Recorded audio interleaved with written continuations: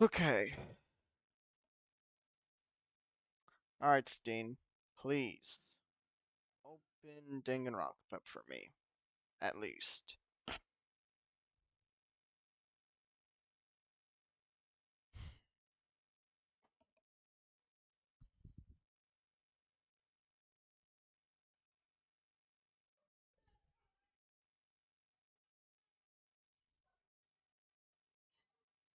Okay.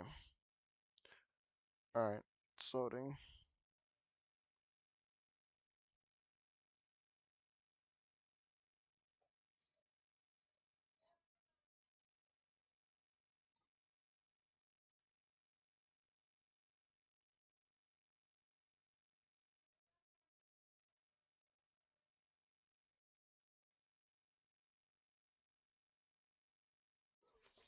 Okay, there we go.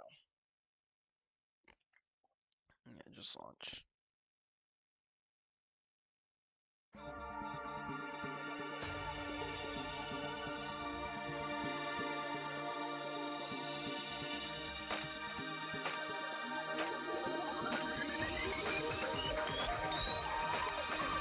Oh, wait, just skip this. Danganronpa.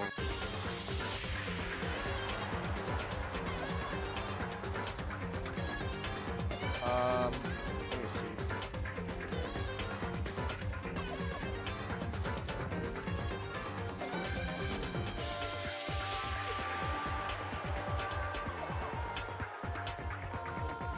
Oh, escape. Oh, okay. Danganronpa. Oh, so you can use an escape key to skip it. Okay. Nice. Alright, that's really good. Okay.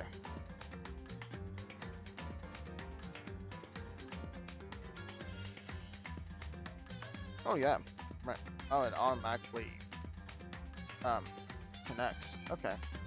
That's good. Nice. Alright. Let's see. Our wireless mouse is fully charged. And good. Yep.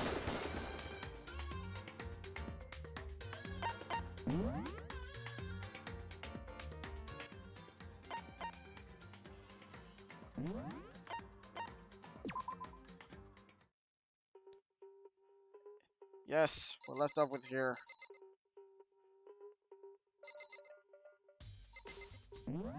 I like the sound effects just acting like that. Hold up.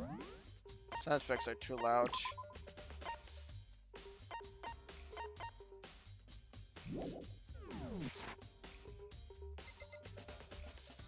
Alright, this is good. You have time to talk, you have time to set, to investigate.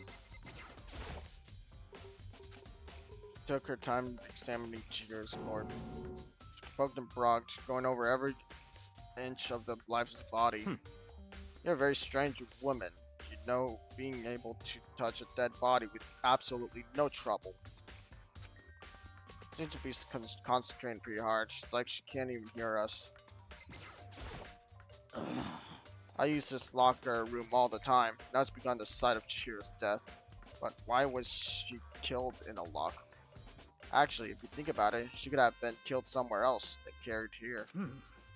She was very light, that is true. It wouldn't be hard for someone to carry her, but still. Well, I still think she came here on her own, by choice. Makes you say that. She'd been talking a lot lately about how she wanted to get stronger.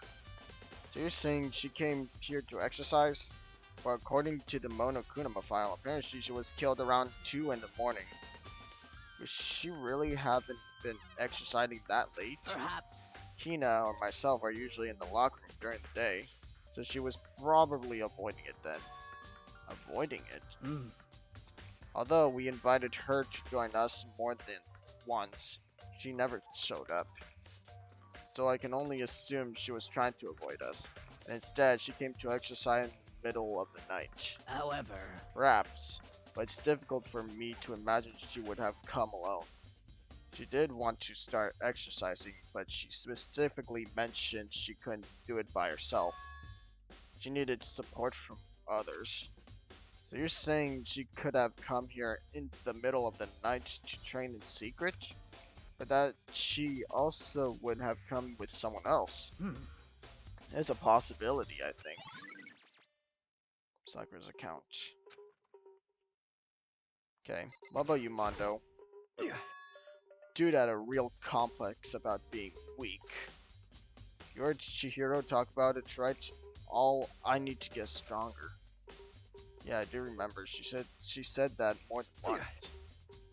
Sure did, which I guess explains the trip down here.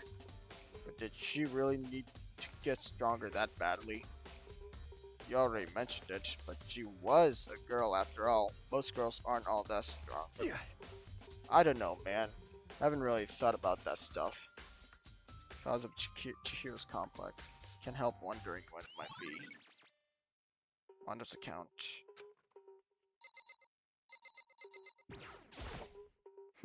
Hold on, we still have more to check. Oh yeah. Oh! There's blood on the dumbbell. There's a dumbbell on the forehand. There's a blood stain. There's a blood stain on the dumbbell. Monokuma files said a blow to the head with a blunt object is what killed her. Does that mean this dumbbell was actually the murder weapon? That's right. I don't imagine it could have been anything else. Locker room bed dumbbell. I believe it's about time for us to move on. Huh? Already? What? New clues won't magically appear by standing around here. We need to check every aspect of this case. Duh! No shit! That's true, Let's but go. if you're satisfied, let's hurry up and proceed. So pushy, I got caught up with the wrong person this time.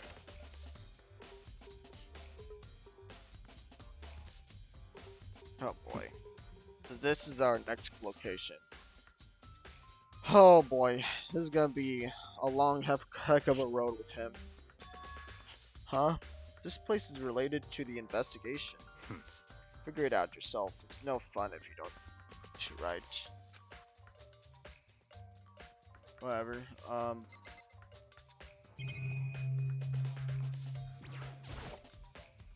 Floating donut. A flotation donut. Not related.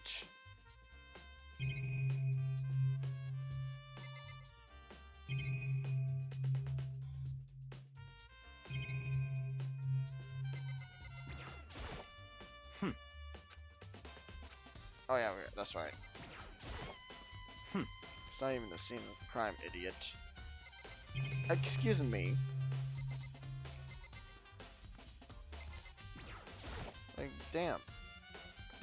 There are a bunch of different pool-related items on the shelf, which have nothing to do with the case.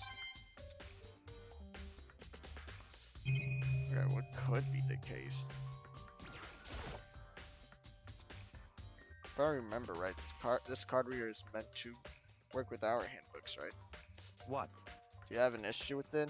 If so, you should take it up with Monokuma. He said that, then quickly sharply clapped his hands together. Did you call for me? You called for me? Has he been domesticated? That's right. It seems that Makoto has a question for you. You need something? Sure, what's up? Well, it's just about this card reader. Yep. Yes, card readers have all been designed to interface with each of your e-handbooks. You can only enter the locker room corresponding to the gender listed in your individual handbook. And it's not impossible for two people in a row to go through while the door is unlocked, correct? Unbelievable. If there were some sort of erotic terrorist on the prowl, the ceiling-mounted Gatling gun would initiate a Swiss cheese slaughter. And the school regulations prohibit anyone from lending someone else their handbook, correct? Of course. Correctly correct. So that means only girls can go in the girls' locker room, and only boys can go in the boys' locker room. In other words, Chihiro's body being found in the girls' locker room means, hey Makoto, I can see right through you. See right through me? Allow me to tell you what you're thinking. Since Chihiro was found in the girls' locker room, the killer must have been able to get in there. So, in other As words, such, the killer must be one of the girls. Did I get it right? such ignorance. Good lord, you're simple. But am I wrong? Hmm. You should pay closer attention to the regulations. The answer have been in front of you the entire time. Loaning your e-handbook to another student is strictly prohibited. Only the act of loaning a handbook is prohibited. Borrowing someone else's is perfectly fine. I would expect nothing less from the prodigal son of the noble Togami family. So you managed to sniff out the loophole in the regulations. Knowing you, I would bet you created on purpose, didn't you? To add a little more excitement to these things. Yeah, you're treating me like a puny little appetizer instead of the main course that I am. Now then, since the dead can't actually talk, there's not people anymore, they're things. Yep. Get it? Got it? Good. Wait, hold on, you're saying that's a loophole, but in order to borrow something from someone, then that means someone would have to loan it, so Why you? Oh, sleepy. Just listening to you makes me want to pass out! Be more like Byakuya and get your poop together. Oh, now you're on his side? Or else I'll charge you with criminal negligence. No more questions. Figure out the rest your own damn self. That's fine. Well, I know you are unfortunately lacking in mental faculties, so I'll fill you in myself. Let's head to the main hall. The main hall? That'll help you understand what's going on. Card reader has been added.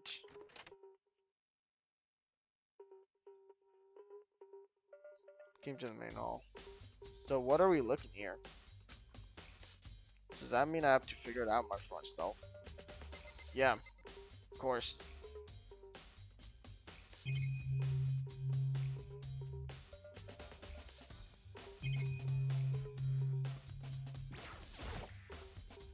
There's a mailbox here.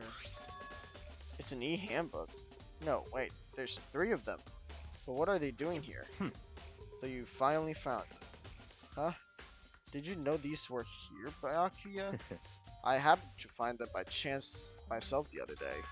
It seems there's a system in place where the handbooks of dead students get delivered to this mailbox. So then these 3 handbooks belong to Junko, Leon, and Sayaka. You can go ahead and confirm it yourself. I immediately turned on one of the handbooks if I did.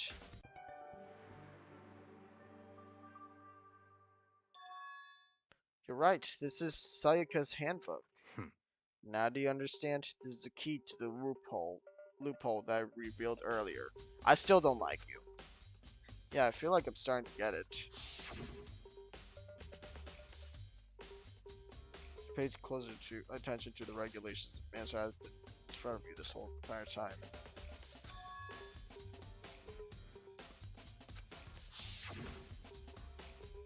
I see, yeah, now I understand. What? Hold on a second. What's Very wrong? strange. That's strange. One of the handbooks won't turn on. Is it broken? Whose is it? The other hand showed Junko's name when I started it up. Then the one that won't turn on must be Leon's, right? I see. It would make sense, yes.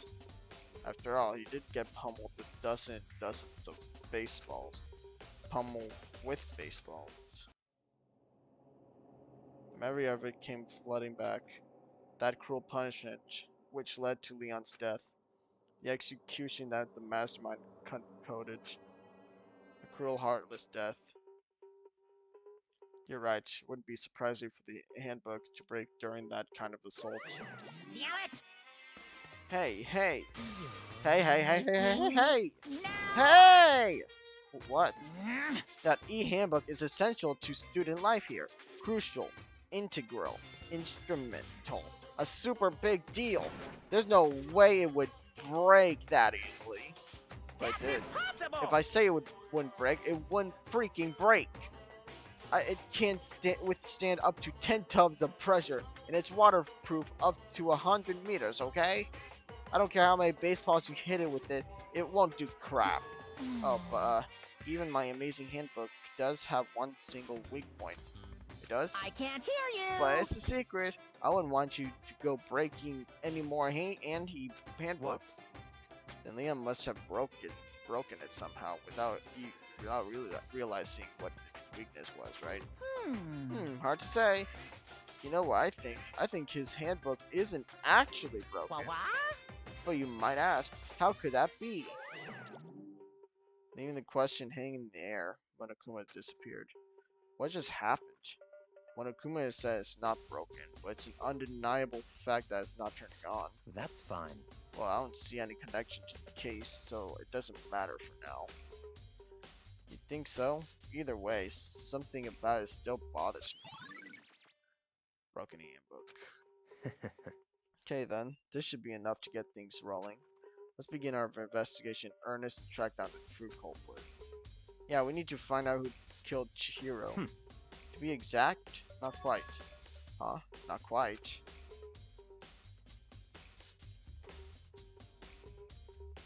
Alright, why always?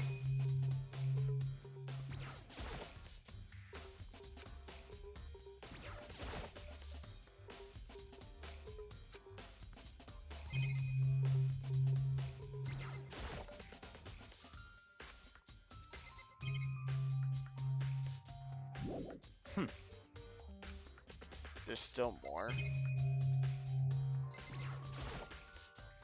What do you mean by Byakuya? To be exact, not quite. Certainly, I want to reveal Chihiro's killer, but more precisely, I want to discover the true identity of Genocide Jack.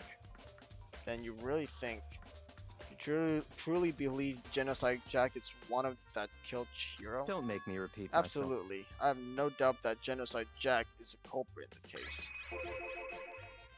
That murderous fiend is Genocide Jack, right? What? There's nobody else it could be. A murderous fiend who kills again and again using a bizarre and brutal method. They're like a ghost, attacking suddenly then slipping away before the police can catch up to them. And what nickname did the internet give to this mysterious serial killer? Genocide Jack. They say he's killed thousands of people. That's gotta be an urban legend. Still, could one of us really be a demented psychotic killer like that? You're not wrong to wonder, but the words mean little right now. I have something that will prove it, and I can show you.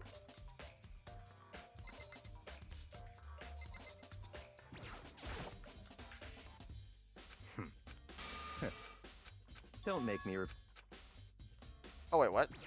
Wait, there was something. There was something else.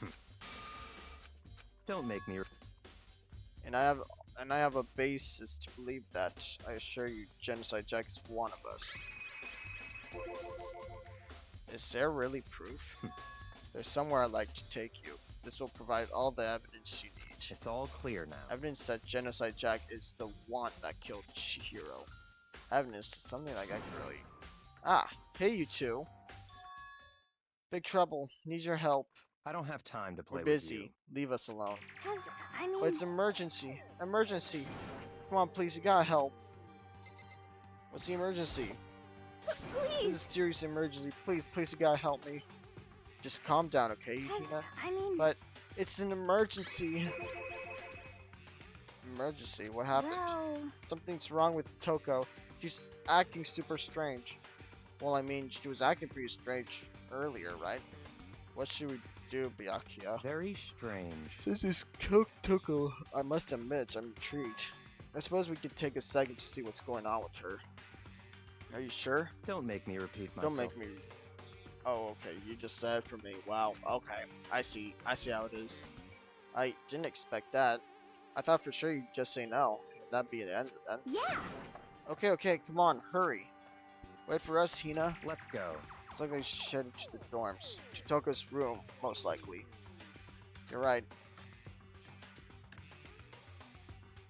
Alright, Toko.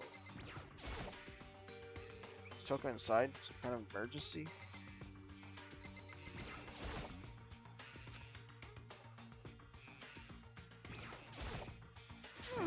guys are too slow. I think you're just too fast. This wasn't an emergency. So, Well, after what happened in the girls' locker room, we left Toko in her room so she could lay down. After all, we came back to check on her, you know, see how she was doing. But when we did, it was weird. She refused to come out. She kept saying all this weird stuff. Weird stuff. That's fine. We just tried to talk to her ourselves. Yeah, good idea. Might as well give it a shot. Door swung open slowly and silently.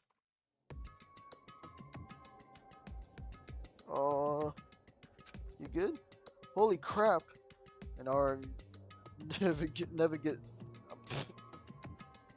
our negativity flowed out from behind the door, forcing a gasp out of me. What? Oh, nothing. It's just that, Hina was really worried about you, holding yourself up in your room. Leave me alone. Yeah, sure thing. But, could you open up, just for a second? Won't allow it. Huh? I won't let Genocide Jack have control. Oh no. Genocide Jack. And just like that, she slammed the door in my face. What was that? Doing acting like that the whole time when I rang a little while ago. I'll drive out the killer. Drive out the murderous fiend. It doesn't make any sense, right? I was afraid to leave her in there alone, so I tried to bust down her door. But I felt like something was holding it shut on the other side. I couldn't even budge it. Toko was scared enough to even bar her own door. Does she think the same thing as Byakuya? Does she think the serial killer Genocide Jack really murdered Chihiro? Is that why Toko's so scared? but Whatever it is, I'm really worried about her. Isn't there anyone who might be able to persuade her?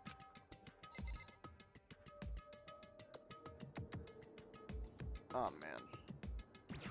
Byakuya? Byakuya, do you think you could ask her? Come out of her room, I mean? That's fine. Sure, whatever. Huh? You gonna talk to her, Byakuya? Wow, I guess you can be nice when you want to. Yeah, for sure.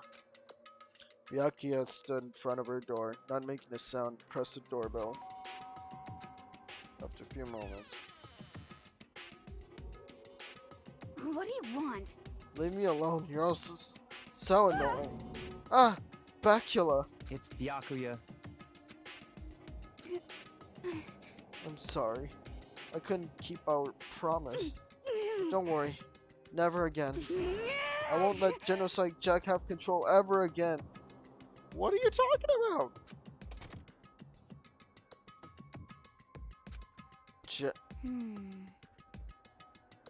Genocide. Wait a minute.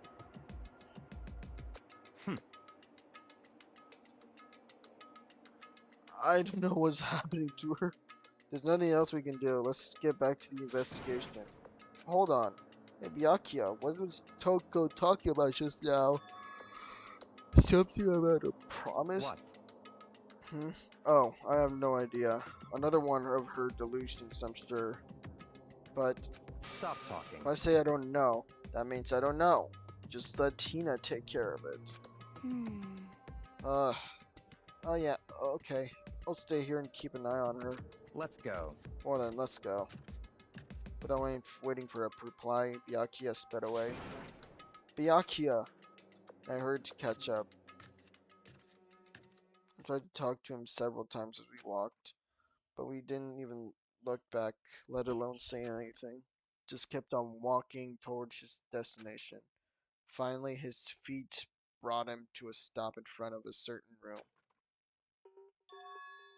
The library? Come on, let's go in.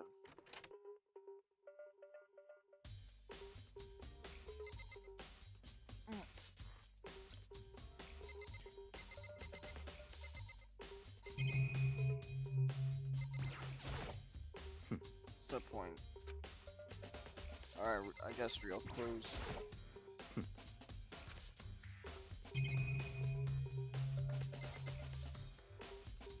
What do I ask you? Is the evidence that proves it was Genocide Jack really in the library? Don't make me repeat myself. Don't make me say it again. Oh my god. He's no help. Oh, in here. I can't remember on the other side of this door. It's the archive, right?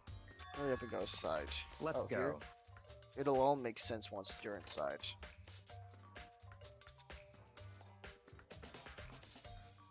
Whoa, there are so many books and files.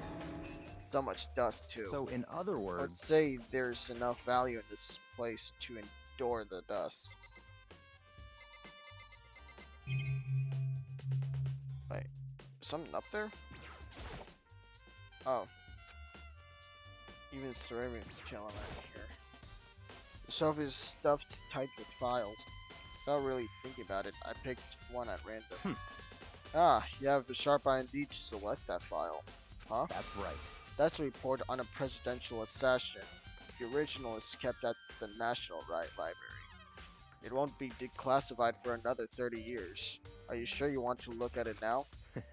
There's no telling whose crosshairs you might wind up in before peeking at it.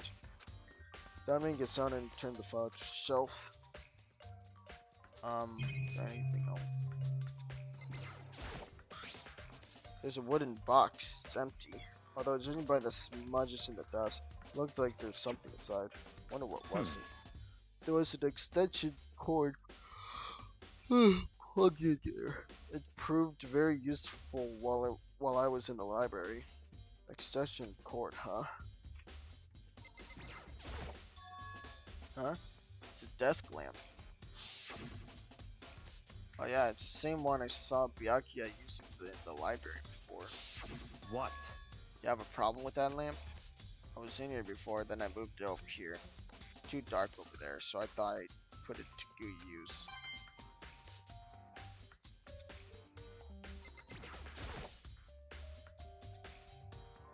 That's enough. Those documents are dangerous. Dangerous? They detail all the people who control the world from behind the scenes. Dangerous truth for a commoner. You mean like members of the Diet or something? No, I mean the ones with real power. The Secret Council, controlling everything from the shadows. If you're ready to be disappeared for it, take a look. There's some very interesting people in there. You're kidding, right? Am I? I'll just let it go for now. Wait. I see a shadow. There's a ton of thick files stacked onto the bookshelf. If you're thinking of looking through any of them, let me give you a warning. Those things are filled with graphic, disturbing photos from all kinds of crime scenes. It's the kind of thing any normal person wouldn't ever want to look at. Be careful. Huh? What do you mean? All those files, there are investigation reports related to different cold cases. Those are internal documents for police's eyes only. They're not the kind of thing you'd expect to leak. Oh. So, are you finally beginning to understand the truth splendor of this library? The entire reason I was interested in the library is because of this room right here. It's home Interesting. to classified for government documents, police records. Things no ordinary person would ever see. Isn't it magnificent? This can't be for real, right? Such ignorance. That's your guys' problem. Anything that doesn't fit into your preconceived reality, you label it as a lie. Well, not that. It's not like I totally refuse to believe it, but I mean, there's just so much. How could anyone have put all this together? I suppose it goes to show just how much power Hope's Peak truly wields. Or perhaps the mastermind may have wanted to provide us with enough entertainment to keep us from getting bored. It's no use. I can't keep up with all this. Just too unreal. What's wrong? Still can't believe it? What about you? How can you believe it so easily? Things like that are usually impossible. What? What do you mean, usually? Usual, normal, ordinary, simple? Those things don't exist anywhere in the real world. If you don't understand what they actually represent, you don't understand the nature of anything. You don't pull your punches, do you? Besides, what you consider usual is based on your common sense, right? What makes you think your own common sense applies to me at all? Documents scattered here are genuine. I have reviewed them multiple times, so there's no doubt. Hold on a second. You're saying you've read all these documents in more than once? But all this has to be like top secret, confidential stuff, right? So why? My family had a reading room just like this at our home. Ours is bigger, of course, and not as dusty. Huh? Members of the Togami family have access to any variety of government-related documents.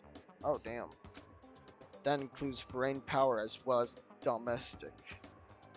How is that possible? So, in other I already words, told you, there's a secret council that controls the world from the shadows.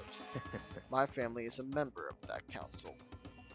And I have within me the bloodline that will allow me to one day bend the world to my will. But to become such a ruler, I must know all levels of this world backwards and forwards. So whenever I have time, I like to reveal whatever documents and materials that interest me. Which is why I can proclaim, without a doubt, that the materials gathered here are the real thing. This is beyond believing or not believing. Yakuya is actually starting to scare me more than an actual mastermind. And what always interested me in the most were the cold case, police investigation reports. Reading through those reports have always been a hobby of mine ever since I was little. It's excellent mental exercise. I've solved more than a few of those cases just by reviewing those reports. And among all those reports, one of my recent favorites is a genocide Jack case. As he talked, Byakuya grabbed a specific file from the shelf. that's right. This is the complete case file. Oh boy. Every single report surrounding the genocide Jack case have been complied in here. Because there are so many, allow me to quickly summarize the main points. Sorry, English stutter. To begin, there are two notable characteristics in every genocide Jack murder. The first characteristic is that at every crime scene, the word bloodlust is written in the victim's own blood. And the second is that when the victims are murdered, their bodies are suspended in a certain way. Bloodlust is written on blood, and the victim's body is suspended. It's exactly the same as what happened to Chihiro. Save your surprise. The best part is yet to come. For the second characteristic, where the victims are suspended, the only ones who knew about that particular fact were members of the police and other higher-ups. By all accounts, nobody in the media had ever found. Huh? In other words, no one on the news, no one online, nobody knew about that aspect of each crime. Only key officials and the killer himself knew about this act of mounting the victim. Now, if you recall Chihiro's corpse, her body was most certainly mounted in this fashion. So how could the killer have known about suspending the victim? That's right. That's the key question. But in fact, the answer is quite simple. So, in other The words, culprit isn't a copycat killer. It's the real genocide Jack. in other words, That right there is the evidence that genocide Jack has hidden himself among the rest of us. The genocide Jack really is such a brutal, fiendish killer. Really is walking around among us. interesting. Things are really starting to get interesting, aren't they? I never imagined a killer with such a reputation would ever become part of our little game. Now, don't you think it would be good for you to take a look at what I've already seen? You might just manage to ferret out a clue or two. Such ignorance. If you get down on your knees and beg, I might even show you myself. Oh, hell nah. No way in hell will I do that for you. Should I leave? Still more to check. What more could we possibly check?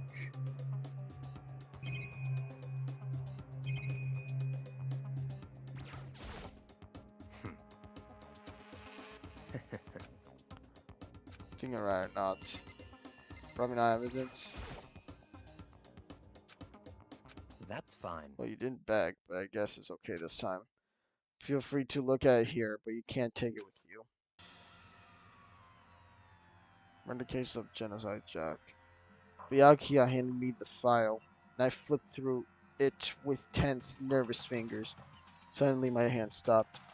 I had reached the page where photos from the scene of each crime had all been collected. Oh god, what'd you see?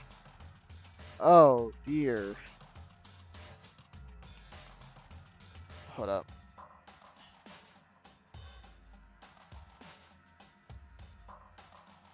Okay. The names of Genocide Jack's victims ran on for several pages. Ken Harada, 32. Tetsuhiro Hanada. I actually said Honada. Honda, 17. Shoji Gaku, 23. Kano Ise, 14. Takeshi Yoshida, 30. Oh dear. Komatsu Taro. Oh my god. Dude, one thing became clear as I read. All of the killer's countless victims were killed and suspended in exactly the same way. And at the scene of every murder, the word bloodlust was left in the victim's own blood. Now take a look at the next page, and you'll find another interesting tidbit. The next page. Oh god. Profiling results. All of the crimes took place either on weekdays at night or during holidays, either day or night. Most common time for the killings take place when on holidays in the afternoon. Based on these facts, it could be suggested that the suspect may be a student. Evidence suggests that the suspect lingered at the scene, but when they did leave, they were in a panic. Because an eyewitness had never come forward, it's unlikely there was any external reason for this. This confused behavior suggests that the suspect may potentially suffer from dissociative identity disorder. So, in other words, The key point here is that the culprit may as well have a split personality. Split personality. Like the kind of thing you see on TV. So I'm part of another totally unbelievable story. But this one is way more unbelievable than anything else up till now. Or maybe it really isn't. I don't know. I feel like my mind has gone numb. Genocide Jack case file. let's go. Alright, we should get going soon. Huh? Where are we going? Anywhere but here. We finished our business here, haven't we? Oh wait! Byakuya! As usual, Byakuya turned and left without another word. I hurried out of the library to catch up. Oh, this is where we part ways. I have some things I need to take care of before the class trial. Huh? Just all of a sudden like that? I don't have time to play with you. Come on, enough of your annoying misapprehensions. Did you really think we'd be together the whole time? Well, not at all. But you know what? I'm glad. Take responsibility for yourself and do something useful. Move the investigation forward on your own. Goodbye. Gladly. And just like that, he was gone. Just as quickly as he'd asked me to join him, he cut me off. In the end, I felt like I was just some plaything getting tossed around. At the same time, I'd uncovered some really important clues thanks to him. Genocide Jack, he's the one that killed Chihiro. That murderous fiend is one of us. But who is it? I have to find that out, no matter what it takes. And to do that, there's something I have to go investigate one more time. I have to go back to the crime scene, the girls' locker room. I should check the boys' locker room too. And the others might have come up with some info I might find useful while I'm at it. I need to find out everything I can. Man. Okay.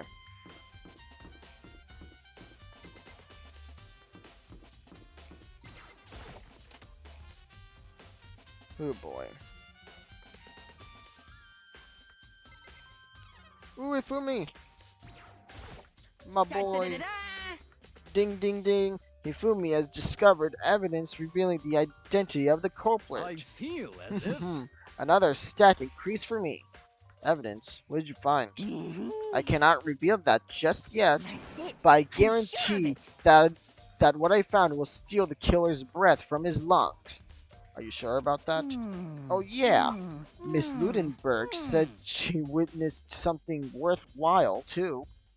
Really? What did she see? Well, She refused to it tell would me. seem- It's like when a girl bullies a boy she likes, right? Right? Okay, so where's Celeste now? The warehouse by the dorms. She was there, but at the same time, not there. What's it gonna be?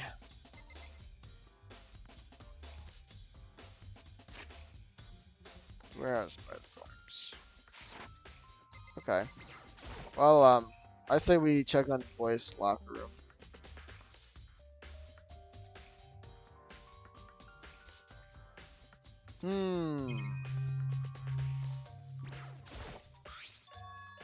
There's a strange stain on the carpet. What is it? Wait, a strange stain. Oh my god, did someone shit on there? The fuck? That's weird. Huh? This poster. It's a popular boy band called Tornado. Somehow it doesn't quite seem to fit in the boys' locker room.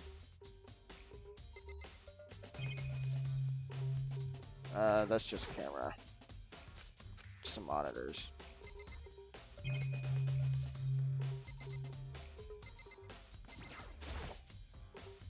Surveillance camera. Someone's using these cameras to watch people die. As much as it gets on my nerves, I'd better leave it alone.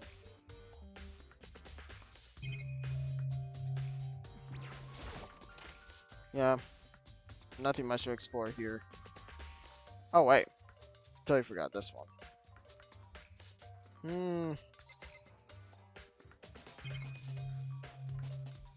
Nothing here at all. Should be good. Okay.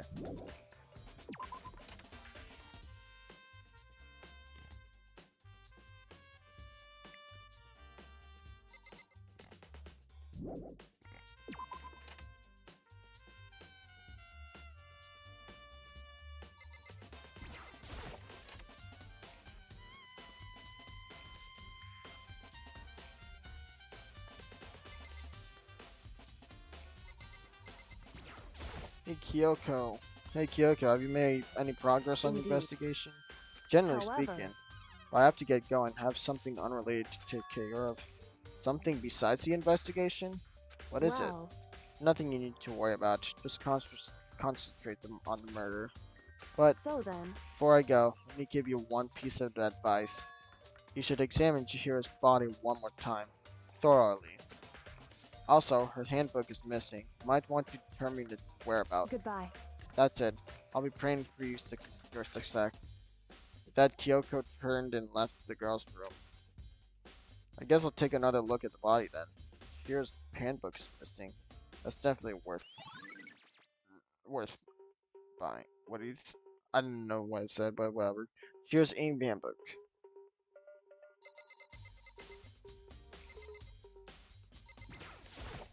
damn. Chihiro's presence here was especially weak. Her body and her soul. No forgiveness. Targets such a helpless being. It's unforgettable. What a wretched beast could to do such a thing. I cannot forgive this. Oh wait, there's stains on there. This blood stain on the carpet could only have been caused by Chihiro's murder. What about you? What have you uncovered?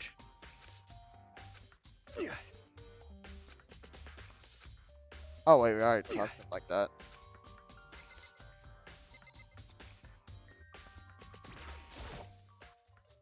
Kyo said I should examine the body one more time. I know she said thoroughly, but I do have my limits. Well, I better give it a shot anyway. Let's see. Chihiro's hands are bound with what it looks like some kind of rope. Rope was used to prop her up in a kind of crucifix position. Huh? This rope has a plug? Wait, so then this isn't a rope at all. But the more I think about it, the more that's not the only thing that concerns me. Chihiro's fatal injury was a blow to the head, which means someone struck her in the head in order to kill her. That's right, there's the issue of her being suspended in the fatal blow. At first, I didn't see any reason to think too much about either of them. But seeing them again after looking through the Genocide Jack file, something's not quite right. What does this all mean? Statues of the dead body. Well, one thing most likely tied to tie all these mysteries together is the true nature of the rope that was used to suspend Chihiro. To figure that out, there's a certain place I need to revisit and look over again. Plus, it might help to look at Genocide Jack case file one more time. Okay. Store these out to the pool. Oh. Alright. Still more? Oh wait. Blood is on there. It's a blood-stained poster. Blood is the most noteworthy part, but the big-breasted swimsuit model is pretty noticeable too. The girls' locker room doesn't seem like the kind of place you find something like this. Oh, but wait, that reminds me. The poster in the other locker room is... That's right, there's definitely something strange about this. In the boys' locker room, there's a poster of a popular boy band. In the girls' locker room, there's a poster of a big-breasted swimsuit model. Could the posters have been switched? Oh, you know what? I didn't realize it. I think I remember that poster being in the... Ooh, okay. But if they were, why? What reason would anyone have that? Maybe I should talk to someone who knows a little more about the locker rooms. Oh dear.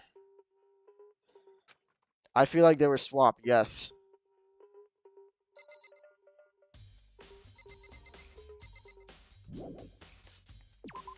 Yeah, we checked enough.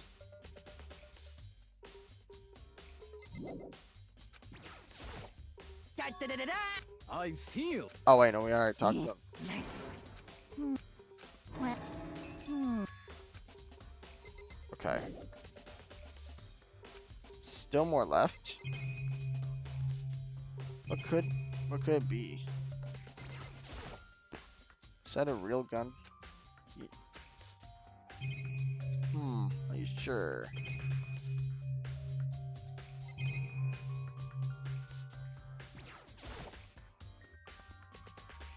Doors and locked doors, which is kind of pointless.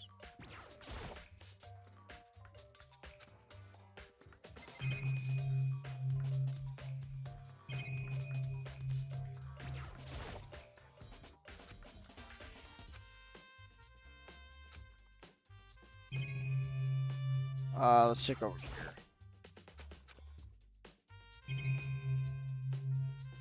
Have we checked in the boys' locker room?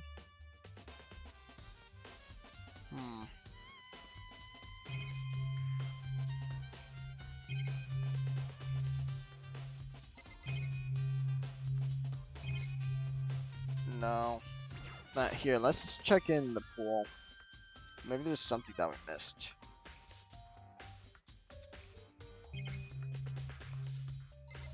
Let's check over here. Maybe there's some kind of clues in the box, but guess not.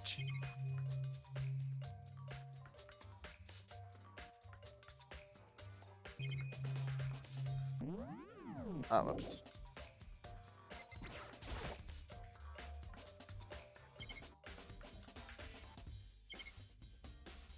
Still nothing?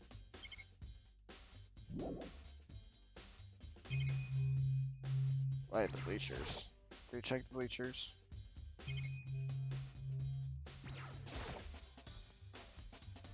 Yeah, still nothing.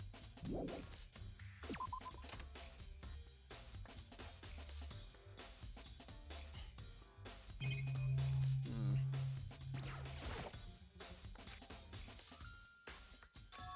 Could have put.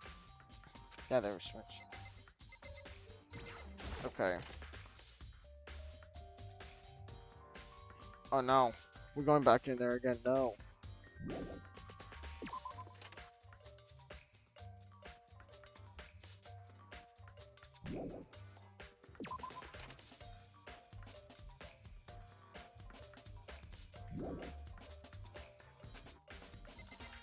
Okay, what else could be discovered?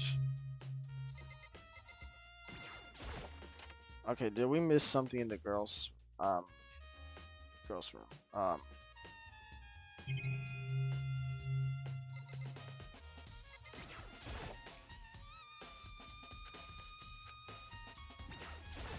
Okay, bloodlust.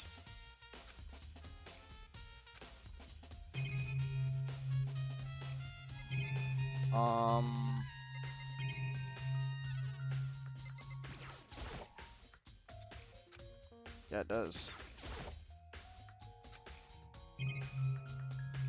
I talked to him. Let's talk to her again. Of course. I usually nearly every day since it opened. Sometimes he and I used to shoot together. Okay, then let me ask you something. Do you think the posters in the boys and girls locker room could have been switched? I'm sorry. So I really can't really say. I never really paid any attention to the posters. I see. However, But there is something that's been bothering me about the locker room. You see, I'd like to drink a little protein coffee every time I finish exercising. We have protein coffee? In the warehouse, it's not the highest quality, but I don't have a lot of other options. I mix protein powder with coffee and down the glass of it after exercising. Anyway, the other day, I spilled some on the carpet in the girls' locker room, and I left a stain. Stain? I don't see any other stain on the carpet now. of course. Exactly, I noticed it earlier. The stain has disappeared. You can only assume someone came along and cleaned it up. Still, isn't it unusually clean?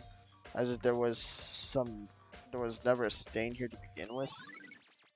Disappearing stain. Wait a minute. So this means the killers swapped the mats as well. Oh my god, that's so smart. Wait, but why? Why would they switch the posters and the mats though? Dude. Okay, what about you?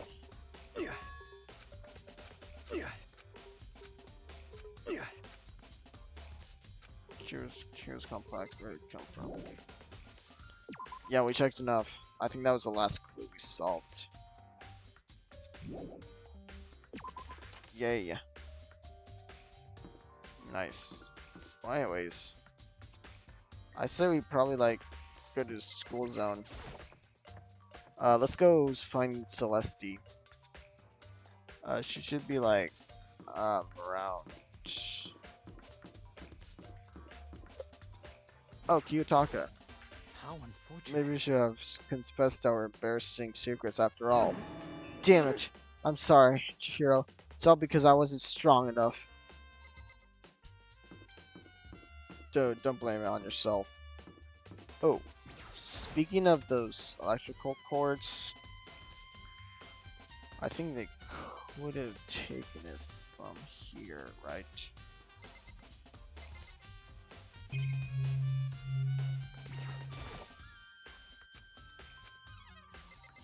Oh, I thought the DVD player would have to be here.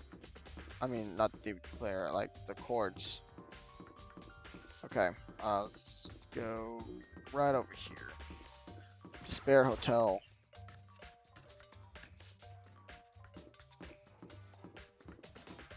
Alright. Let's So, main hall, dorms, right? She said warehouse, right? The warehouse. Wait. Was there ever a warehouse here? What? This warehouse? Celeste. Celeste, what are you doing here? This warehouse is amazing. It has absolutely everything on one might need to live a full life. From food to clothes to towels, there's an endless supply to choose from. I see, but have you found anything related to the case? Most unfortunate. I knew you were going to ask me that. I thought talking about the warehouse itself might misdirect you, but I see it was pointless. Then you did find something. Very well, I will tell you, and only you. Actually, Last night, I saw her here. Chihiro was in the warehouse. What? Really? indeed. This was right before midnight time. Hmm? Hmm? What are you doing out this late? Oh, I was just... Are you planning to go exercise, perhaps? What? How did you know? Because I can see a blue track jacket sticking out of that duffel bag you're carrying. Oh, you're right. Thanks. Well, I'd better get going. I'm kind of in a hurry.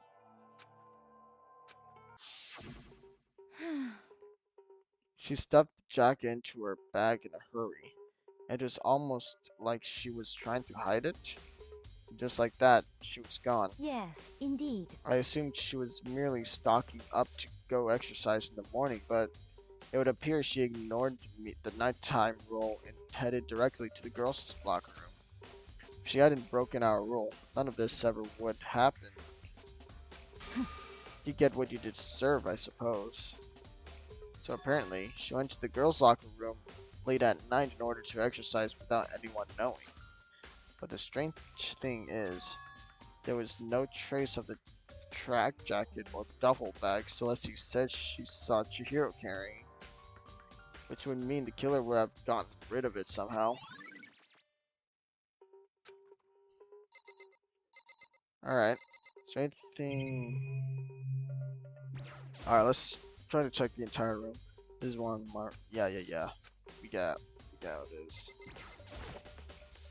There's all kind of stuff piled up everywhere. Towels, jacket. Looks like they've put in together a good collection of school equipment. There's all kind of stuff piled everywhere. Yes, we got it.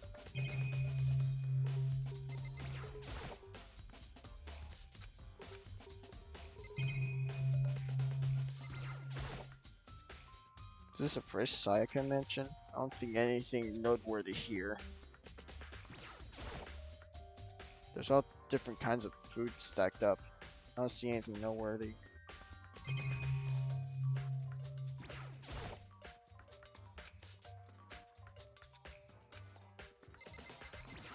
Did we already check there? Yeah, we did.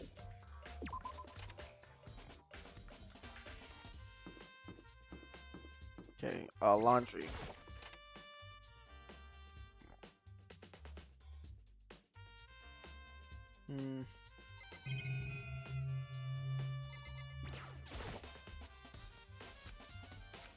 Okay. I wonder. Could it be in one of the machines? Maybe the killer must have put him in one of the machines. Let's check it all.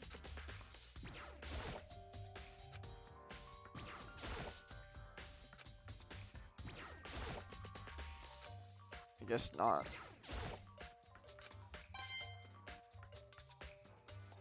Might find that.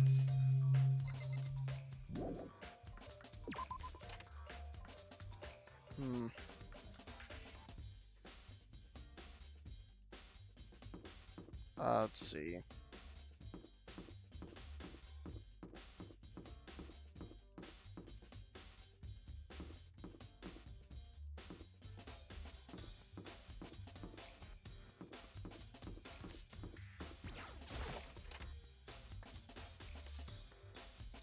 Let's see. Cage is still locked.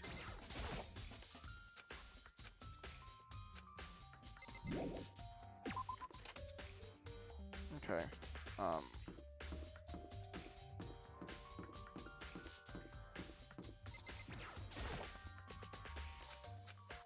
But now Chihiro's gone.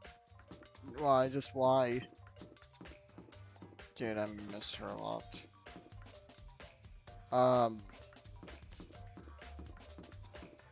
Bath. Should we go to Bath? I mean, let's check all of it.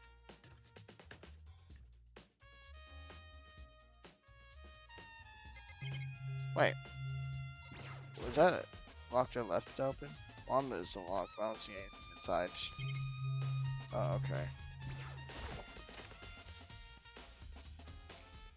How about in here?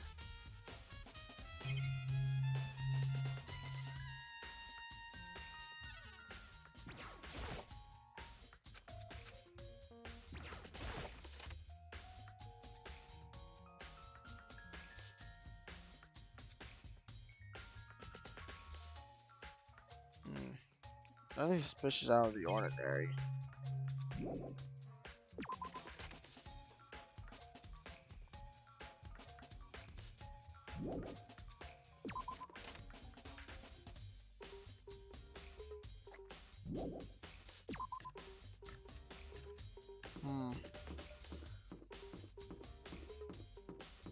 Here, let's see if we can check. Oh wait, no, wrong way.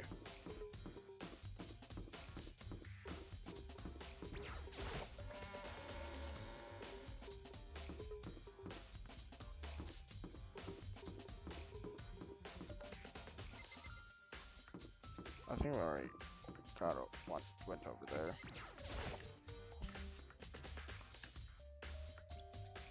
Oh, and that one too, yeah. Oh, hello. Huh? Oh, hey, Makoto. What's up? There we go. That I think that's 30. Actually, wait, no, that's maybe 30. I don't know. I haven't been up to anything myself, that's for sure. Definitely haven't looked inside the mailbox. Mailbox. Oh, this mailbox? Oh, okay.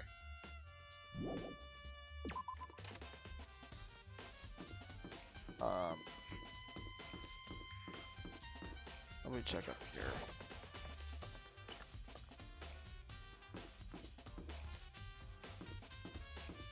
Gotta check that completely.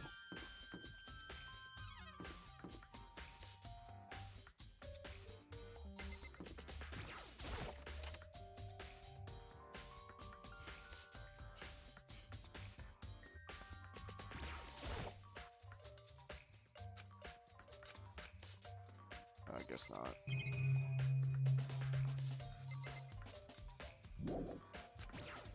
Wait, so more? Guess not. Still more to check. Okay, this one's just a letter. Wait, what did this say? According to the letter, hopes you can stop funds. Torrent didn't have a party closed down over a year ago. That's why I probably took serious issues. Mastermind motive. Can't figure out why they want to imprison us all here.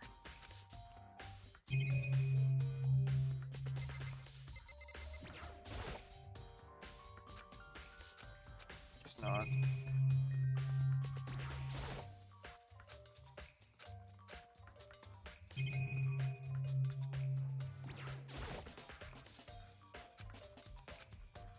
Length cord is long enough to reach out. The last time I saw it was definitely on. Definitely right here. Oh, that's right. Yaokio was using an extension cord. There's no extension cord here now. Oh! So the killer took the extension cord. Oh, no way.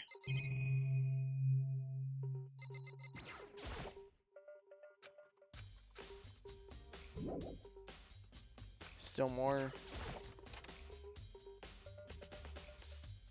Have we checked enough here?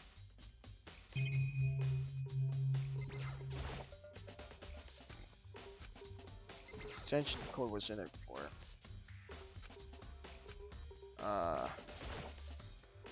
Document. Okay. With the lamp.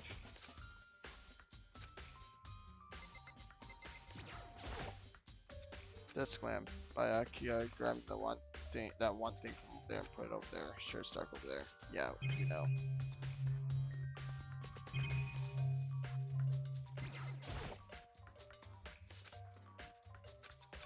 Huh? It's gone. Someone take it out of the archive, but the only one who would do something like that. Can't think of anyone but Byakuya. Oh no. Someone took it out. Can I leave the archive now? Yes.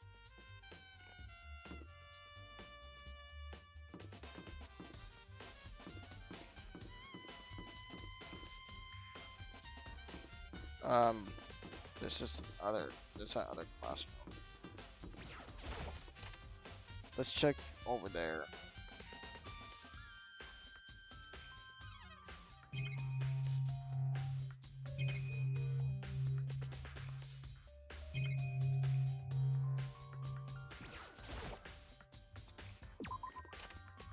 Yeah, nothing.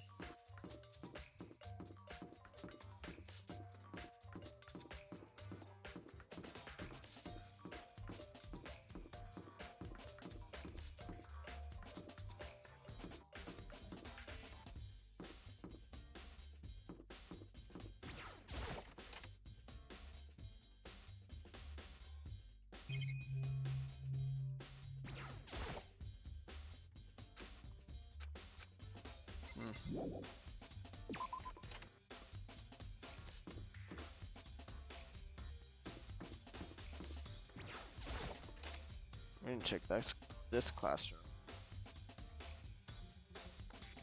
This baby is sleeping. Please be quiet.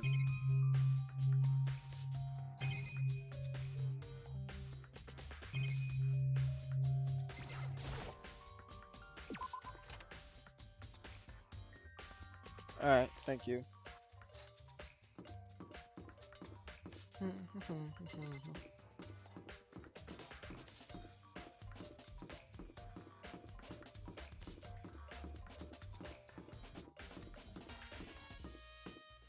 Oh, that's already locked.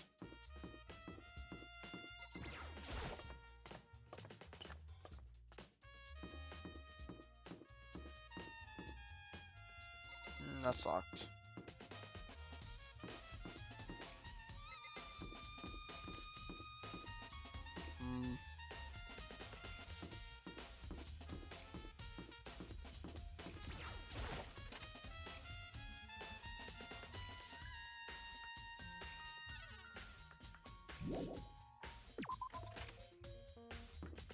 Nothing here.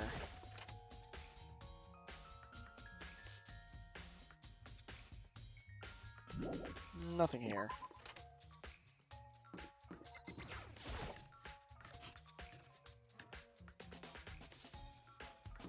Let's check in the food hall. Maybe we might find something.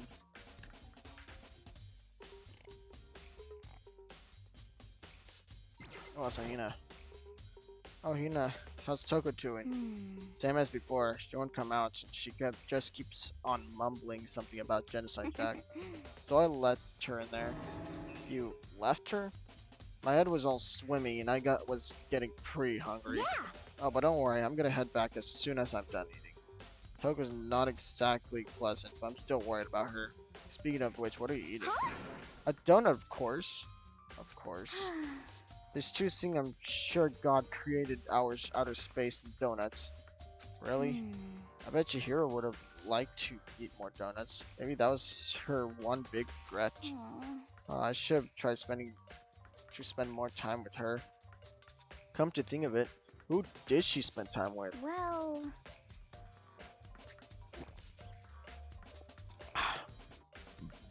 Yeah, she was a little bit strange. Didn't really hang out with the other girls much.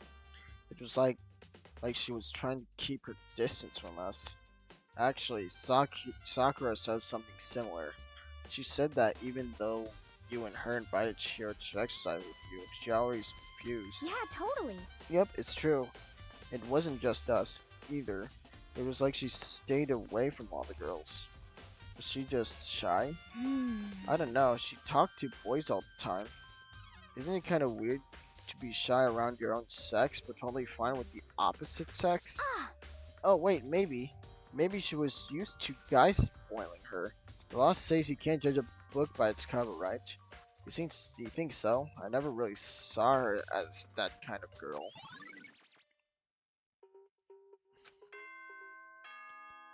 Oh dear. That's all the evidence we collected. I'm getting tired of waiting. Shall we just plunge right in? Sure. It's the moment you've all been waiting for. The class trial. You remember where to meet, right? Yup. Please go through the red door on the first floor of the school. Oh boy. See you soon. Begin the class trial, or it's about time to begin. Red door is right through there here. Oh boy. Be right back.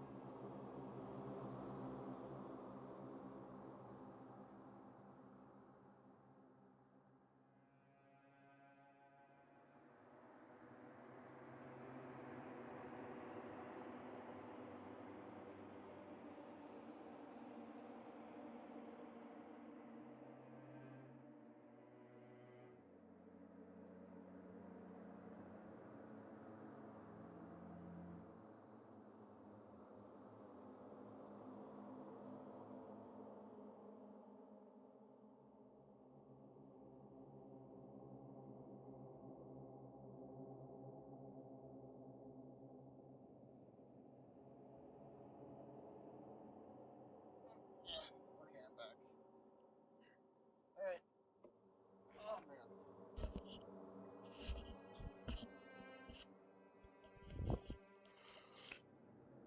Oh dear.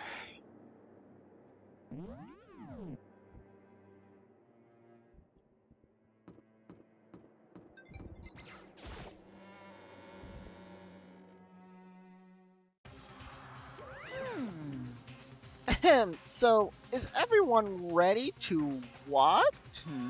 Am I blind or are we missing someone? Yo. Yeah, Toko's not here. And Toko is...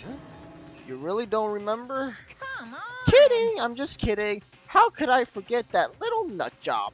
She's a crucial part of the class trial this time. What are you gonna do? Okie dokie. I'll go ahead and drag her out here kicking and screaming. Just one moment, please. And just like he said, a few minutes later, he reappeared, dragging Toko behind him. I told him I didn't want to, but he forced me. I can't believe you would drag a girl around. Terrible. You're terrible. Whew. So now everyone's here, right? Okay then, hustle onto the elevator and let's get this show on the road. I'll see you guys down there. Let's go. So, shall we get going? It's time to find out who killed Chihiro. Chihiro Fujisaki. She was so gentle, so calm and meek. Nobody had any problems with her. Someone made the choice to kill a girl like that. Oh dear. That murderer is one of us. Someone's standing right here. Hey, come on. Fucking Toko, man. What's got her so worked up? You ready? We doing this?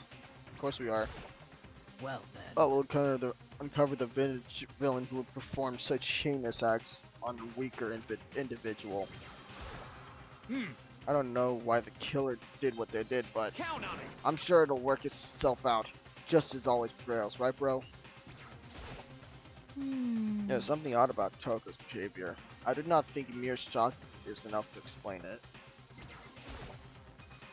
I gave you plenty to work with. Show us how far your logic can take you. Sure. But I'm doing this for me, not just for you. We have no choice, right? We have to do this. It's true. I gave a small nod in reply. One last deep breath. I walked toward the elevator on shaky legs. Deep step forward, I could feel my heart starting to race faster and faster. As soon as everyone was on, the elevator began to descend. Couldn't get a handle on my missions, couldn't stop speculating.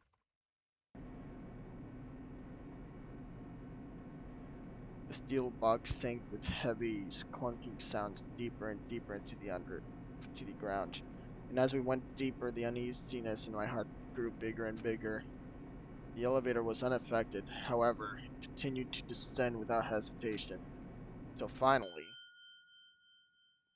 came to a sudden stop. What do you think? I redecorated it. Isn't it so fresh? Isn't it so exciting? And a bot. You get banned. Screw off. What do you think? Oh yeah, I already read it. Don't waste our time with stupid questions. Let's get this over with. Very Good, good. You're raring to go. Gotta say, I don't hate it. Not at all. Well, Okay then. Let's get this show on the road. thrills, chills, Everyone, please kills. find your assigned seats. And so the curtain opened once again. A deadly judgment, a deadly deception, a deadly betrayal, deadly literally, blah blah blah. Deadly class trial.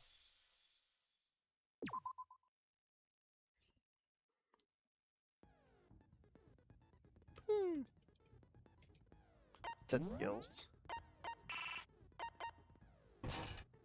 Reduces your aim speed effective during the non-stop.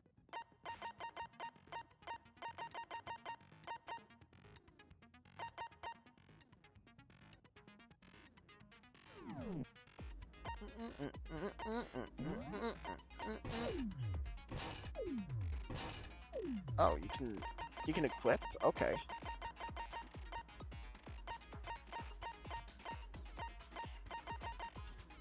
Increase damage to the opponent when the statement is destroyed.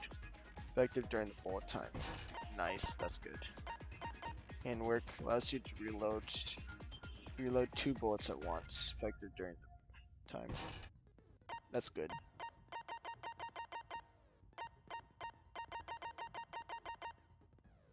Yeah, that's all we have so far.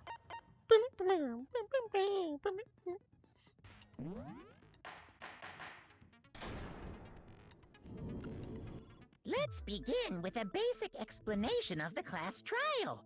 So, your votes will determine the results. If you can figure out who done it, then only they will receive punishment. But if you pick the wrong one, then I'll punish everyone besides the Yeah. blackened, and the one that deceived everyone else will graduate. Okay, then. So, first off, let's talk about the murder weapon! The murder weapon. First, we have to make clear what was used. Delivered to play below. Make your argument. Locker room dumbbell. Chihiro's fatal injury. It appears it was a head wound. According to the Monokuma file, the killer used a blunt instrument.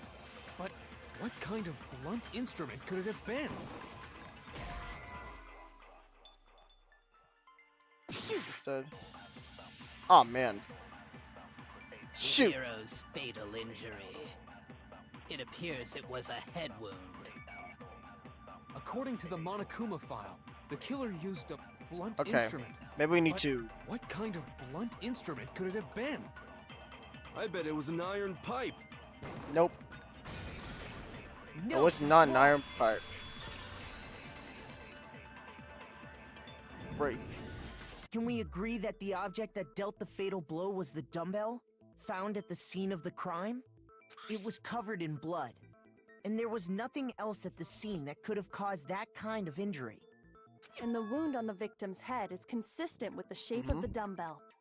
As far as I'm concerned, there's no mistake and no room for doubt on this one. You looked at her head wound? Yeah. That's so creepy! Well, that's part of investigating. If you don't mind, I will proceed from here. Let's move on to discussion of the culprit.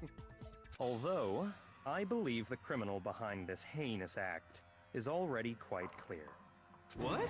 For real? Wait, really? Chihiro's killer is the fiendish serial killer, Genocide Jack. Just like Jack, the fiendish serial killer. Did he really kill Chihiro? A new element has been element. Would you like to hear more? Absolutely. For this debate, lines of white noises will appear to disrupt your reactions.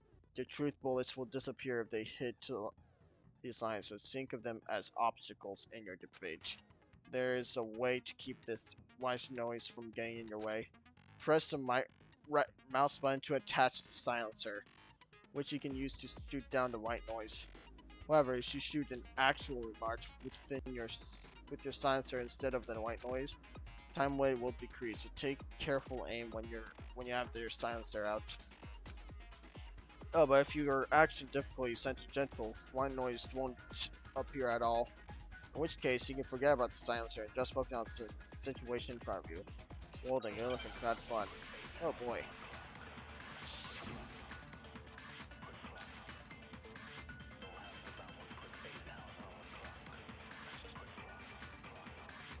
The culprit is Genocide Jack. I'm sure of it. Case closed, as far as I'm concerned. But that's impossible! Why? What makes it impossible? Well, I mean, come on! There's just no proof for it. No, that's wrong! No, that's wrong. I might know one reason he could be involved. What? I found this file while I was looking around the archive in the library. I guess it's some kind of confidential file the police put together about the Genocide Jack case. What? That's kind of weird as shit, isn't it? What was something like that doing in the library? The why of it is probably more trouble than it's worth. So let's forget about that for now. More importantly, it outlines all the specifics of every Genocide Jack case in exceeding detail. I hate to say it, but well said. According to the file, there appear to be two defining characteristics in every Genocide Jack case. The first is that a bloody message is found written at the scene of every murder. Uh-huh. Oh, that's right. Boob lust. Bloodlust. No. It's actually bloodlust. But more important is the other characteristic, and it's something that has never been made public. Never made public? What the hell is it? Why don't you tell them, Makoto?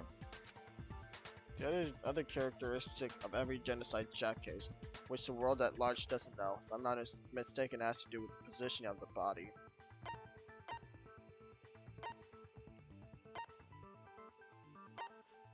How the victim was positioned. I got it! Apparently, in every Genocide Jack case, the killer suspends the body in a certain way. Other than the killer, The only people who know about this are the higher-ups in the police department. However, Chihiro was most definitely suspended in the same way. So, how did the culprit know about this when only high-level police officials were aware of it? There's only one logical answer I can think of. It's because the culprit in this case is the real Genocide Jack. No fucking way! You're saying Genocide Jack is one of us? Yes. Yep. In fact, it's Toko. What? Genocide Jack's true identity is Toko Fukawa. Toko. You lie! What?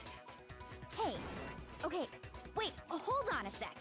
Toko has, like, bloodophobia or whatever, remember? What kind of serial killer is afraid of blood?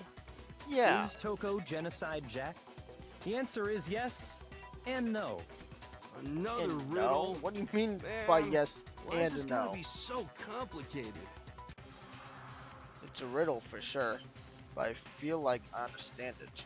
What it means for Genocide Jack to be Toko, well, so to not be Toko. The answer is that she's not just one person, but multiple people, right? Hangman's Gambit.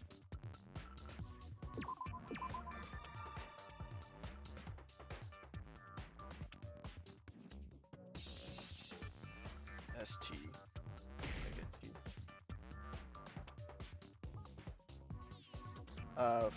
Fo oh god. I.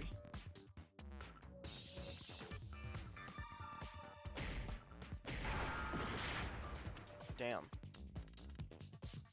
Alright, B. Miss.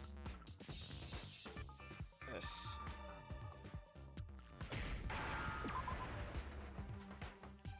Oh, shoot.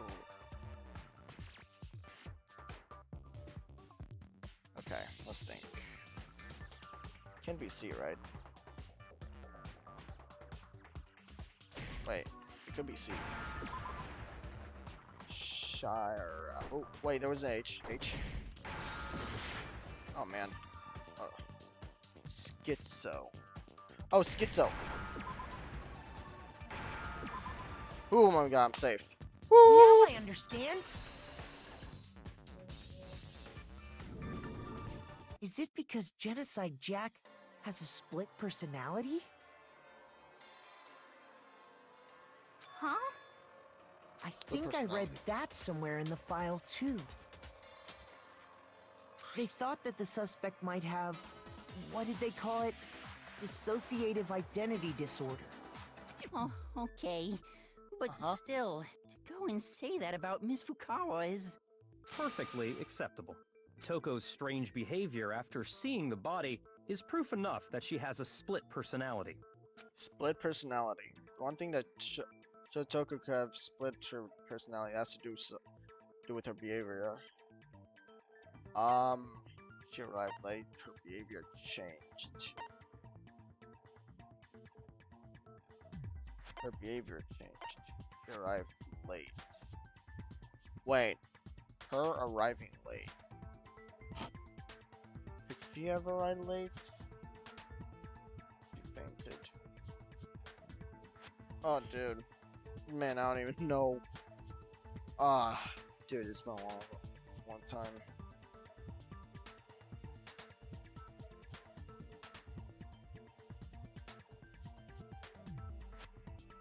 Oh my god, I don't even know.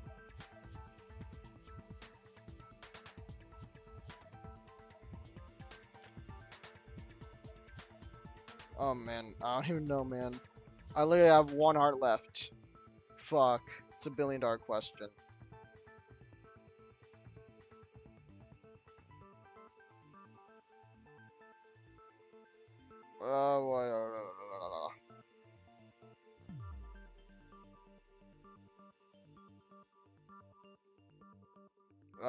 You know what? I say she fainted, because that is true. Tell me how you're faint. Shoot! Oh no, I lost my hearts. Fuck.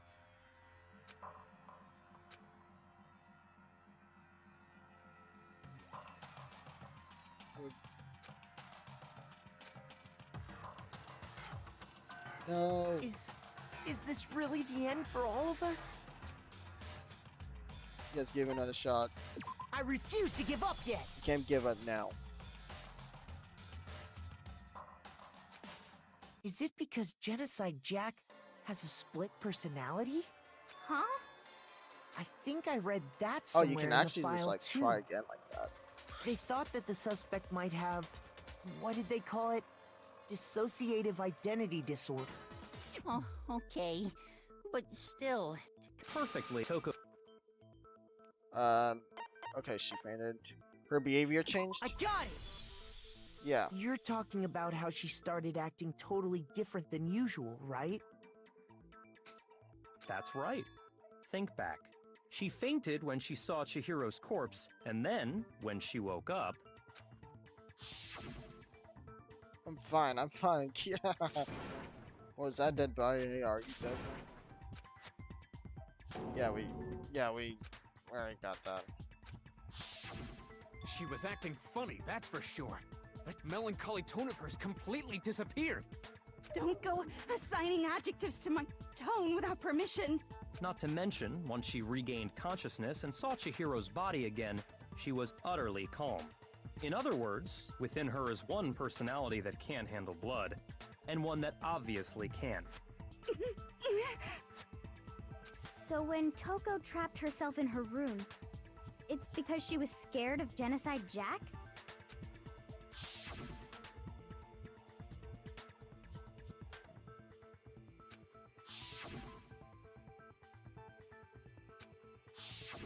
The reason she locked herself in her room wasn't to keep other people from getting in. It was to keep her other personality from getting out. What? Toko was Oh afraid. dear. Afraid of the murderous fiend inside of her. Of killing even more people. How? Yeah. How can you know all this? I do believe you misunderstood her. What she's trying to say isn't, how can you know all this? No. What she wants to know is, how could you tell them? Huh? Last night, just before Monokuma gave his motive speech, Toko and I had a strange conversation. She told me a most interesting story. She said a murderous fiend lived within her, and she was afraid it could appear and attack at any time. And that trepidation is what's caused her to have such a bleak attitude. Isn't that right, Toko? This is all a lie. Right, Toko? You said you wouldn't tell anyone. What? You promised. I can't believe you lied. You have only yourself to blame. You came to me with your tragic little story. I didn't ask you to. This is the real world, not some romantic fantasy fairy tale. Besides, Oh, you broke Lord. your promise first. You said that as long as you were here, no matter what, you wouldn't let Genocide Jack kill anyone. But in spite of that promise,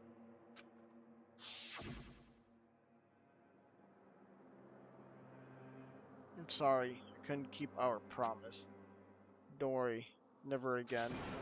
I won't let Genocide Cat, but yeah, we got that point. You said if I kept my promise, you would go out with me. That's the only reason I promised. how many times do I have to tell you? I never said that. But you weren't able to do it. You just couldn't resist that rush you got from killing, could you? I tried. I swear I tried to control it, but... But your efforts were useless. What a disappointment. I hate you. Well, the opening act is nearly Oh, dear. finished. All that's left is to hear from the person in question directly. The I think person- this trial is far from over. You don't mean... Toko's body suddenly lunged backwards. A huge thud echoed across the courtroom, but in the next second,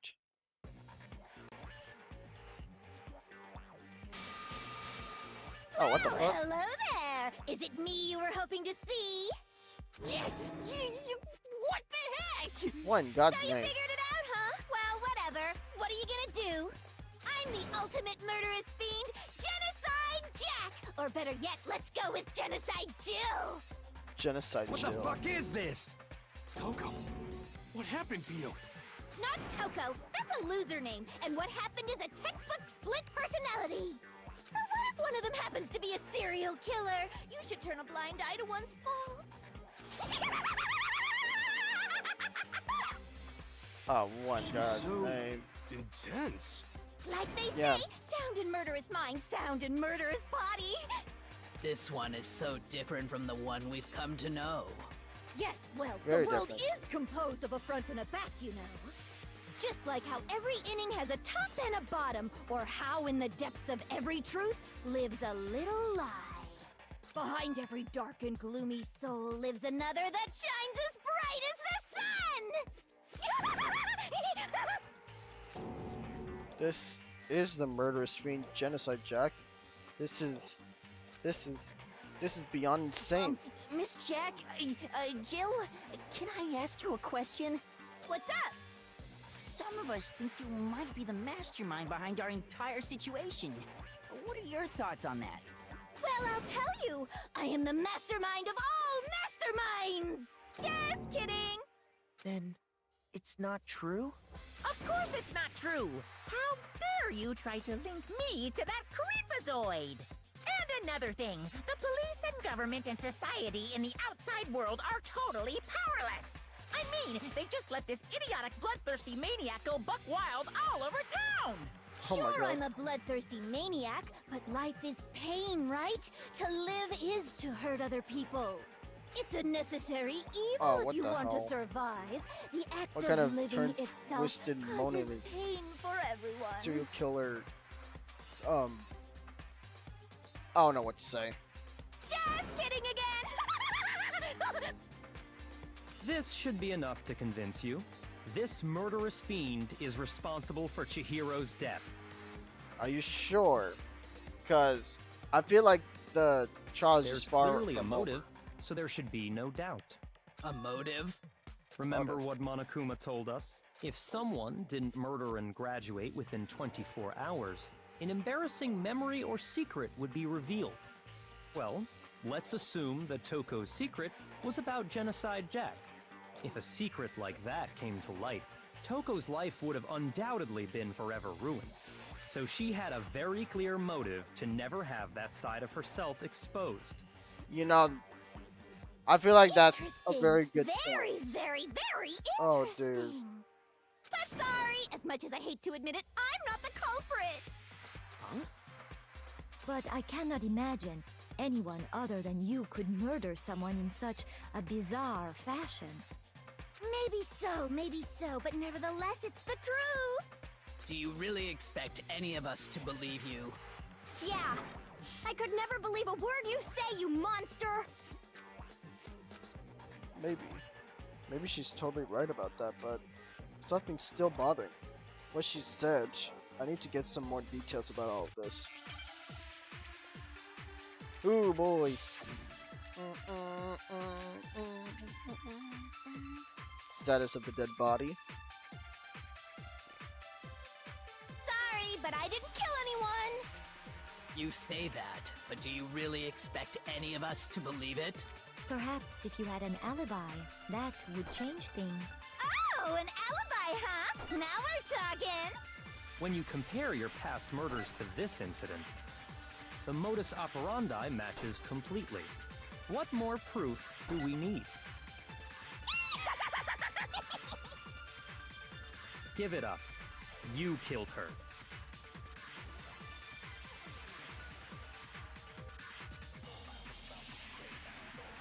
Sorry, but I didn't kill anyone. You say that, but do you really expect any of us to believe it? Perhaps if you had an alibi, that would change things. Oh, an alibi, huh? Now we're talking. When you compare your past murders to this incident, the modus operandi matches completely. No, that's wrong. No, that's wrong. Are the methods of murder really exactly the same? I'm not so sure about that. I think there's a slight difference between the Genocide Jack cases and this one. Huh? How's it any different? Uh-oh, you don't know? Well then, human garbage, let me tell you! I murder with passion and conviction.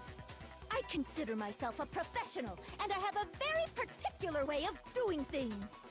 Imagine you go to a fancy Italian restaurant. They're very picky about the noodles, the sauce, everything.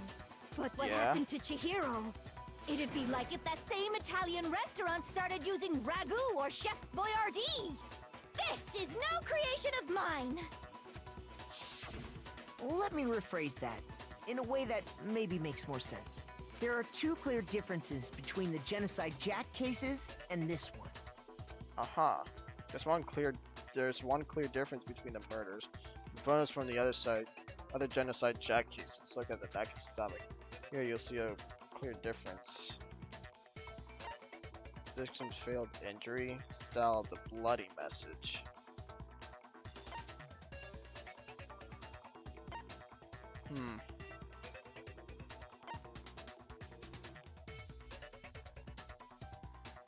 Oh boy. This sounds interesting. Victim's fatal injury. Style of a blood message.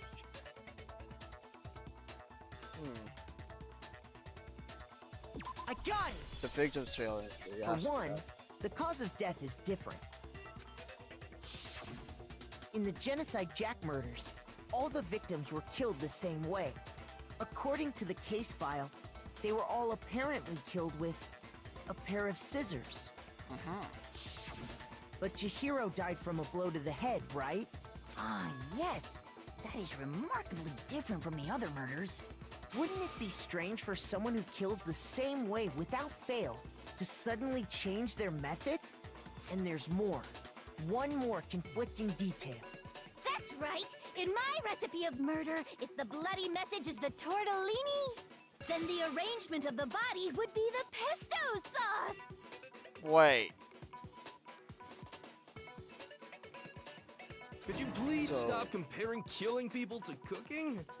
Yeah, it's hurting my head. Are you saying the other difference has to do with how the body was arranged? That's right, the second difference is related to how she was suspended. In the photos of the other Genocide Jack cases, all the other victims were stabbed through their hands. Here you'll see a clear difference.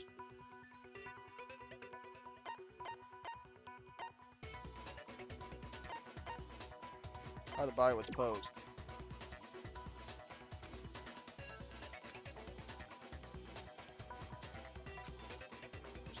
Oh man. Shoot! Yeah, I embarrassed myself. It's the second difference.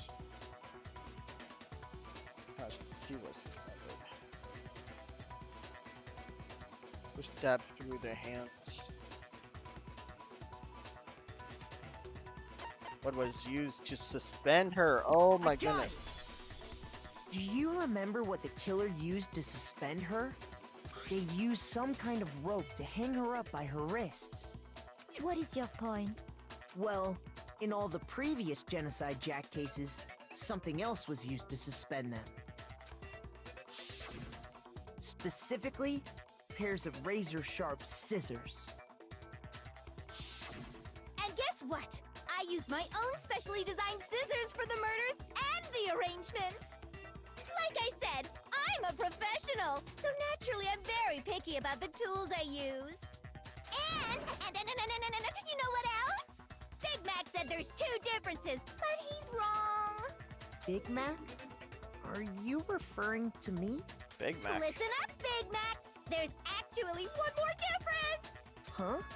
My word, you really didn't notice? Take a look at who the victims were in each Genocide Jack case. There's a pattern there, just waiting to be discovered. A pattern? Figure that out, and it'll be plain as death why I couldn't have possibly killed that little lolly girl. Let's see. There's a pattern surrounding the genocide Jack victims. Chihiro could fit. When he notices. Oh, okay. Because Chihiro was a girl. I got it! Is it because Chihiro was a girl? Bingo! Bullseye! Right on the money! What are you talking about? Oh yeah, cause In all the Genocide Jack cases, what up? all the victims had something in common. Yeah, they were all boys.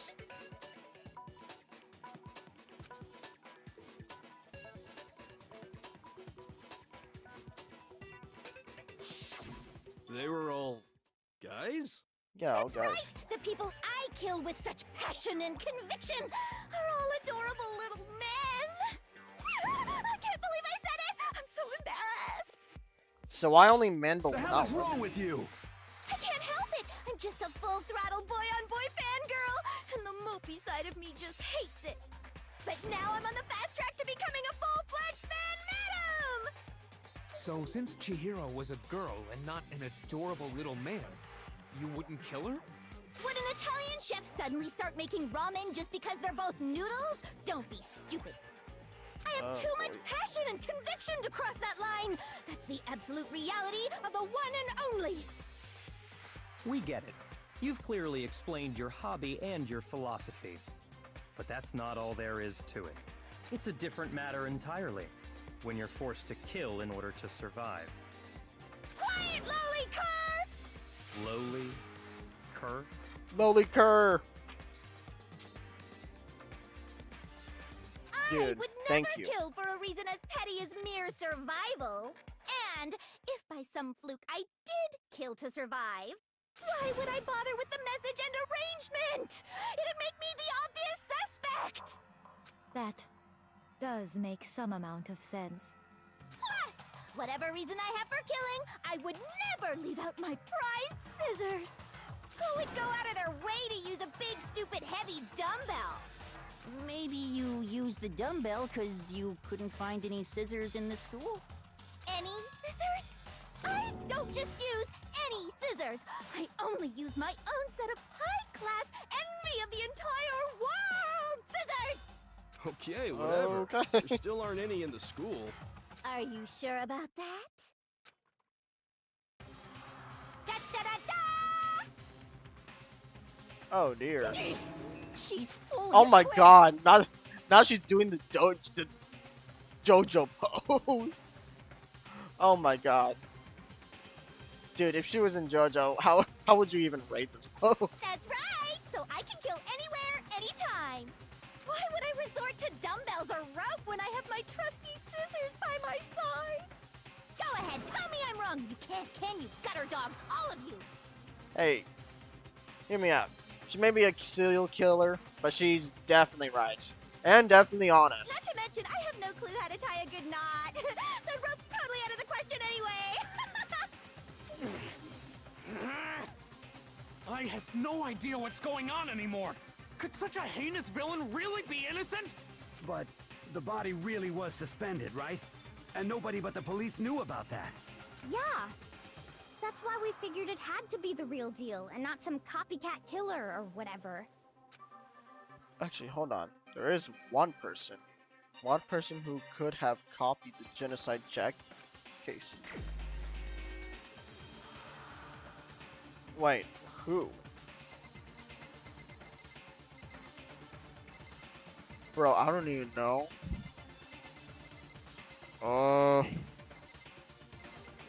Genocide. Wait. Didn't Mondo had said something about? He was mentioning genocide Jack, right? Oh wait, yeah. How about Mondo? I think he knows. Yeah, Ron. Think about it. Try again. Oh no. One who could have copied the genocide cases. Oh my god, I don't even know.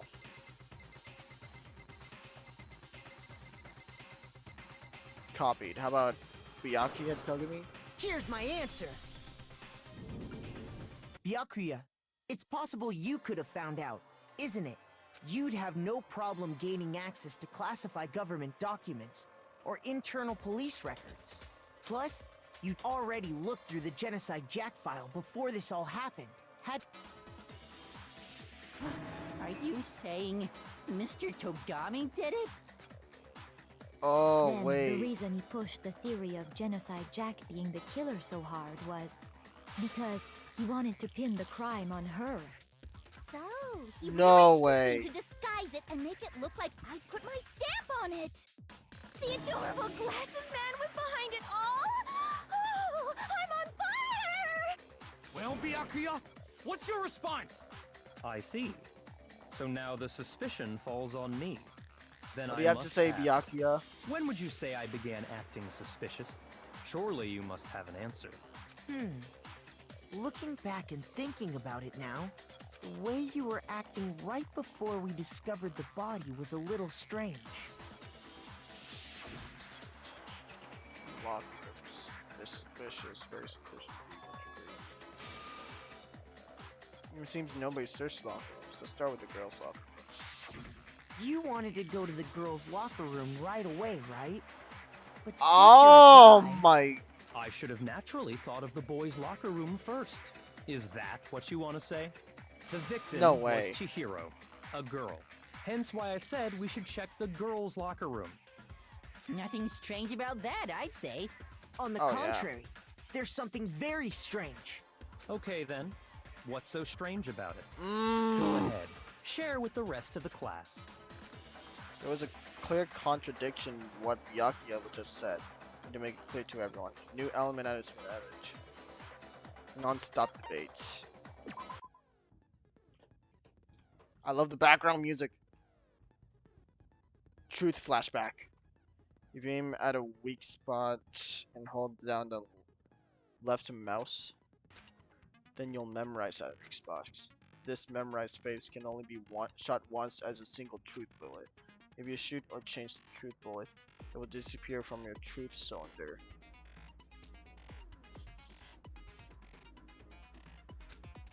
However, you can use this flashback feature as many times as you want. Don't seem to have answer to a lie or contradict your loaded truth bills might be a wise. Memorize the difference you spot. When's the best time to make? Okay. Well then, good luck and have fun. Oof.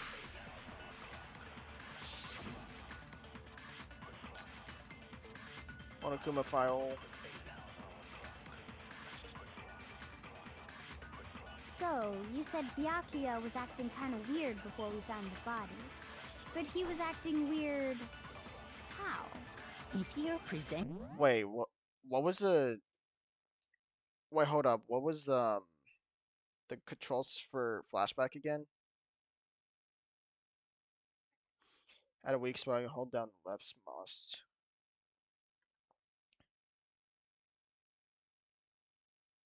Oh, I can do that? Oh, okay.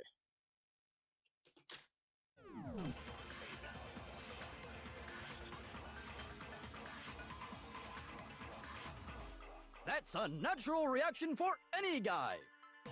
The victim was Chihiro, who was a girl. So of course I would suggest we check the girls' locker room first. There was no time for pointless distractions. What's so strange about that?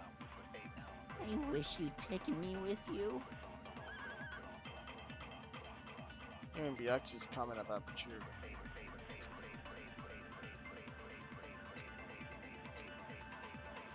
So, you said Byakuya was acting kind of weird before we found the body. But he was acting weird... how? If you're presented with the opportunity to check out the girls' locker room, You absolutely take it. That's a natural reaction Before we for found the any body. guy. The victim was Chihiro, who was a girl.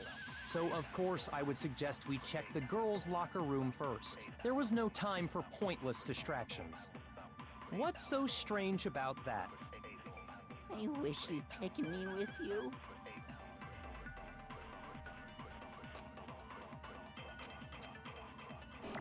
So, you said Byakuya was acting kind of weird before we found the body. But he was acting weird... how? If you're presented with the opportunity... Wait, how do I, like, get out of the truth bullet?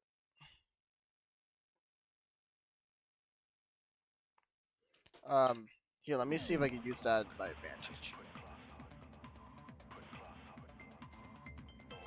That's a natural reaction for any guy. The victim was Chihiro, who was a girl.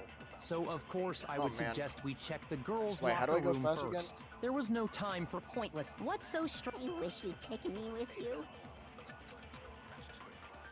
So, you said Byakuya was acting kind of weird before we found the body. I was supposed to focus.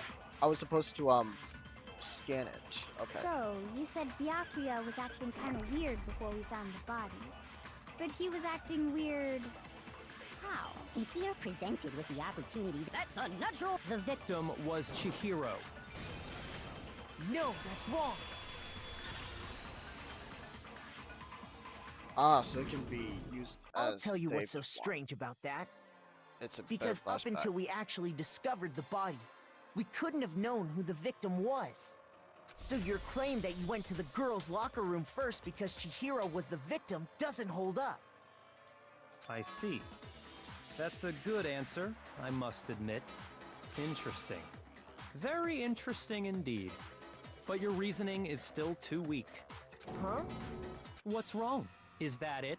Surely you've got more than that. Go ahead. Show us. What's his Byakuya's attitude? It's like he doesn't even care. Got him cornered, but he's acting like it has nothing to do with him. What's the matter? You're not finished already, are you? There must be more to it. There is. I think. There is more to it. Think about it. We just talked about the differences between this case and past Genocide Jack incidents. The proof you're looking for is hidden in there. Oh? Proof that I'm the culprit, you mean? Difference between this case and the other Jack's blah blah. The evidence that Bruce proves Byakuya is responsible is there there. What could it be?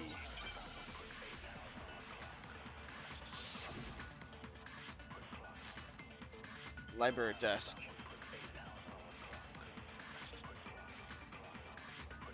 What? The difference between the cases? You want me to explain it again?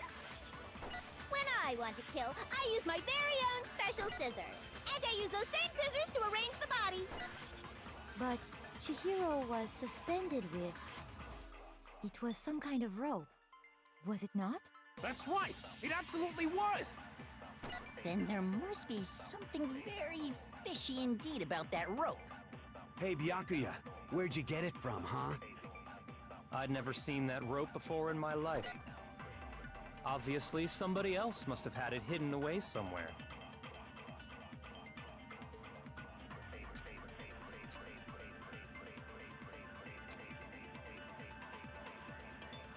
Very specific object. What? The difference between the... You want me to explain? When I want to kill, I use my... And I use those same scissors! But Chihiro was... It was some kind of... That's right! It absolutely... Then there must be something very fishy. Hey, Byakuya, where'd you get it from? I'd never seen that rope before in my life. No. Obviously, somebody else must have had it hidden No, away I have to somewhere. play it back again. What? The difference... You want me to explain? When I want to kill, and I use those same scissors! But Chihiro... It was some kind of... That's right! Then there must be some... Hey, Byakuya. I'd never seen that rope before in my life. Let's go. No, that's wrong. No, that's wrong. Actually, I'm pretty sure you have seen it before. Because, you see, that rope, or should I say, that extension cord? The extension cord. What? An extension cord? Byakuya, you've used the extension cord in the library more than once, haven't you? And the same extension cord that was in the library all this time went missing after the murder. And there's no way someone who uses that extension cord as much as you do wouldn't discover that fact.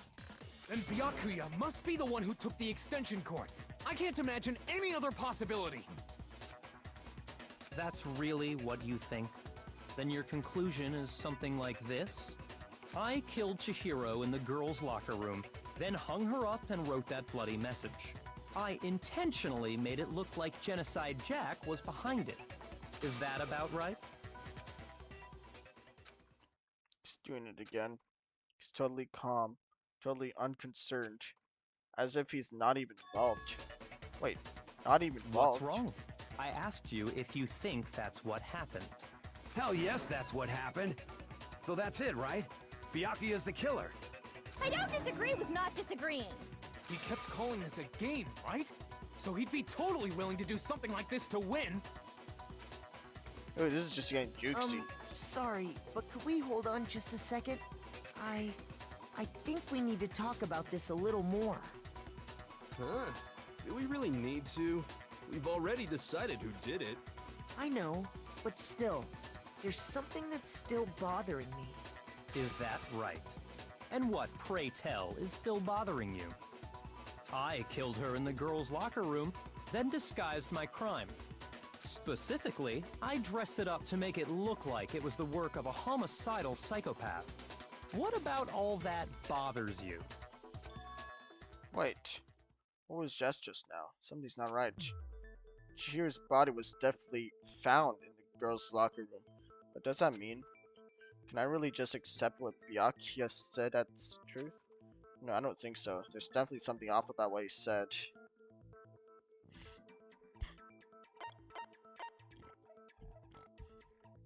Let's see the scene of the crime. I got it! You say you killed Chihiro in the girls' locker room, right? But are you sure about that? Isn't it possible that the murder took place somewhere else? How disappointing. What kind of question is that? Even in the world of disappointments, this is a true letdown. She was found dead in the girls' locker room. There is absolutely no question about that. How could the scene of the crime have been anywhere else? Well, I think it's entirely possible that she was killed somewhere else, then carried there later, along with the rest of the murder scene. The rest of the murder scene? That was awfully specific. Please tell me you have a reason for saying all of that. I believe I do. Did I just take you off guard? When the story suddenly moved to the crime scene, Byakuya, who'd been so confident up till now, maybe Byakuya never even realized that the actual scene of this crime could have been somewhere else. Hey! Don't just move on without permission! What do you mean she was killed somewhere else? Come on, Makoto. If there's any chance the murder took place somewhere else, let's see the proof. Evidence that shows some murder took place somewhere else. It was something that was switched between the boys' and the girls' locker room. Oh wait, no. Shoot! I was supposed to scan it. I was supposed to scan the info. Bruh. Yes. This one. Okay, now, yeah. Alright, I was supposed to left click. My bad, guys.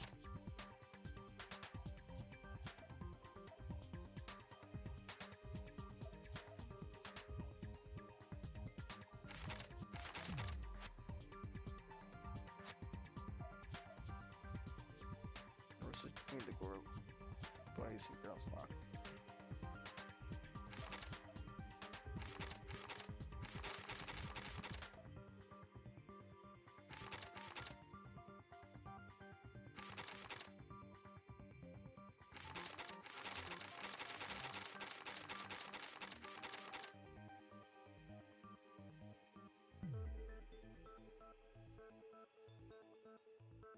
Okay. Yeah, the posters. I got it! The proof that she was killed somewhere else is the poster that's hanging in each locker room. Your proof is some posters? The poster in the girls' locker room was a picture of a big-boobed supermodel. But don't you think that's kind of strange? Why would the girls' locker room have a poster like that? I bet those massive jugs of hers were totally fake! Oh my god. Jill, stop. Meanwhile, the boys' locker room had a poster of the super popular boy band Tornado. Again, that doesn't really seem to belong in a boys' locker room. So you're saying that maybe the posters were switched? And there's one other thing I noticed about the locker rooms. You know what I'm talking about, right, Sakura? You're referring to my protein coffee. Protein aren't you? coffee with the stain. Coffee? While I was in the girls' locker room earlier, I spilled some protein coffee on the carpet. But I noticed that after the murder, the stain had been totally scrubbed away. No, it's not the stain that's rubbed away. It was moved. Oh, I got the evidence now. Boys' locker room carpet. I got it! I got it! The stain on the girls' locker room carpet wasn't scrubbed away. In fact, I found it on the boys' locker room carpet. That's definitely the stain from my protein coffee. Then, does that mean that the carpets were switched too? But why would anyone do that? To move the murder scene from one locker room to the other. It's certainly plausible, don't you think? What? In other words, in order to completely swap the scene of the crime, the bloodstained poster and carpet were moved along with the dead body. By doing this, the killer was able to change the entire room where the murder took place. I can certainly follow your reasoning, but why would the culprit bother doing that? Huh? Why would they go through all that trouble of switching the scene of the crime? Actually, an even bigger question. If the murder did take place in the boys' locker room, then how did Chihiro get in the boys' locker room in the first place? To get into the locker rooms, you have to swipe your e-handbook across the card reader device. But Chihiro's handbook should have only allowed her access to the girls' locker room. She had no way to get into the boys' locker room to begin with. No, she did have a way, and I can tell you what it was. I highly doubt that. Shut up! I'm telling you, I know how she could have done it. Is he right? Could Chihiro really have gotten into the boys' locker room somehow?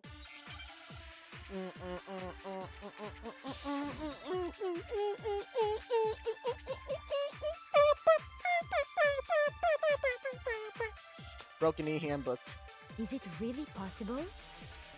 Could Chihiro really have gotten into the boys' locker room somehow? Ah! I got it! She must have hacked her e-handbook!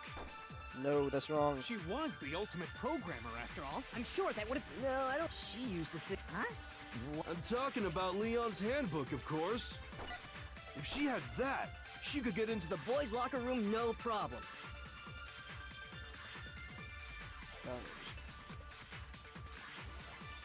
Is it really possible? Could Chihiro really have gotten... She must have hacked her e-handbook! She was the ultimate No! programmer. I'm sure that would have... No, I don't... She used the thing... Huh? I'm talking about if she had that, she could get into the boys' locker room. Okay. Is it really? Could Chihiro really... I got it! She must have hacked her e-handbook! What? Shoot! Is it really possible? Oh no. Could Chihiro really... She must have hacked her She was the ultimate pro... I'm sure that would have... No, I don't... She used the thing that was in... Huh? What then? I'm talking about Leon's handbook, of course. If she had that, she could get into the boys' locker room, no problem. Is it really? Yeah, the Could broken Chihiro really... That has to be it. She Okay. must have hacked... She was Alright, the get it ultimate... now. I'm sure that would have... No, I don't... She used the thing that... Huh? What the... I'm talking about Leon's handbook, of course. No, that's wrong.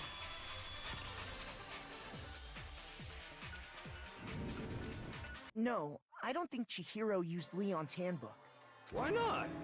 Because Leon's handbook was broken. Oh. Well, then, yeah, I guess that'd be pretty impossible, huh? I am struck silent by how quickly you gave up. Plus, isn't there a regulation against using someone else's handbook? Actually, the rule states that loaning your handbook is prohibited. It says nothing about borrowing one. In other words, you could borrow a dead person's handbook all you want, and you'd be safe. Yup. Hit the nail square on the noggin. Oh my god. Of course, if it were broken, that wouldn't make any sense anyway. So then, she must have hacked hers like I said. She used her ultimate programmer skills and... Psst! You can't fix an e-handbook. The instant you open one up, a security buzzer starts blaring. So, if she didn't use Leon's handbook, and she didn't modify her own handbook... Maybe Mr. Naegi's initial assumption is just... wrong? It seems like there's no way she could have got into the boys' locker room. So I guess so. Okay then, I vote for Byakuya. Is that it then? Chihiro was killing the girls' locker room, and Byakuya is the one who did it really? But still, I don't know what else I can do. Hold on a second. I agree with you, though. I think you're on the right track. What the? You finally decide to open your mouth and that's what you've got to say? There's no way she could get in the boys' locker room, right? So... Why are you so sure she couldn't get in? There's still one other way she could have gained access. What? What are you talking about? What other way is there? Well, to explain that, why don't we take a little break from the trial? I'd like you all to come see something. Wait. Just what do you think you're doing? Don't worry. This'll make the whole trial more exciting. I'm sure that thought must please you. Huh? It'll make things more exciting? Well, all right then. I declare an official class trial recess. Huh? Class trial recess. Now then, what is it you want to show us? It better not be boring or I'll be very unhappy. Oh, I have no doubt it'll meet your lofty expectations. So, shall we go? Alright. What do you have to say, Kyoko? So, before I even knew what was happening, the class trial had been put on hold. We headed off with Kyoko in their lead, and where she took us was...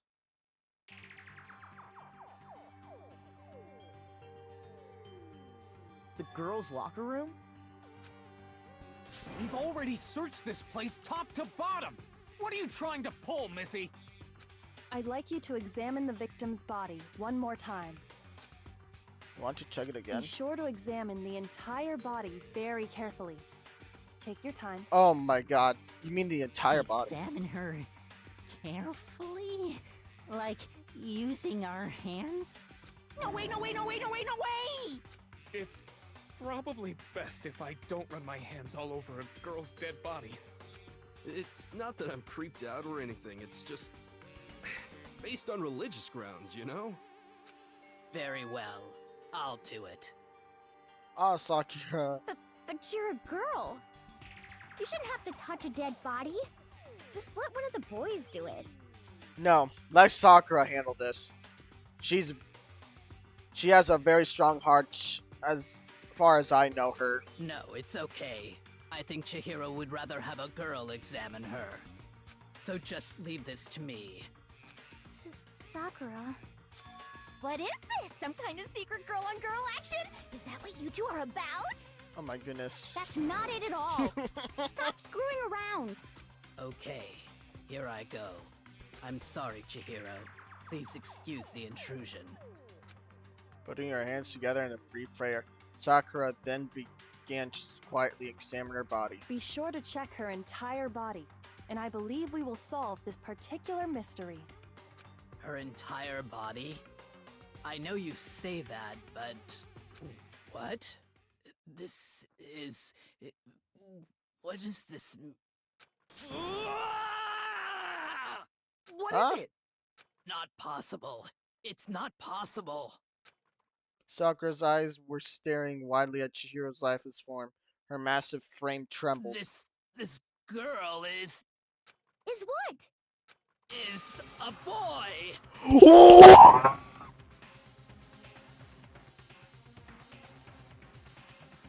Excuse me, what? Ah, I see. So she was Oh my god. a he. Interesting. Theme boy in Danganronpa. Thank you for confirming this fact. Chihiro's a theme boy. I mean, or femboy. However you pronounce it. She's a fem. Right? Chihiro's a femboy. I wouldn't joke about this. Then it's really true? Chihiro was a guy? Oh, what? You guys didn't know? Heck, I knew that right off the bat. Oh my god. Chihiro Fujisaki was totally a guy. Then he was a cross-dresser? Oh, I'm really on fire! I wish I had killed him! Oh, oh my god, shut the fuck up. Bro! So that's what Kyoko wanted to show everyone, huh? Interesting. Oh boy.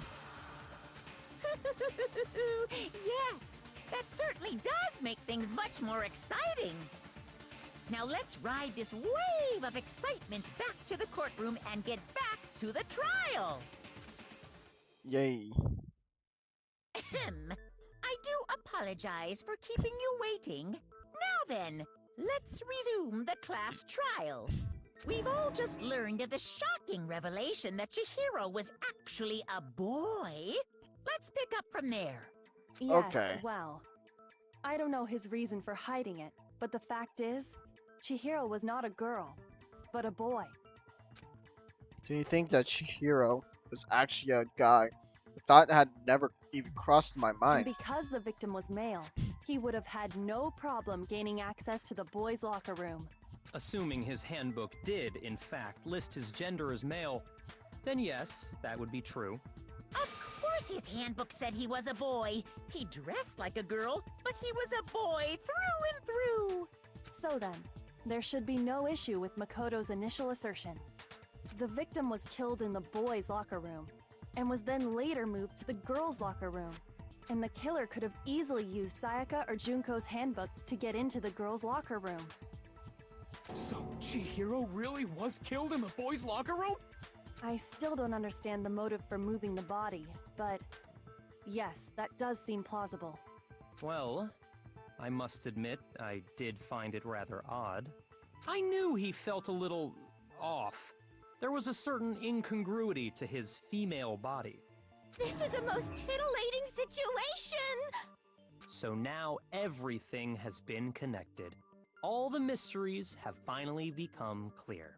Okay, well, connected or clear or whatever. We still think you're the killer, remember? Very interesting.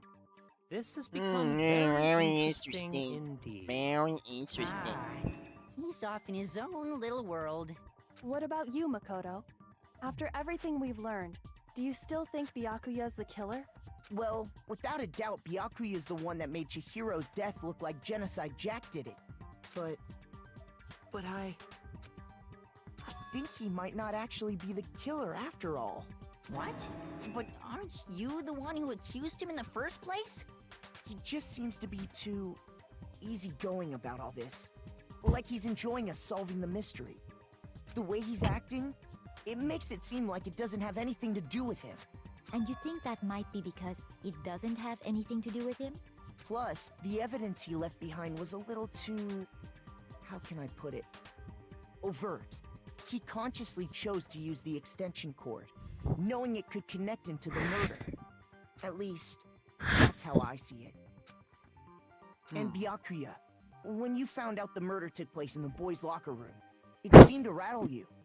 And then again, when you found out Chihiro was actually a guy, if you really were the killer, that stuff wouldn't have had any effect on you. So that's your thinking, huh? Well, it bothers me that you don't have more concrete reasons, but it's fine. I guess I'll mark it as correct for the time being. Mark it as correct? He's right. I am not the culprit. I just happened to come across the corpse in the girls' locker room and decided to alter it. Are you fucking with us right now? Boy. No, I am not effing with you right now. I'm telling you the truth. Well, I find it Well, very hard to at believe. least he has I think he was raised to not say swear words, so I salute Go him, ahead. I guess. Find it very hard to believe. You're free to be executed along with the rest of us. If you're really telling the truth, then why? Why do you do that to his body? My reasons hardly matter right now. Uncovering the culprit is much more important, wouldn't you say? Now then, if it wasn't me, who was it? Well, I don't think I can say for sure without talking about it a little more. We're seriously gonna keep going? We're all good, aren't we? I thought it was clear Byakuya did it. No, I'm with Makoto. If there's any doubt whatsoever, we need to explore every possibility. Because if we're wrong, we all die here. That's true. Very well then. I'm with you too. Damn straight. Count me in. Do you not have a mind of your own? Of course I do. What am I, an ant or something? Anyway, let's discuss Oh, this boy. all as a group one more time. That's very true. Our lives are all on the line. Excellent. Then shall we resume our game of hide and seek? But if Byakuya didn't do it, then who's the real killer? Who murdered Chihiro? There's one thing we can be sure that we know about the killer. The killer was able to gain access to the real murder scene, which means... Wait a minute. The killer is the guy. I got it! Since the crime scene was the boys' locker room, you would need a boys' handbook to get it. Since Leon's handbook is apparently broken, Kira would have had to use their own. In other words, it had to have been a guy. But that's still not enough. I need to find some more clues. Make your argument. Celesti's account. Isn't there a single clue that might lead us to who did it? Well, clues are one thing, but did nobody get a look at the killer? I'm sure if someone saw the killer, they would have said something by now. Perhaps someone saw the victim at some point. Even that might be enough for now. Yeah. All we need right now is any kind of new info. It's over. It's all over. You want to know who saw the victim? The killer. And only the killer. And it's not like they're just gonna turn themselves in. Game over, man! Game over! Yay! No! Not game over! Not game over. It is an eyewitness point. Yep. Isn't there a single clue that might lead us? Well, clues are one. Did nobody get? I'm sure if someone saw the. Perhaps someone saw the victim at. Yeah. All we need right now is. It's over. It's all. You want to know who saw the killer? And it's not like they're just game over, man. Yay! No! Not game over! Okay. Isn't there a single clue that might lead us to who did it? Oh no, I was supposed to. Well, fine. Clues are one. Did nobody get? I'm sure if someone saw the. Perhaps someone Saw the victim at some point. Yeah. All we need right now is any kind of new info. It's over. You want to know who saw the killer? And it's not like they're just game over, man. Yay! All right, let's go back. Not game over! Isn't Alright. there a single clue that might lead us to who did No. it? Shoot. Okay. Isn't there a single Well, did nobody get? I'm sure if someone saw the killer. Perhaps someone saw the victim at some point. Yeah. All we need right now is any kind of new info. No, it's not working. Shoot. Isn't there a single clue? Well, did nobody get? I'm sure if someone saw the. Perhaps someone saw the victim at. Yeah. It's over. It's I have to all listen to over. Carl. You want to know who saw the victim? The killer. And only the killer. And it's not like They're just gonna game over, man. Yay! No! Not game over! Isn't there a single clue? Well, did nobody Okay. get? I'm sure if someone So saw the. those Perhaps two someone saw the don't victim work. at. Yeah. it's over. It's all. You want to know who saw The victim? the killer? And only the killer. Please. No, that's wrong.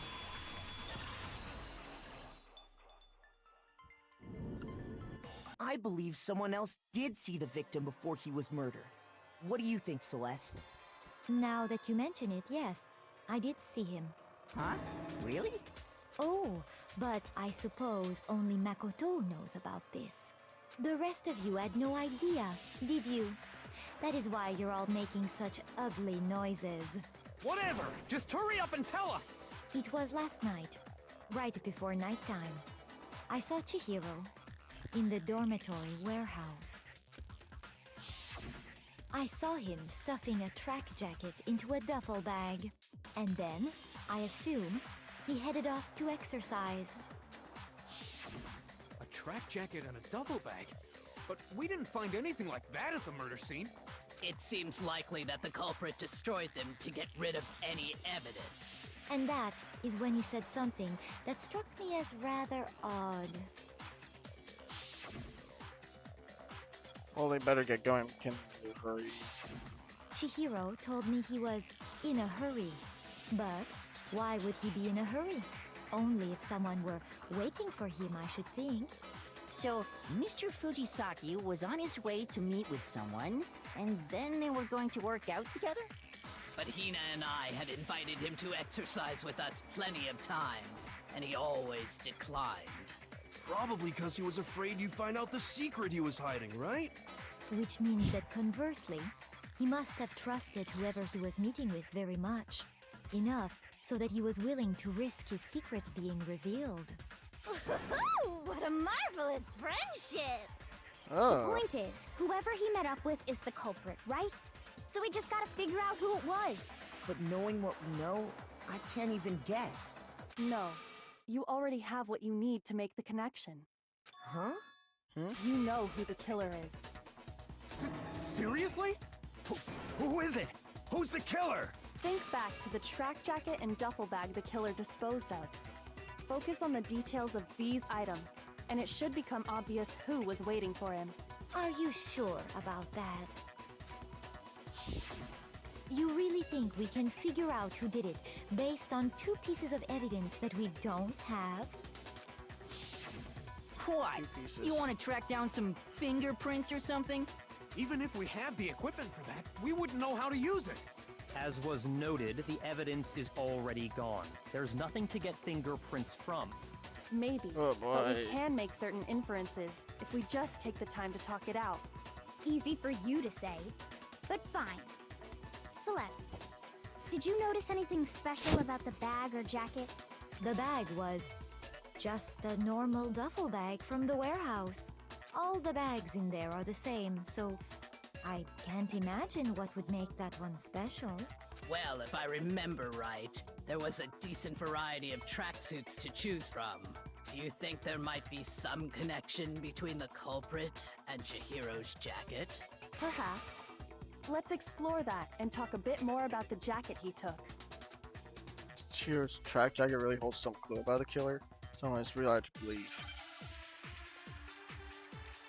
Oh boy.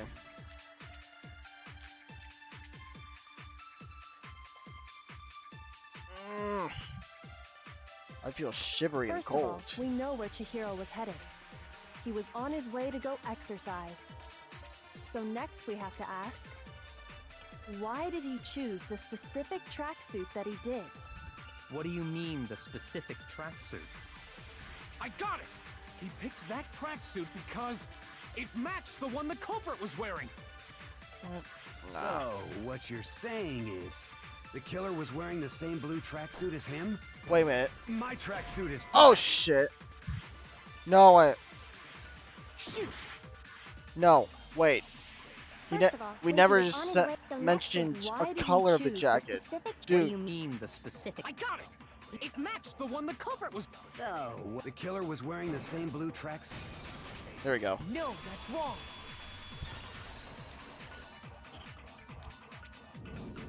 There was. Hold on a second, Mondo. What did you just say? Huh? What'd I say? When Celeste testified a few minutes ago, she said... Oh no, wait. We never mentioned the color of the jacket. He said blue. Oh my.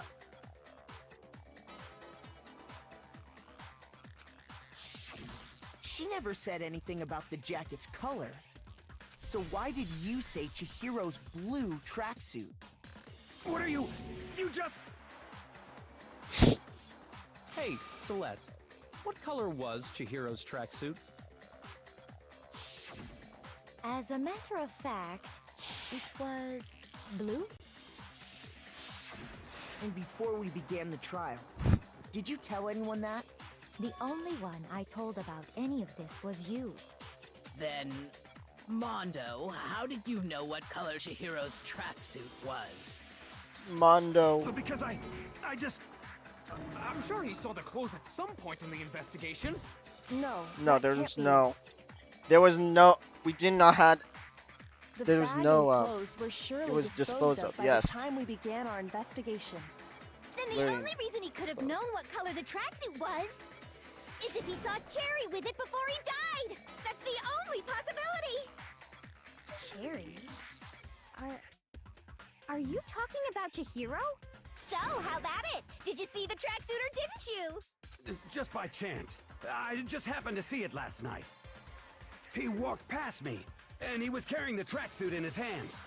No, that can't be it either. According to Celeste's testimony, She stuffed the jacket into a bag in a hurry. when Celeste noticed it, Chihiro made a point of making sure the jacket was completely in the bag. If you just ran into him briefly, you couldn't possibly have seen what color the tracksuit was. It would appear you've dug your own grave. Oh, Mondo. Perhaps. But you handed him the shovel, didn't you? That's why you said what you did. Focus on the tracksuit and it'll be obvious who he met with? What a bunch of nonsense. Ah, Oh now I my understand. god. It was all one big Mondo. bluff, wasn't it? Please don't tell me you killed Your true Chihiro. intention was to draw a slip of the tongue from the culprit. That's why you said you knew who did it, to put them on edge. That's right. However, Mondo. Mondo was my target all along. I had my suspicions about him from the very beginning. But why? What made you so suspicious? That's a good question. Oh man.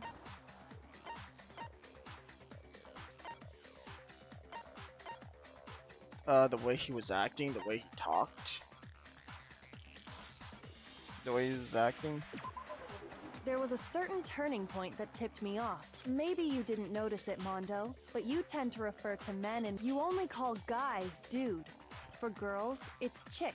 And after he was killed, you happen to refer to him as dude. Once I picked up on that, it occurred to me that Mondo knew something we didn't. You notice such a tiny detail? Are you a witch? She's a witch! You're positively frightful! No, I'm not the frightful one. Not nearly as frightful as someone capable of murdering a friend. Mondo, was it really you? Did you really kill Chihiro? I didn't kill anyone! You've been all over me, judging everything I say, putting words in my mouth. What gives you the right to treat me like a goddamn criminal? Yeah, he would never do something like that. This is a false accusation.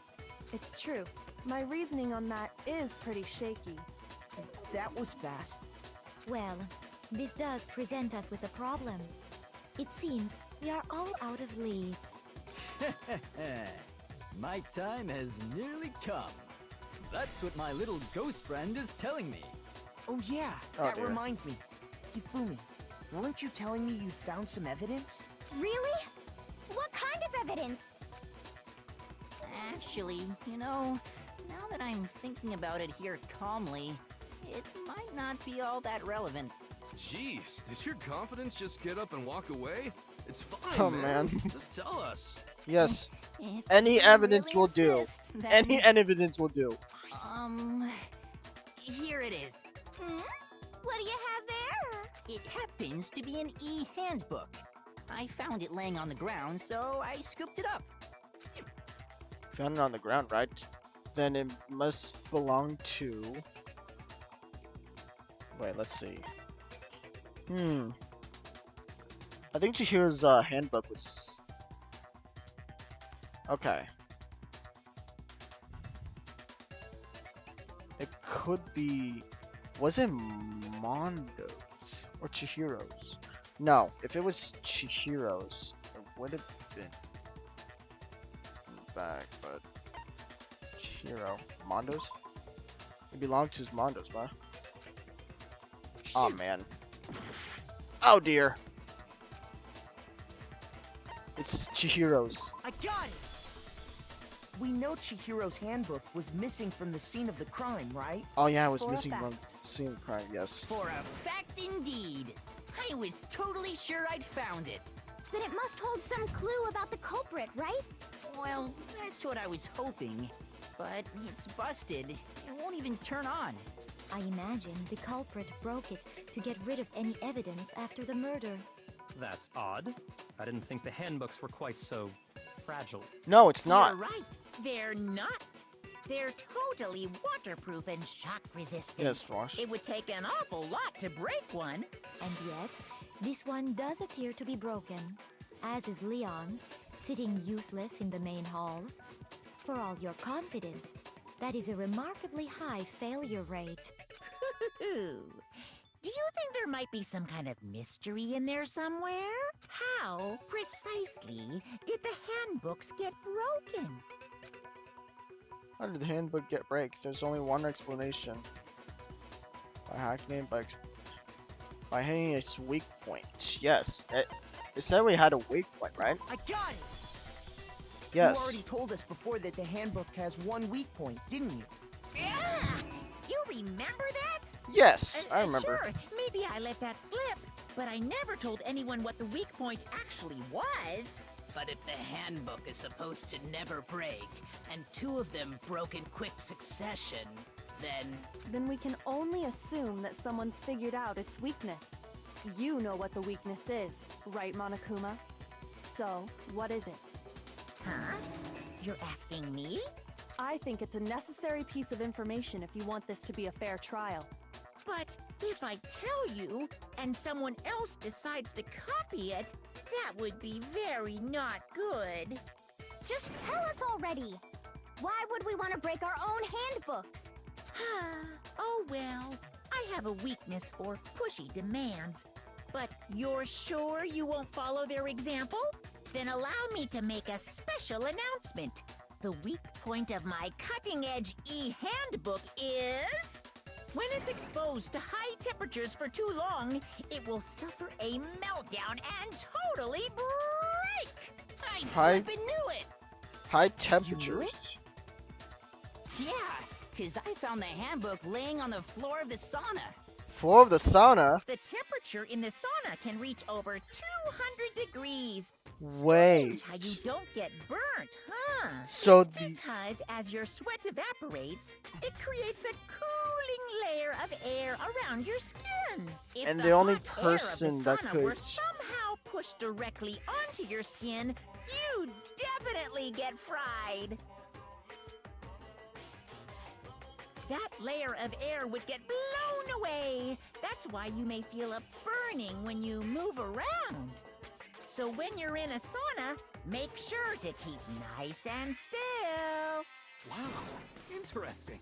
I learned one new fact today. That is a mere trifling speck of knowledge. But who would know about the weakness, though? Anyway, if you found the victim's handbook in the sauna, then the killer must have been purposely trying to raise its temperature in order to break it. Meaning the culprit somehow knew its weakness. But how'd they find out? Monokuma said he didn't tell anyone, right? Indeed. Quite the mystery. What if they found out by accident? What do you mean by accident? What if the killer took their own handbook into the sauna, not knowing its weakness, and it broke? They'd realize it was broken, of course, and it wouldn't be hard to figure out why. And once they had Chihiro's handbook, they knew they had an easy way to dispose of it. I won't say it's not possible, but who would have done something like that? I don't know of anyone who took their handbook into the sauna. I might know someone who did. Whoa, seriously? I think the one who may have taken their handbook into the sauna was... Who might have brought their handbook into the sauna? It has to be the one who wore all their clothes into the sauna. It was... Oh boy.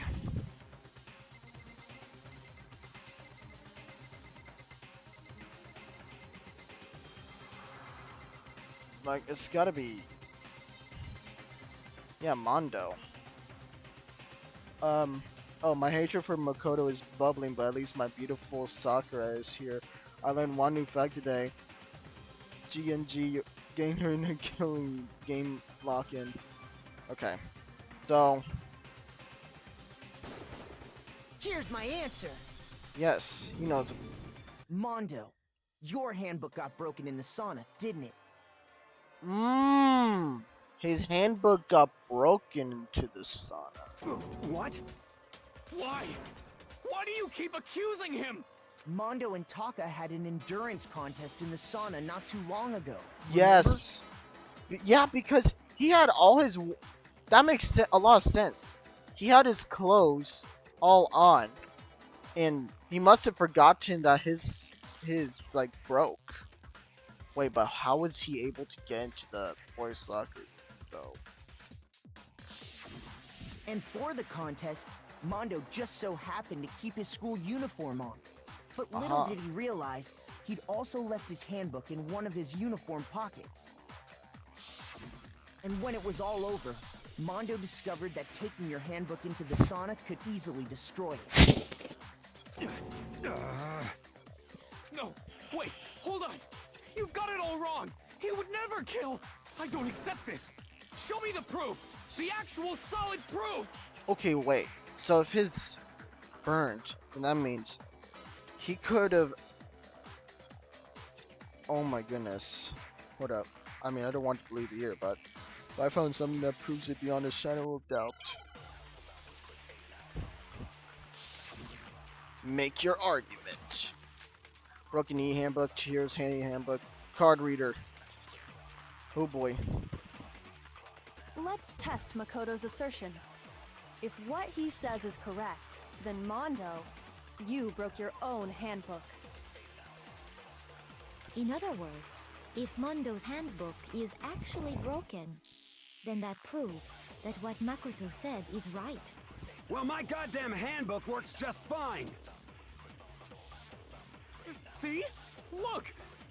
Makoto was wrong after all! Mondo wouldn't hurt a fly! You sure?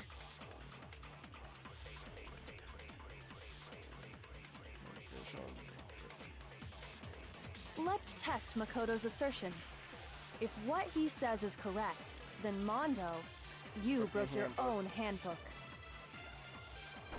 In other words, if Mondo's handbook is actually, then that proves that what... Well, my goddamn handbook works just fine. Oh, whoops. See? Makoto was wrong after all! Mondo wouldn't hurt a fly! Let's test if what he said you broke your own In other words, if Mondo's handbook is, then that proves that what Makoto said is right. Well, my goddamn handbook works just fine. See? Look! Makoto was wrong. Mondo wouldn't hurt a fly! Oh boy. Let's This test game Makoto's intense. assertion.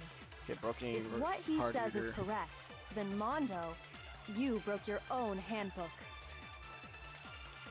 In other words, if Mondo's handbook is actually, then that proves that what Makoto said is right. Well, my goddamn handbook works just fine. Oh my god. I See? keep Makoto was I wrong. keep Mondo missing wouldn't it. hurt a fly! I hate it. I hate when I miss it. Okay, come on. Let's test if what he said you broke your own. In other words, if then that proves that... Well, my goddamn handbook works just fine. See? Look! Makoto was wrong after all! Mondo wouldn't hurt a fly!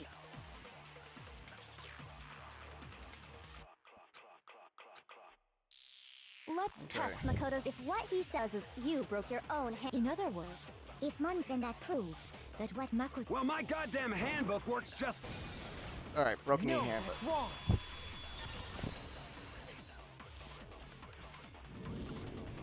Mondo, the handbook you have right now, is it really yours? The fuck is that supposed to mean? The broken handbook that was in the main hall. Isn't that one actually yours? What the heck are you talking about? What I mean is, I think Mondo swapped his handbook out for one that actually works. I think he took Leon's handbook and replaced it with his own. After all, Monokuma said himself that Leon's handbook never should have broken. That's right! The punishment it suffered wasn't nearly enough to destroy it. So then, the broken handbook in the main hall is actually Mondo's.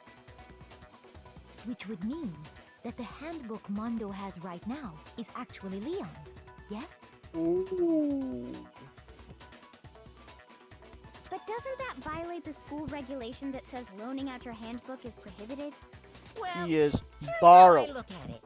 There is a rule about loaning your handbook to another student, but if they're dead, they're not a student. It's kind of a gray area, I admit. But no worries. If anything, it just makes things more interesting.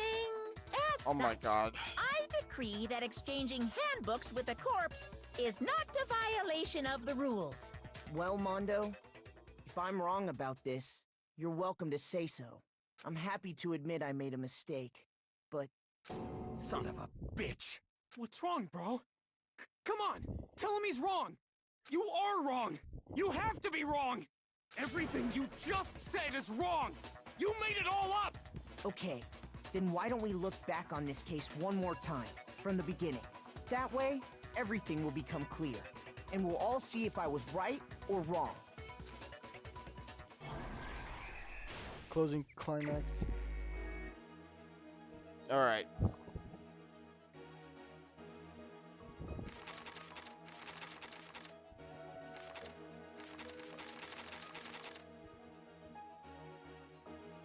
Nice. The comic. I love the comic. Alright. Alright, so here's Chihiro. This is Act 1. Here's her hanging out. And then she has a little glare out there. Okay, we're... Blue Steve on a jacket. Oh, you can just scroll that way. I didn't know that. Nice. Okay. So, you stuffed the sleeve into to make sure it was always in fit, and then Chihiro had to go bye. Act 2 is the lock. Oh boy. Let's see. And the killer said hello.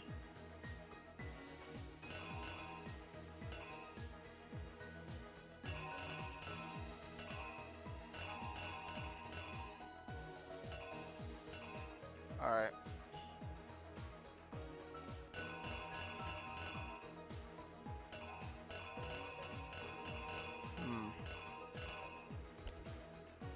Let's see. We should really go back to the later. Okay? And that's Chihiro Fujisaki, right here.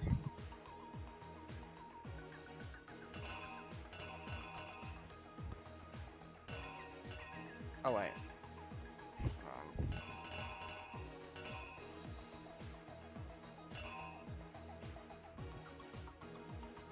We'll save this for another time.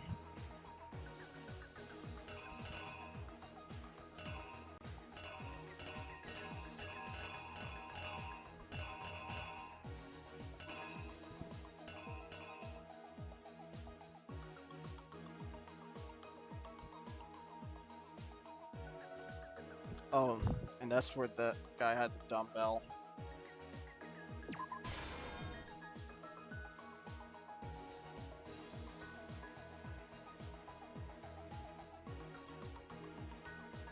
Okay, Act 3. That's where he starts getting out of the news. He starts rolling that.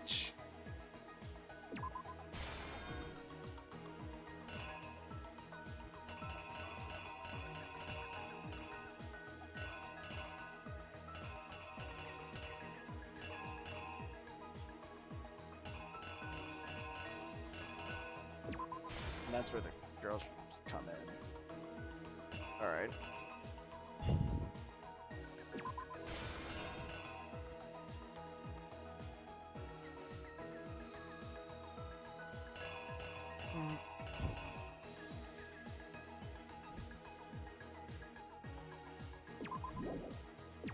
Oh, that's where he had to switch that out.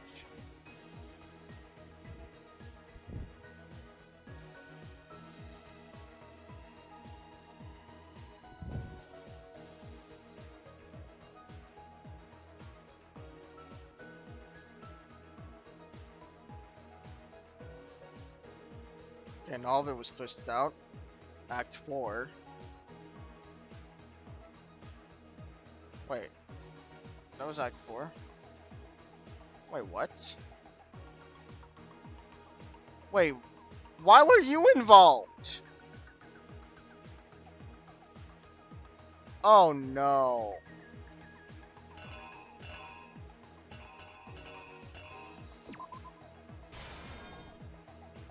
Come on. How come you were involved? Tell me why you were involved.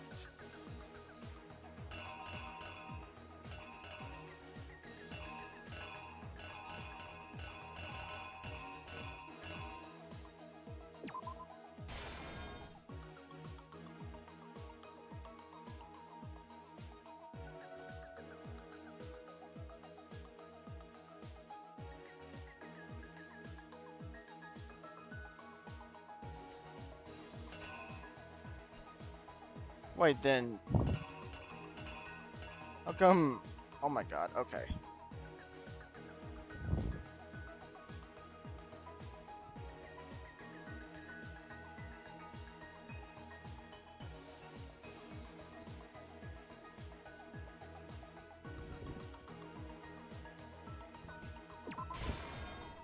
Okay, and that's the final one.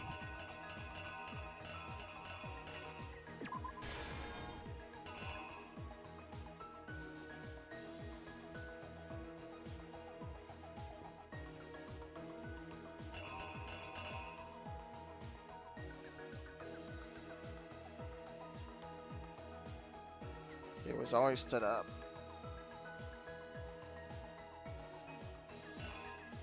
Alright, now let's go back to over here.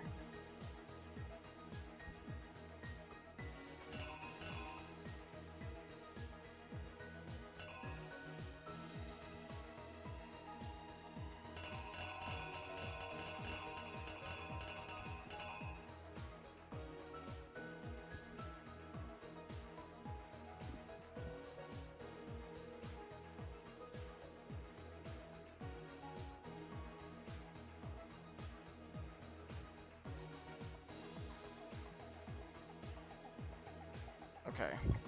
Okay, that one's already set up. That one's in order.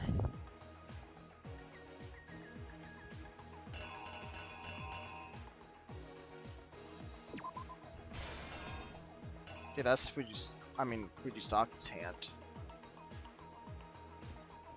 And that's where the killer had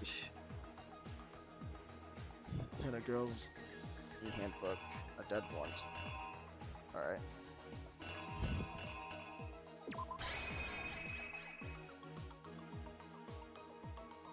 And he went into the boys' room. Alright, so let's look at it right now.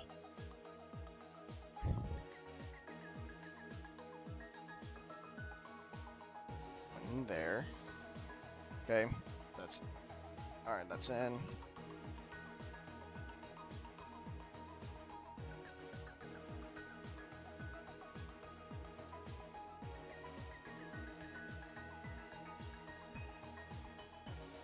Alright, Act 3.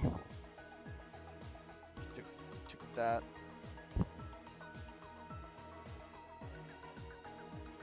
Opened it. Bam. And somehow, this fucking dude was involved. I don't even know why did he have to be involved. And then he had to do power strip cord. For some reason. And you were the one who wrote Bloodlust on it, huh? Bruh.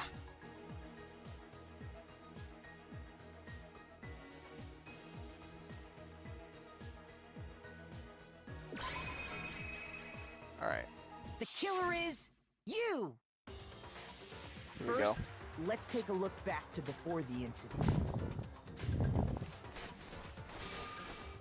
Last night, Celeste saw Chihiro in the warehouse, correct? At the time, she was apparently stuffing something into a duffel bag.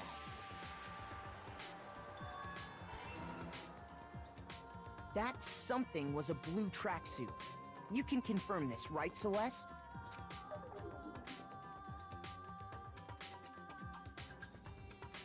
With bag in hand, Chihiro headed out, even though it was officially nighttime. She made her way to the locker room, specifically the boys' locker room. But how could the victim, who was apparently a girl, access the boys' locker room? Simple, because she was really a he. She was really a he. Which is why he was able to use his own e-handbook to gain entrance to the boys' locker room. Once inside, he met with someone there. And the person he met was the one who killed him.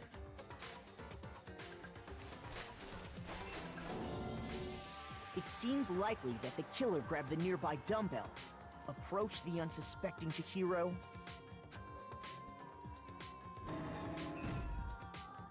and attacked him. No, I didn't lay out my Wait, what? What? What happened? Wait, but that's where the... What? Oh! Oh, I was supposed to put that in? Okay. And that's where the mark...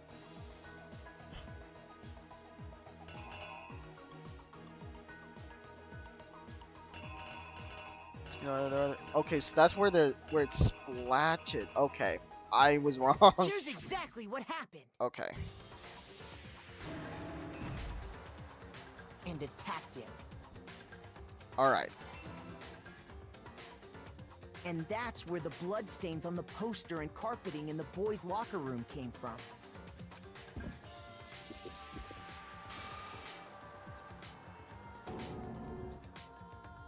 It was likely in the heat of the moment. The body was arranged, but the murder itself felt unplanned. Uh-huh. Which is why the killer hurried to try and hide the act.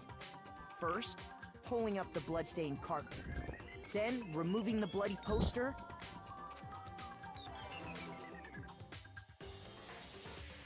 And finally carrying the corpse into the girls' locker room. A girl's handbook was necessary to get into the locker room, of course, but this alone doesn't prove that the killer was necessarily a girl. After all, Sayaka and Junko's handbooks had been placed in the main hall. Using one of those, a boy could get into the girls' locker room without much problem. What? Bro, but that was when you opened the door, man. What? Okay, so if it's not that, what could it be then?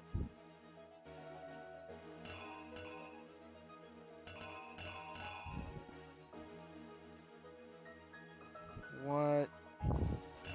I don't get it.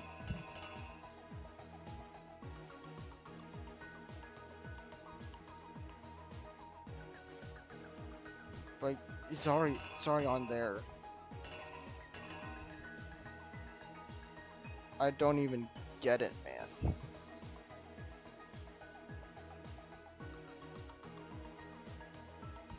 Like, he opened the door, but... Oh my goodness, man. What?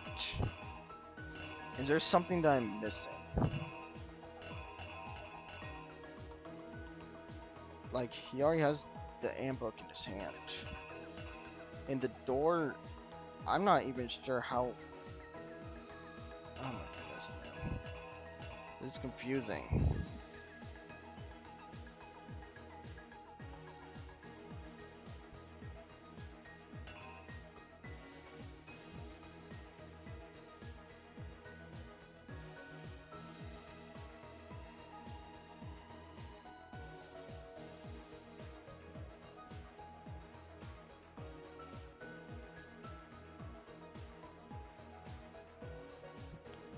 Well, fuck it. We could just do the poster. I don't even know if that's gonna solve anything, but that's best we could come up with. If this fails, I don't even know what. Here's exactly what happened. Okay. After all, Sayaka and Junko's handbooks had been placed in the mail using one of those. Yes. And that's exactly how the killer did it. With the carpet and the poster they brought with them, they got to work. Who got to work? They changed the layout of the boys' and girls' locker room. They say they. In what you might call a crime scene switch. Uh-huh. That could have been the end of things. But no.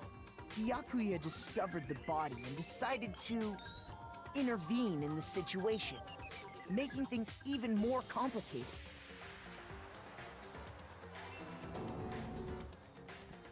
So, after stumbling on the crime scene, he went and grabbed the extension cord from the library, and then he got to work. He used the cord to string up Chihiro's lifeless body.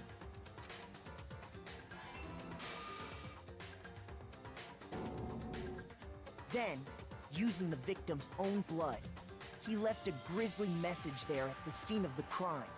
He wanted to create the illusion that Genocide Jack was responsible for the slaughter. I swear to God, this is weird. And around the same time that Byakuya was putting together this facade, the killer, having already disposed of Chihiro's bag and other belongings, arrived at the sauna. There, they planned to destroy the last piece of evidence. Chihiro's handbook. And just as the killer expected, the steamy sauna was enough to ruin the electronic gadget. Somehow, the killer knew that the handbook couldn't stand up to the heat of the sauna. And the reason they knew that is because the sauna had already wrecked their own handbook. And that's how it all played out.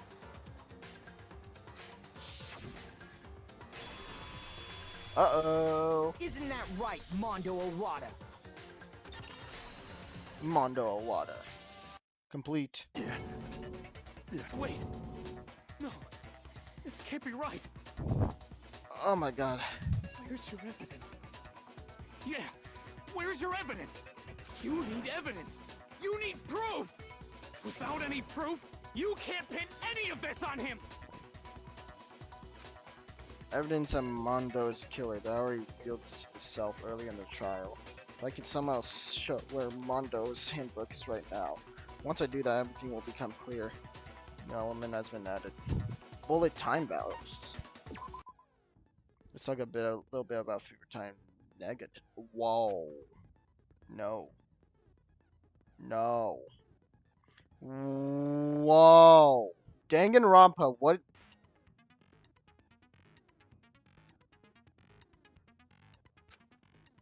Fever time will activate in the tempo with weak forces max. At this point, even to push the random buttons at random, you won't miss. So you can push RMB, LMB, LMB. Okay. That's only last two. See, also something called. No, I am not saying that. No, I am not, dude. I'm not saying that. What the hell, Danganronpa? I think Danganronpa's racist.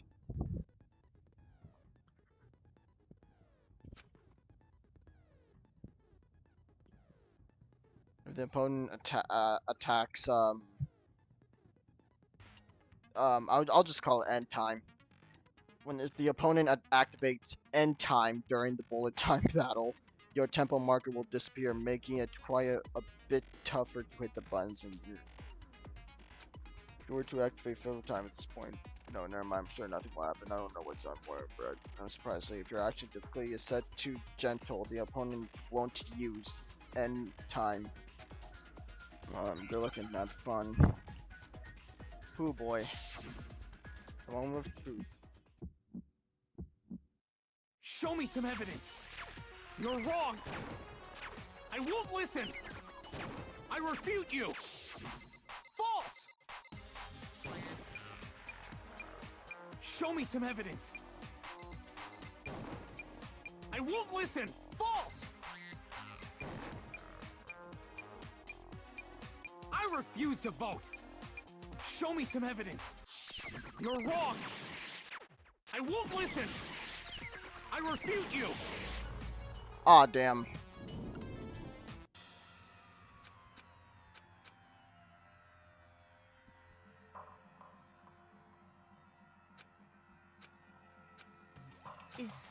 Is... You're giving it a shot. I refuse to give up yet. I refuse to give up yet. Dude, his phrases are catchy.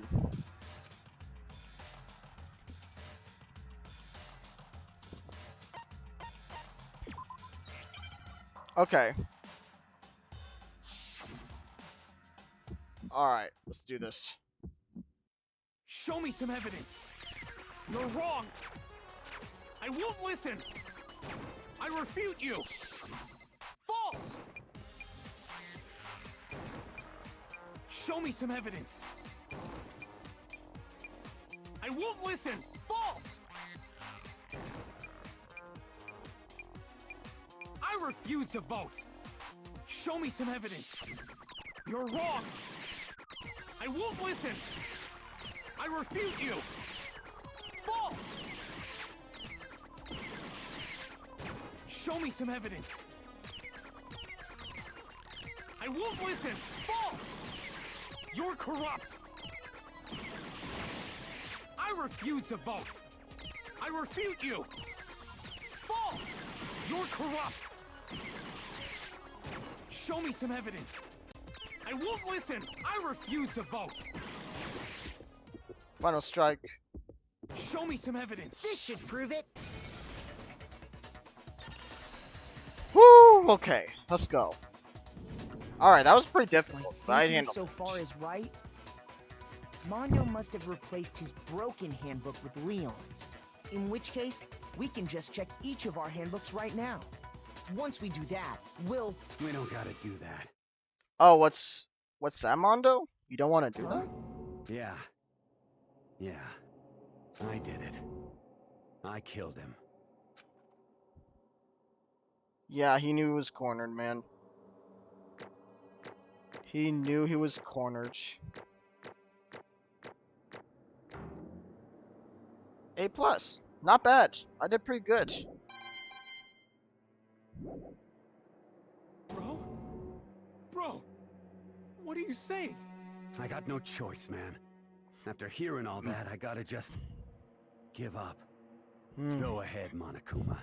Get it over with. Ask for the goddamn verdict. Roger that. Wait! Hold on! No waiting, no holding on. Time for the moment we've all been waiting for. Grab your lever and give it a yank! Who will you elect as the Blackened this time around? Will you make the right choice or the dreadfully wrong one? What's it gonna be? What's it gonna be? Oh boy. Mondo. Why, Mondo? Why?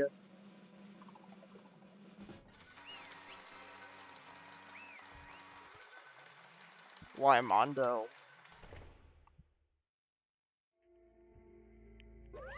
What? Uh-oh. This time it looks like you got it right again.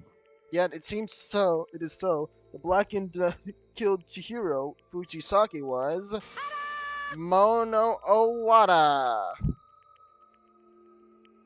Shit. Unbelievable. In case you were wondering, the vote was not unanimous. Kiyotaka chose the wrong answer. You're treading very close to the danger zone, Mr. Ishimaru. You need to be more careful. I refuse to believe it. There's no way. No way he would kill someone. Sorry. Sorry. What is this? Why are you apologizing? Why? Why?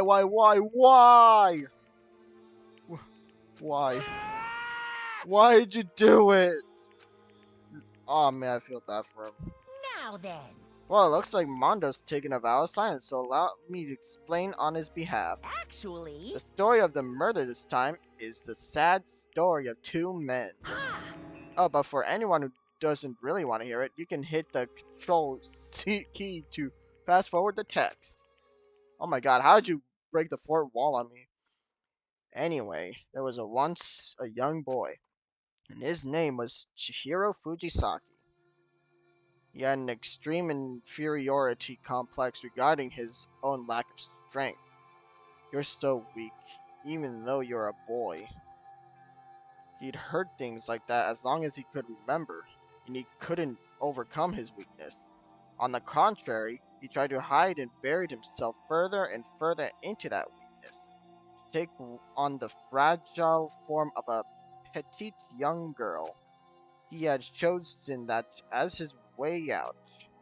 Now nobody will be able to say anything about it, even though you're a boy. But no matter how tightly he wrapped himself up in that shell, the inferiority complex had already taken root deep inside of him, and was not so easily weeded out. As it turned out, the shell was completely empty. The complex didn't disappear, instead it only grew stronger and stronger. I'm weak. Weak, weak, weak, weak, weak, weak, weak, weak. Once the killing game has begun here at the school, he had no choice but to accept his fate. After all, this world is survival of the fittest. If you're not strong, you don't survive. And then the lovely and hateful Monokuma announced the revealing of the embarrassing secrets, which of course included Chihiro's embarrassing secret, which I was more than willing to divulge. Even though he's dressed as like a girl, Chihiro is actually a boy. Hey, And that was something Chihiro couldn't let anyone find out, no matter the cost. Huh?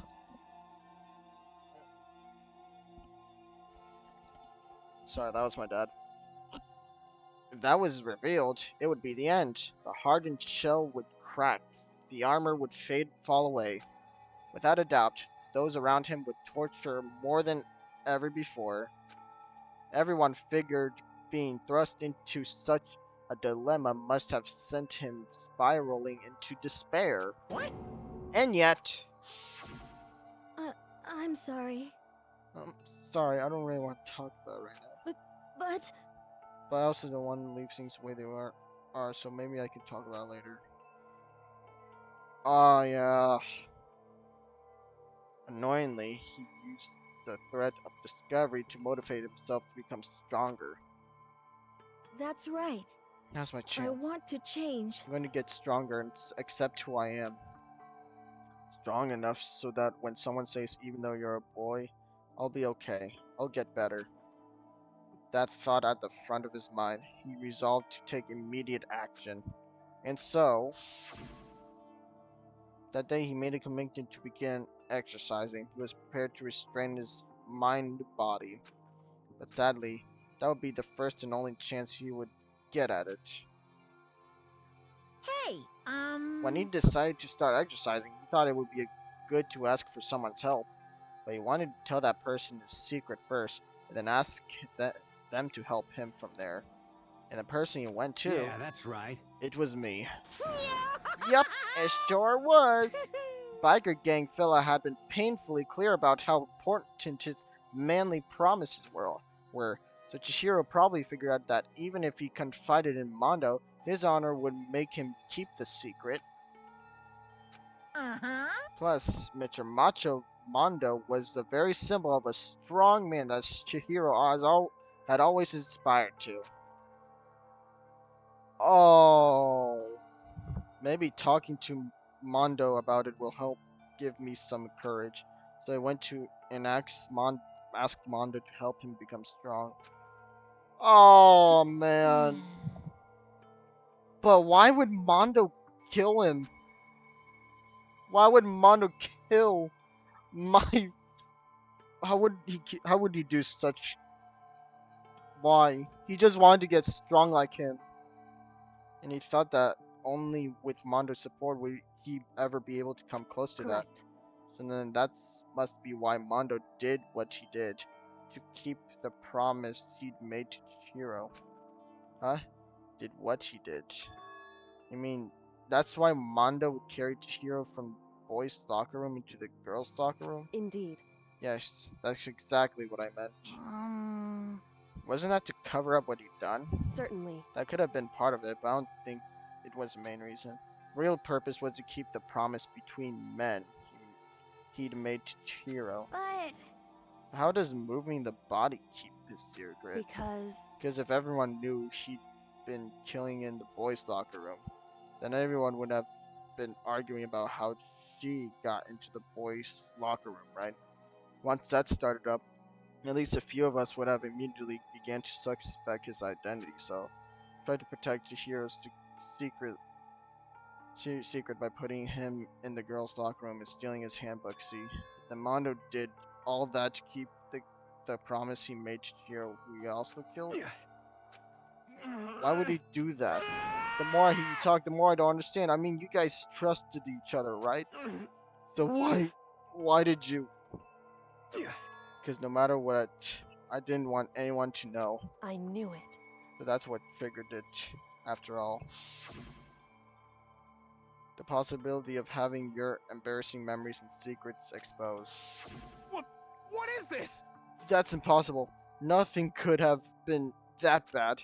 Something he didn't want anyone to know, even if it meant killing someone. You're wrong. It's impossible. Don't make me repeat myself. How many times must I repeat myself?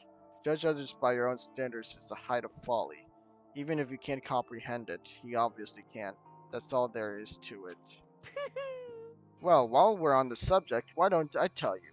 That embarrassing memory, that secret he didn't want anyone to know. Hey, You know what Mondo did? He killed his own brother. What? You killed your own brother? Mondo, the ultimate biker gang leader, make all the hoodlums and riffraff across the country tremble.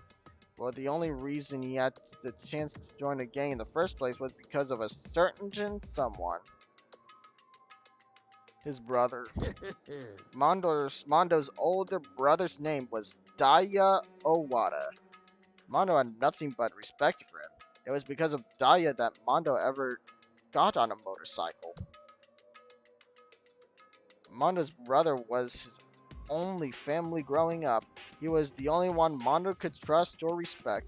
He wanted to measure up to his big brother, so he imitated him in everything he did. Mondo was the epitome of the starry-eyed kid brother. Meanwhile, the charismatic older brother had put together a local motorcycle game, and before anyone knew it, it had grown into the biggest biker gang in the country. Daya, the older brother, #1 in the game, and his #2, his younger brother, Mondo. In the beginning, everything was peaches and gravy, but when Mondo started to think about how he would have to take over the game from his brother someday, his brother's greatness, his reputation began to gnaw on Mondo's very soul. The kid's gonna take over for Daya, huh? Daya creates this game with his bare hands. Mondo's just along for the ride. Someone like that really be our leader? All that'll do is make the gang look bad. Almost every day, Mondo heard the gossips and whispers of the other members of the gang, which is why I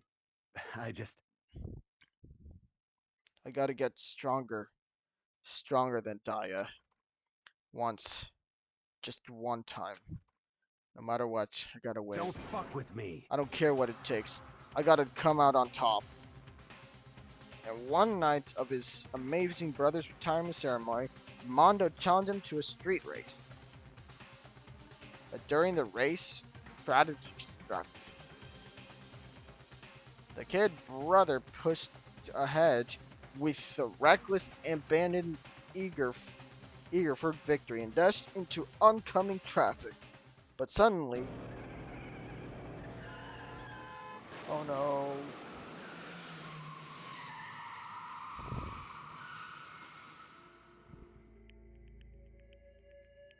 laying in his kid brother's arms. The older brother just delivered his final words. My bad, kid. I fucked up. I'm sorry. Of course he knew it was his brother's fault, but Daya never blamed him for what happened. Hey kid, the rest is up to you. No matter what, you gotta keep the game together. Cause it's the team, you and me, put together. It's a promise between men. He decided to hide the truth of what happened from everyone else in the game in order to keep the gang together and keep the promise to his brother. He could never admit to anyone that it was his own weakness that had caused the accident, and as a result, the team was made even stronger under the banner of the kid who bested his big brother. Daya was gonna lose to his kid brother, so he got stupid and got himself killed. That became an explanation for what happened. Mondo's lie became the truth. He wanted to lead the team so bad, he was willing to tell all kinds of lies about his brother. I I'm strong. Strong. And yet, as soon as our killing game began, he realized, no matter how tough he pretended to be, he was just another weakling that could die in an instant. Then the hateful Monokuma announced the revealing of the embarrassing secrets. At that point, it was clear I would have no problem shedding light on his secret. Mondo killed his own older brother. No matter what, I couldn't let the other gang members find out. If that happened, everything would have been ruined. Everything me and my brother had worked to create would have been destroyed. His death, all the guilt I've been carrying around, it all would have been for nothing. So that's why.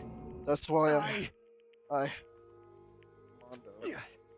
After I saw what Monokuma had on me, I had filled up with a kind of fuzzy uneasiness.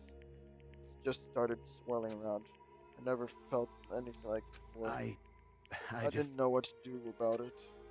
I wasn't sure what to think or say, but after a while, that fuzzy uneasiness turned itself to a rock hard lump of anxiety way down in my stomach. And it was right around then that Chihiro asked me to start working out with him. And right there, he told me a secret. Seriously? Jesus. I'm sorry. I'm sorry I lied to you. But why? Why now?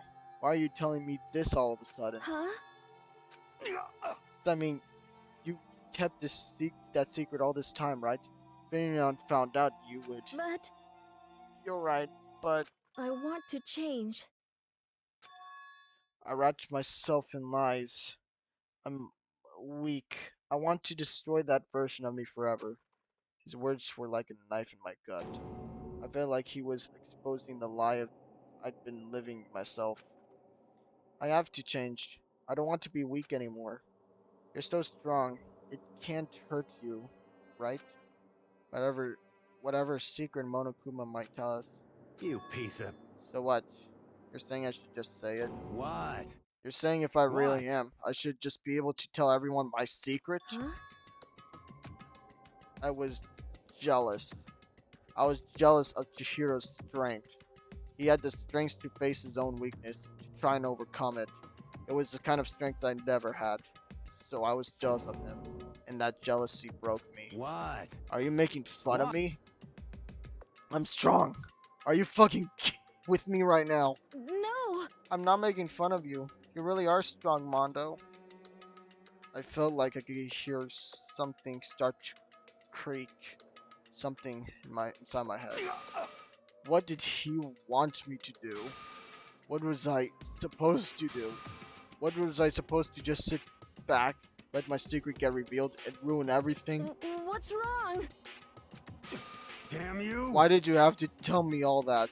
Are you trying to rub my failure in my face? I just wanted to. No, I just really admired you. Oh my god, poor Chihiro. Mondo.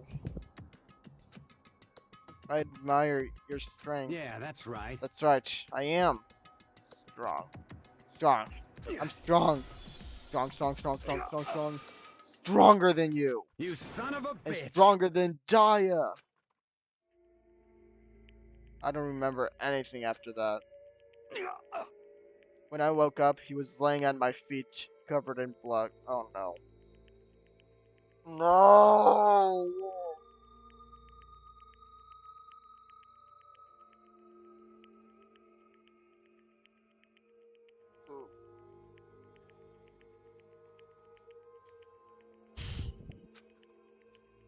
I had the dumbbell in my hand, and I was just staring at him, down on the ground. Hey! I killed him. I killed Chihiro. Even after all this time, I'm still just as weak as I've always been. And thanks to that, I did something I can never take back. Mondo. He was normally so aggressive, so angry. He hid that weak side away from everyone. That was his secret.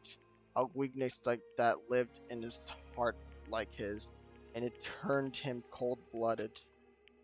God damn it. Look at him. You see? You're all just like him. For a secret from a past, for a memory. For that, he killed another living human in cold blood. He couldn't cut free of his regrets from the outside world. He doesn't know what true strength is. Do you see hope anywhere in there? 'Cause I sure don't. You bastard. Just shut up, you son of a bitch. Go ahead. Say that again. I dare you. Yep. Okay. I'll say it as many times as I want. Is what I want to say, but unfortunately I can't do that right now. Because the time for punishing is fast approaching. Punishing? It can't be. You mean execution? Well now. That's what I promised you, right? The blackened that disturbs the peace will be punished. Ridiculous. Hold on. Now then, Now I then. prepared a Oh, very never mind. special punishment. For Mondo Owada, the ultimate biker gang leader. No! Wait! Let's give it everything we've got. It's punishment time. I said, wait! Sorry, man. I couldn't keep the promise we made. From one man to another. Damn. Bro. Mondo has been found guilty. Time for the punishment. Dude, I just can't believe it. Mondo was like a bro to me.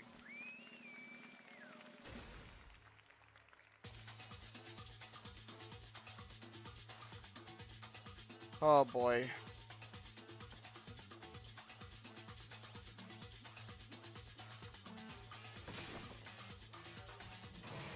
Well, I'll see you at the other side, Mondo. You've always been a great bro. No, the best bro.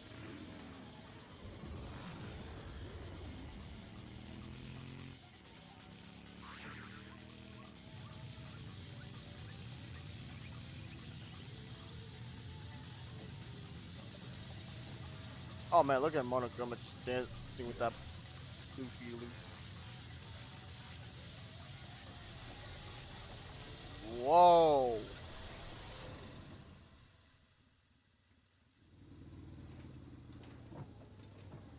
Andy's already tired. What? He's not even in the bike? What? What happened to him?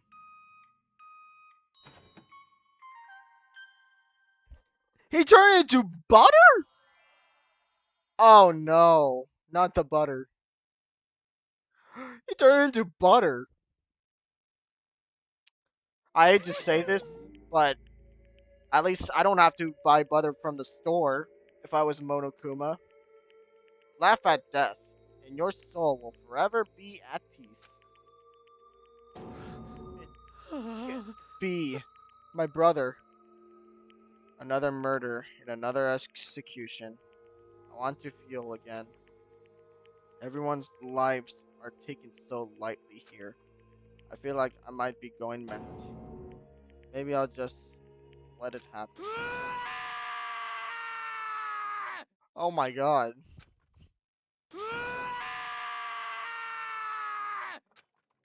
As Taga's sad screams invaded our skulls, we were forced to realize once again. But of course, he had to.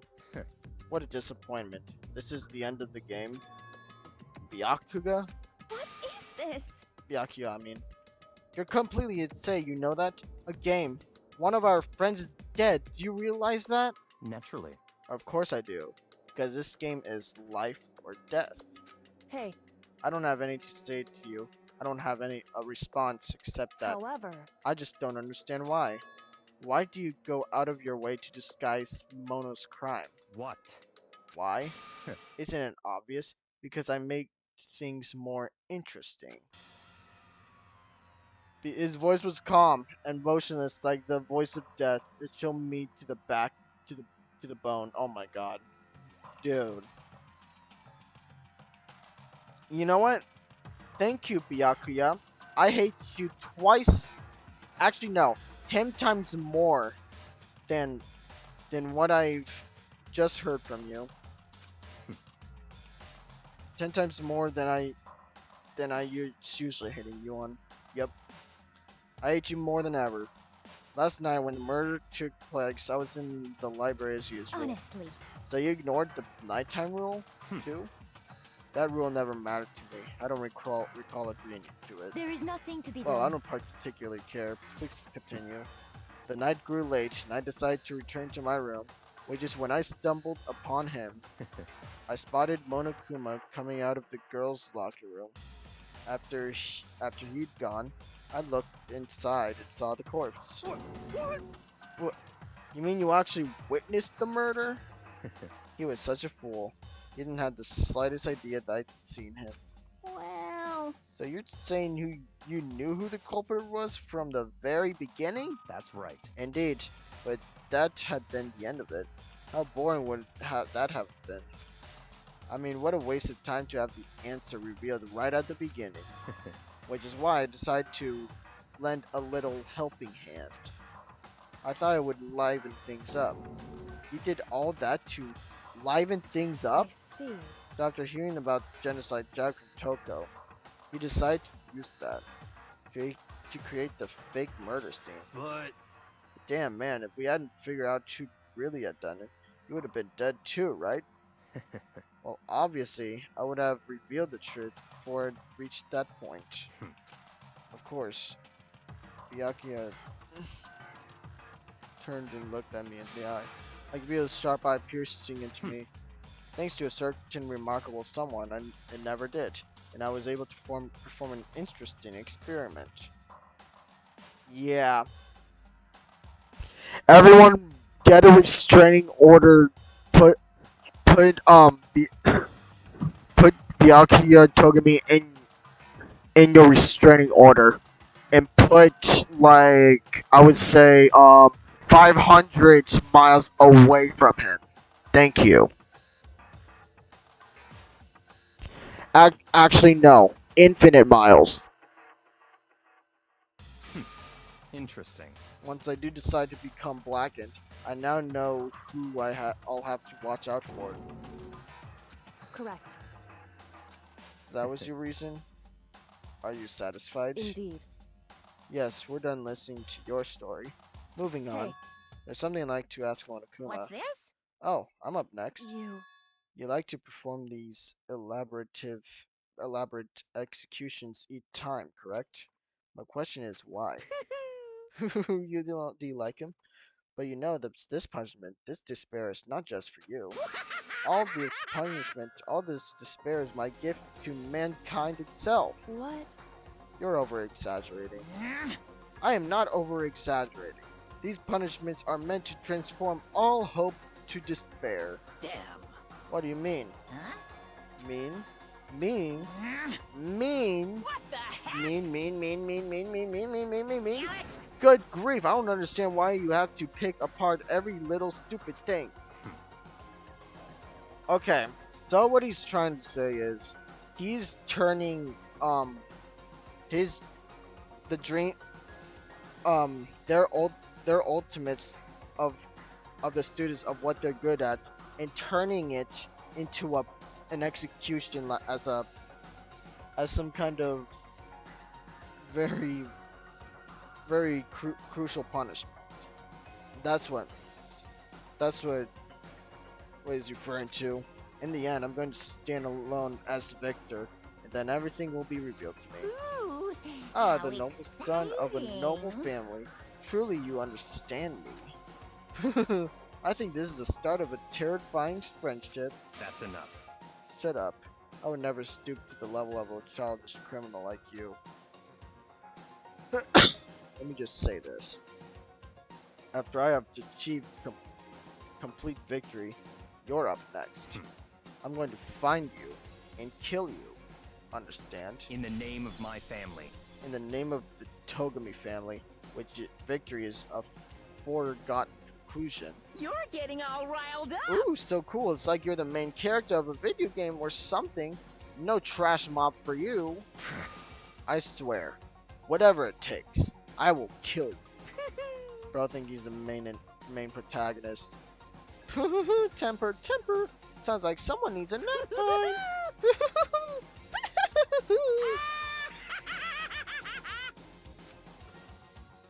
Oh boy.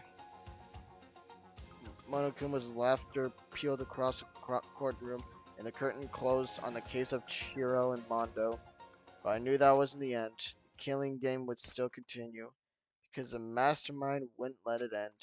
For those of us who were still alive, our worst fear and despair kept on multiplying. It was the kind of despair that felt like a blind puppy in hell had more of a future than us. All of our courage, our effort, our friendship, it felt like it amounted to nothing at all. It was the worst kind of despair.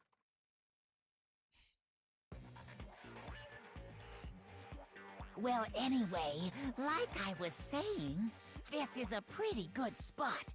Yeah, Who's a that? really good spot. Anyway, isn't it amazing how that girl went and killed someone before things even had a chance to get boring? Once things really get moving, it'll be like a roller coaster. There won't be any stopping it. Fear and despair charge forward at a speed nothing can hope to match. But I must admit, I'm disappointed. I went to all the pain and effort of making you part of the group, and you couldn't play your part. You do remember you were supposed to make the first move, right? Well, no biggie. Nothing we can do about it now, so just do your best to make things more exciting from now on, okay? After all, that's what everyone wants to see. There's one thing I'd like to As ask long you. as you don't want to know my measurements, fire away! Who is it? The 16th high school student, I mean. Ooh, my, you really took me by surprise there. I know I said you could ask anything, but super denied, ultra denied, demonic denied, because you see, that's my ace in the hole. And nobody be dumb enough to reveal that, right? No matter how close they were to their friends.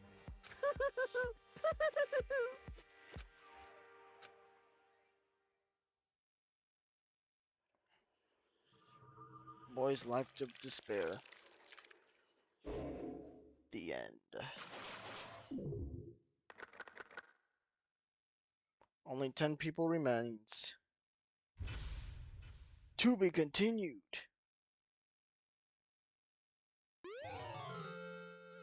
received a crazy diamond present. Oh man.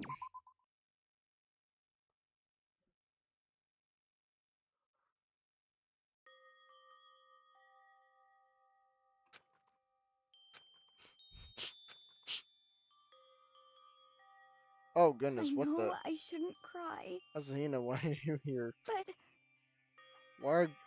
Why are our camera prop turned to you? I've had enough. I can't take it anymore. Getting out of here anytime soon. It's impossible. I can't let myself think about how much I want to get out of here. If I keep thinking like that, I might decide to.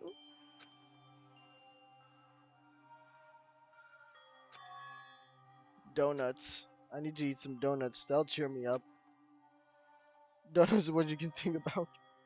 Glazed donuts, twisty donuts, jelly donuts, cream-filled donuts, donut holes. Hey yo, malasadas. Okay. Oh god of donuts, I'm praying for a wonderful encounter.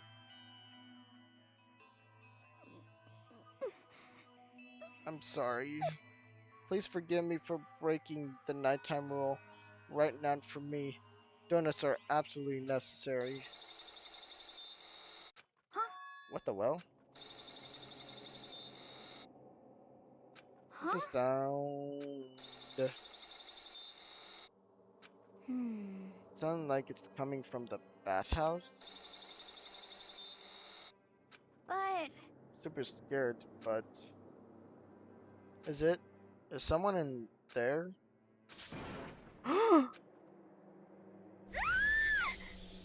Whoa! Chihiro, a next generation legend, stand tall, galactic hero. What? The morning after the conclusion of the second class trial, everyone met up in the dining hall just like always, and I expected to start like any other day. That's what I expected, but day's count kinda sucks, huh? Token and Byakuya still refused to show up. And I haven't seen Miss Asahina anywhere. She said her stomach was hurting, so she's taking it easy in her room for today. oh, That is rather unusual for her. Normally, she's still full of energy. Which is exactly what makes me worry. So then, So it's just a sign of us. Looks that way. How about that? It's time like this where the committee chairman needs to get things going with a bang. Impossible. Or not. Oh no. Saga hasn't said a word since everything that happened yesterday. One look at his face showed he hasn't slept a wink last night. Must be because of Mondo. The two of them became so close, and then he finds out Mondo killed Chihiro, and then having to watch Mondo get punished, and nothing he could do about it. I can't even imagine what it must have done to him. They could have been best friends, man. So I mean, what's gonna happen now? We haven't found any way out, and we have no idea if help ever gonna come. I'm all depressed just thinking about it. We simply have to make things the best of things. Do our best to get along and live here together in peace. Forget all about the outside world and accept this new life. That is the only hope we have right now. What? To live here forever? Well, Here we have every convenience. We have food, clothes, where every need is seen to. Why are you dissatisfied? In fact, let me ask you this. What is it about the outside world that you long for? Is that okay? Competition, discrimination, victimization, and violence. As society grows, so does its perversion. In which case, is our current situation not? Demon, angel, pretty pudgy princess? Huh? Here we go. Maggie, the drill shop owner, the buddy-eared Amazon, cat girl, dog boy, Robo Justice, the Galactic King, And what I mean is, there's no 2D here. There is nothing to be The done. mastermind puts such base desire to their advantage, bending you to their will. You know? Okay, well anyway, since Taka's like catatonic, as the oldest one here, I'm officially stepping up to take the lead. So, we're all gonna work together and spend the rest of the day searching this school. Searching? I'm right, right? Well, I mean, since the class cover trial is over, Perhaps. there should be new places for us to investigate. Yeah, that's the ticket. Maybe we'll find some kind of clue this time. Well then. Then once we're done eating, let's split up and begin looking around. Do you have any problem with that, Celeste? There may well be a discovery waiting for us, which may further enrich our life here. Oh no. Point is to look for clues. And just as we were starting to come together, oh my god, excuse me. Just as we were starting to come together, she barged in and ruined the conversation. You called for me and so I appeared. Oh no. Genocide. What? Ah! Nobody called for you. What the? How come it's Genocide Jill and not Toko? Yes! God, this place is just amazing! Finally, a place I can just be my murderous self. Which is why I decided to stop holding back and spread my wings. No more hiding in the cave for me! But, I have another battle to fight. The whole killer with a split personality thing is so overdone. I gotta destroy that stereotype. You SOB! I'll fight all day and all night to murder those totally slanderous glitches. But you are a killer with a split personality. If she weren't here, my chances of survival would go up at least 10%. Come on, you gotta back me up here. Even the biggest stars need the little people to hold them up. Oh dear. Well, whatever else we do today, first we should eat. We can't do anything on an empty stomach. You're right. Let's hurry up and eat so we can start our investigation.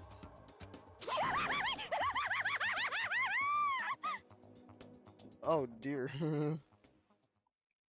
So we were forced to eat breakfast with a murderer, and after our much needed but very annoying meal, we set to work looking around the school.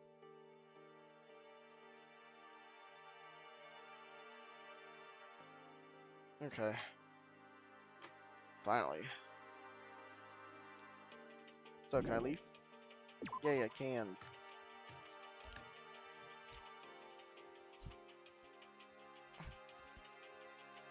We should find oh yeah, Sahina.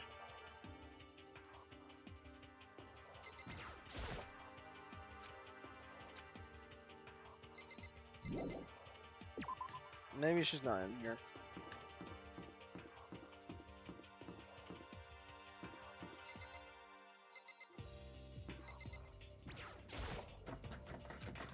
Oh, which budge must be locked.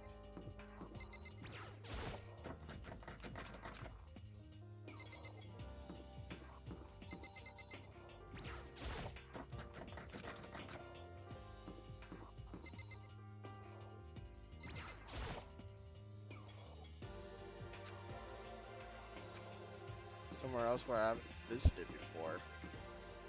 Like what? Oh, whoops. I keep pressing the team button. My bad. Okay.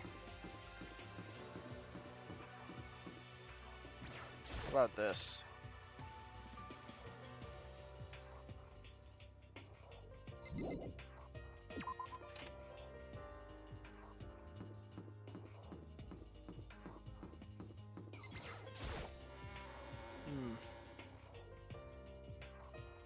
Oh, wait, someone followed her up. Let me look. Let me read it. Ooh, Toxic Truffle Boost you. Thank you for the follow.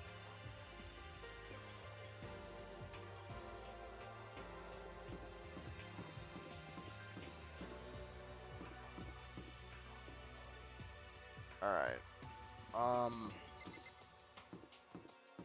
Is hospital? Oh, it's open. What do you know? Ah, it's open. So I guess now we can get in here too. The hospital. Yay. Well, it's an ordinary hospital. It's like a clinic. Even now, the mastermind's probably on the other side.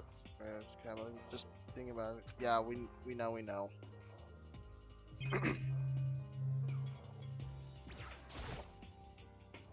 So much trash cans. Nothing inside, so I don't really need to spend any more time to think about it. Refrigerators.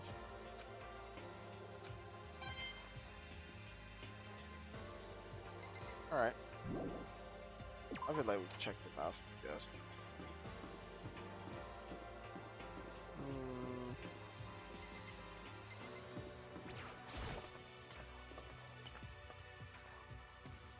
Oh.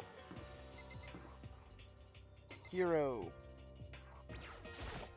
Could it be? Nothing's changed on this floor. The only difference is the gate blocking the stairs leading up to the 3rd floor is gone. Guess that's where they want us to head next. I wonder what kind of creative stuff is up there. Wait. Floor 3rd? 3? Oh, what do you know? Pathway's open. Nice. 3rd floor of Hope's Peak Academy. I wonder what we're gonna find this time. Dude, it's like one of those games like where in Persona, if you defeat like in Persona 3 Reload, actually, when you beat a boss fight, a new path is open for you. It's up here. There's a recording room. Oh, this is a game room. So this is Let's see. a recreation room, a place for students to come and relax. I never would imagine a school having a place like this. Well, no normal school would. It has Othello. Am I saying it right? Ortheo? I don't know. Shogi, even a dartboard and a pool table. Look at this. They have even provided us with a remarkable number of magazines. Isn't it wonderful? Those will certainly be helpful in keeping our boredom at bay. Listen up! Whoa there. Ring, ring, ring. Hello there. Allow me to expound. We got fashion, motorcycles, martial arts, video games, baseball, science, and all kinds of magazines. But nothing dirty. This is a school after all. If you need a quick fix, check out the Swimsuit Max. So then... Will you be adding to our collection as new issues come out? Too bad! Sorry, no can do. Even if I wanted to right now, magazines are kinda what? Watch out! Oops! Nothing, never mind, no. Anyway, that's it for my expoundation, bye-bye. Oh dear. What he just said. I know, right? It bothers me too. Most unfortunate. Life here would be that much nicer if you could add some new issues once in a while. How disappointing. Really?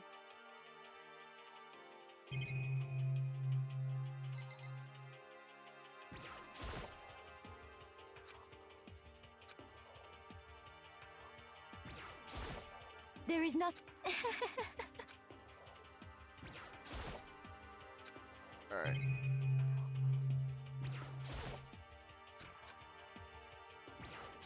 Ooh. Dirt.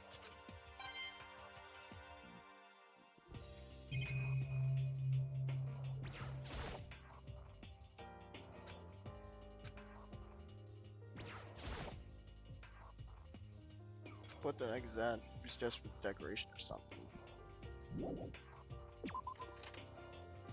Yeah, let's leave that area.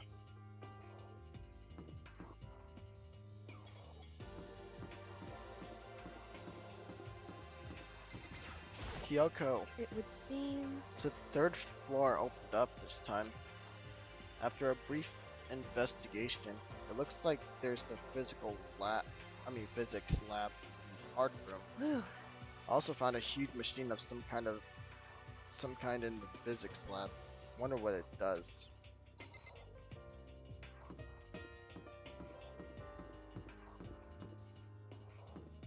Ooh, that is interesting. What's in here? Whoa, that's physics.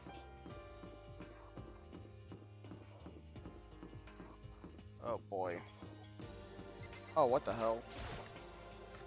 Oh god, I don't like when it's dark like that. Oh, this is the art room? At first glance, this looks like any normal art room, but something about it seems off. Multiple somethings.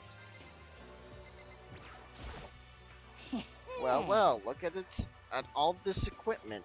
It certainly scratches that artistic itch of mine. Art supplies, of course, but they also collected all kinds of sculpting tools. So Ifumi, do you like sculptures and figurines and stuff? Yes, indeed. Well, normally, I limit myself to 2D, but figurines are like borderline 2D, so it's okay. I don't know how that's borderline, but okay. I'm a fan of Rainbow, Pumpkinhead, and I especially admire anything that Saburo Ronpongi makes. Karambo's ability to express the moment of muscles is exquisite, as seen in his Mama Cat series. Pumpkinhead is like a little sculptor fairy, representing the century's greatest quality. Saburo Ronpongi blah blah blah, meanwhile, is known for his Mecha Musume series. I don't know how you spell that, Musume or Musu, which led to a worldwide tour. Truly, they can only be regarded as the Elite Four, but one of you elite is missing. You know nothing. Well, the Elite Three, that just sounds so stupid, now does it? Yes, indeed. Besides, that empty seat rightfully belongs to me. Today begins my reign as legendary ruler of the next century. I say, well, good luck with that. Bro, I swear, Ifumi is just such a nerd. Literal 2D nerd.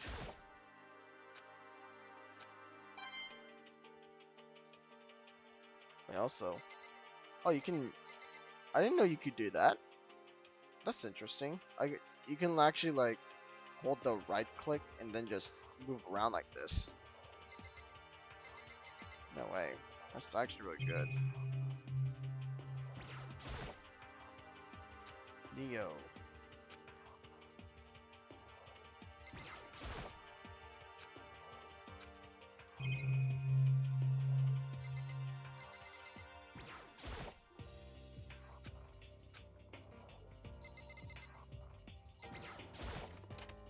Oh, it's in there.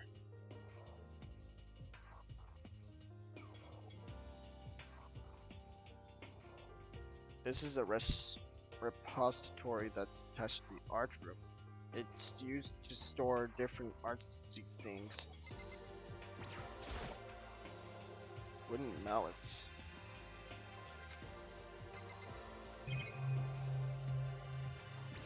Huh? A picture? There's something on the floor. Looks like a picture. As I stretched out my hand to pick it up, almost as if on its own, my hand froze. Huh? Wait, what? Why does it have Mondo, Leon, and Chihiro on that picture? What? What I saw in that picture was Chihiro, Leon, Mondo, and they were smiling. What is this? Questions started racing through my head, one after the other. Why is it only these three people? What are they doing together?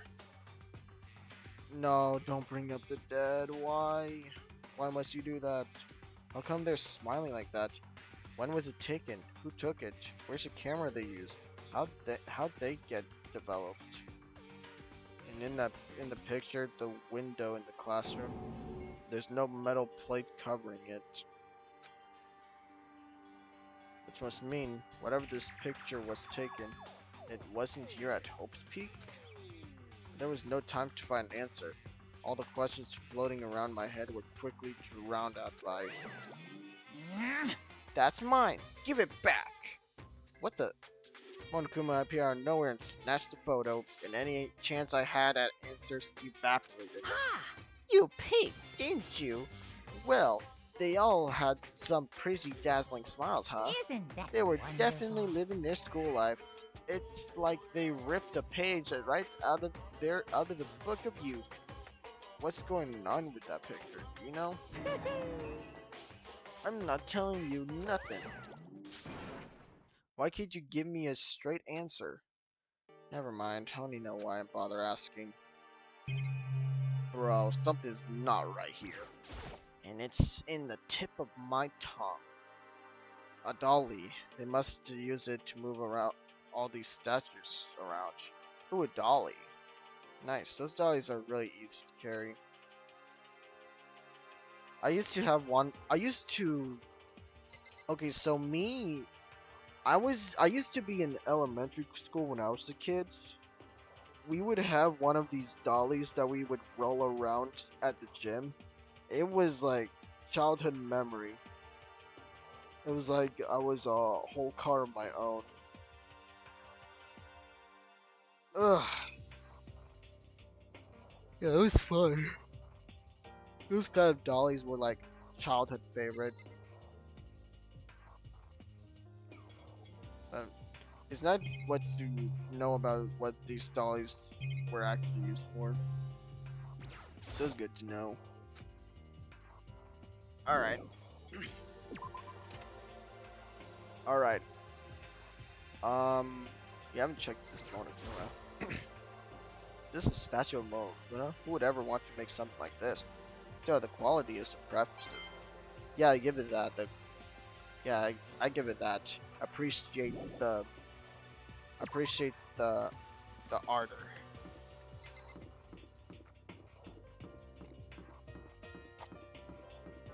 Last but not least, we need to check on physics.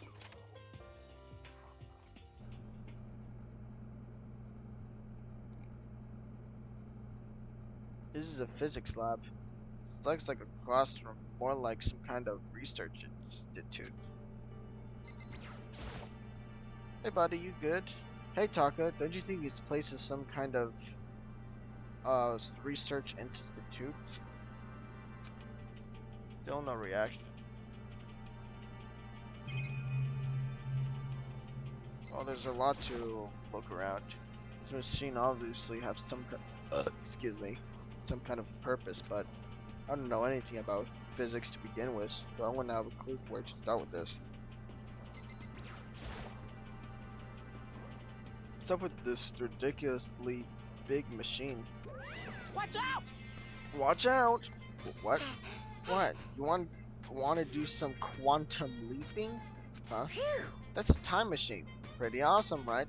It was designed by a student right here at Hope's Peak. The ultimate physicist. Also, although they don't go here anymore. They died during the tragedy. A time machine? Seriously? So it can go back in time? Okay then, let me get in there. If I can go to the past it, I can. This time I'll stop Bio for sure. Oh, sorry, not possible. This particular time machine can only go back 1 minute. It comes in handy when you like leave your pizza, bagels in the microwave 1 minute too long. 1 minute. What? You sound disappointing. But actually, I was lying about the whole thing anyway. There's no such thing as time machines. What? Hey, Honestly, it's just an air purifier. Oh, that makes sense. In other words, It can produce clean air no matter where you're at. With that thing, you could even live on Mars.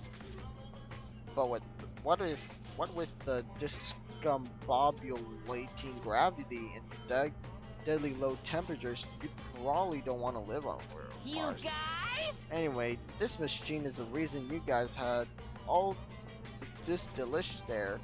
So don't messing with it or break it, and it's your butt.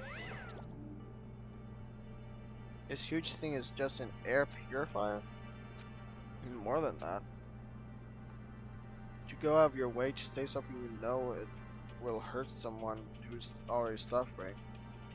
God damn you. Goddamn Monokuma indeed. Although, I'm pretty sure I've taken a like to them. They must be full of surprises. They must use these for physics experiments and stuff. These materials, pulleys, steel plates, magnets, and all kinds of stuff I don't even recognize.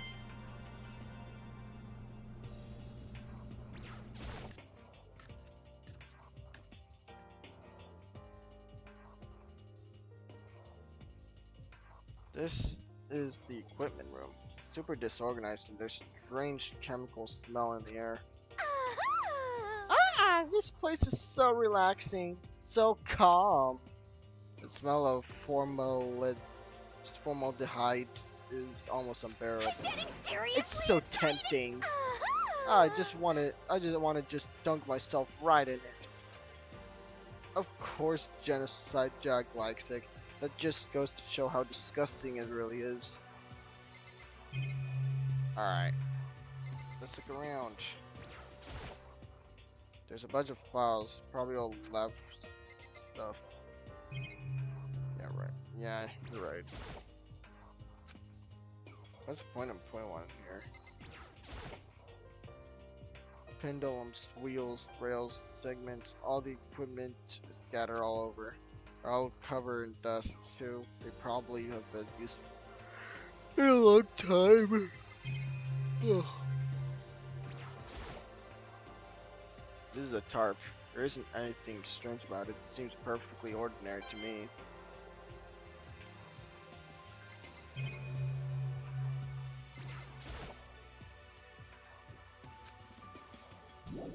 Alright, we finished searching.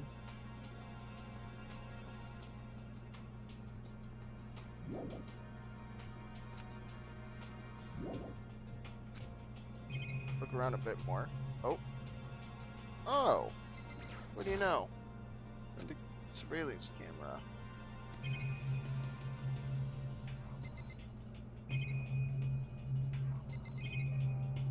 I think that should be enough. You can look around a bit more. Where else? Where else do you want to look?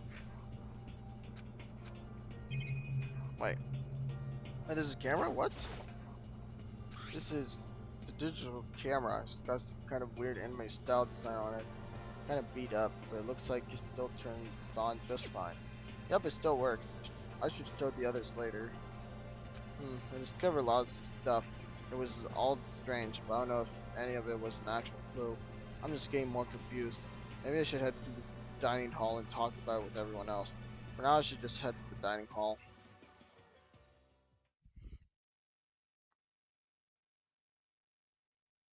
When I got back to the dining hall, the first thing I noticed was Hina. I tried to talk to her, but my voice was immediately drowned out by the others as they rushed into the dining hall. Hina.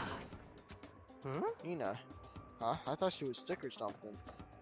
Everyone rushed past me and crowded around Hina. Being surrounded by everyone like that, Hina looked really uncomfortable. Hina. Are you feeling better already? Yeah, I ate a few donuts and that really helped a lot.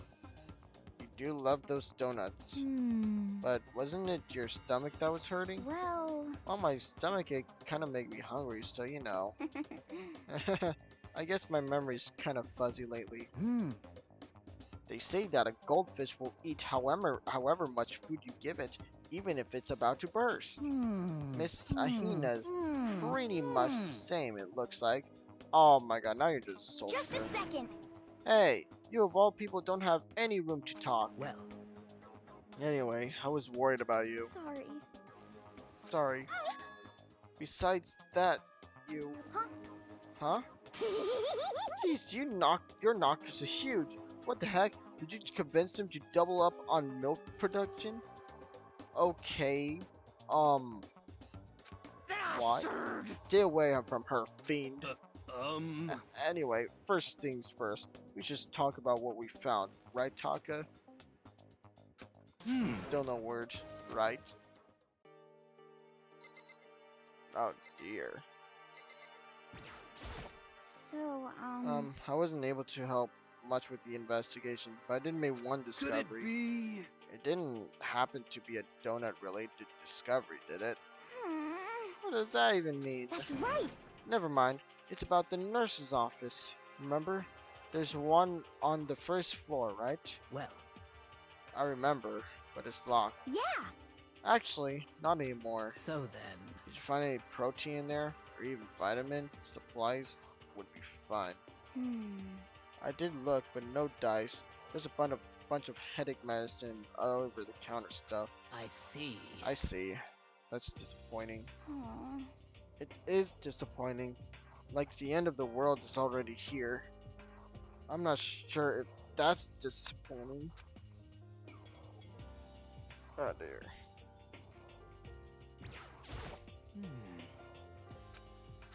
It's no use. Oh, I just remembered. I saw Byakuya a little while ago. What? Where? Where was he at? Where was he? You're kind of scaring me. Where was he? He was in the locker room. He had a huge stack of books he must have got from the library. No, no, no, no! So that's where he was hiding. I won't let him get away from me. Oh my god. She just freaks me the hell out. She just ran off. Is she okay? Probably not. We should not concern ourselves with her. Okay. There is one piece of good news. There just so happens to be a rec room up on the 3rd floor. I have no doubt that our student life here will be even more enjoyable because of it. Will someone join me in a game of Othello sometime?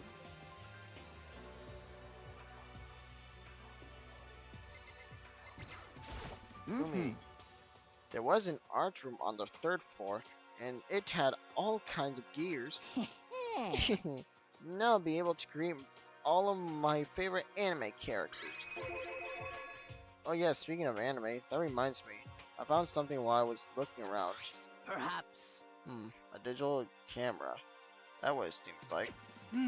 Does it still work? Yeah, it seems fine. You know? Well then, let's see. What the heck? The hell? This thing is like a kid's toy. Probably does look like one. This looks like it stored like 5 pictures. Maybe it doesn't have a timer or anything. Well, On top of that, its appearance seemed questionable.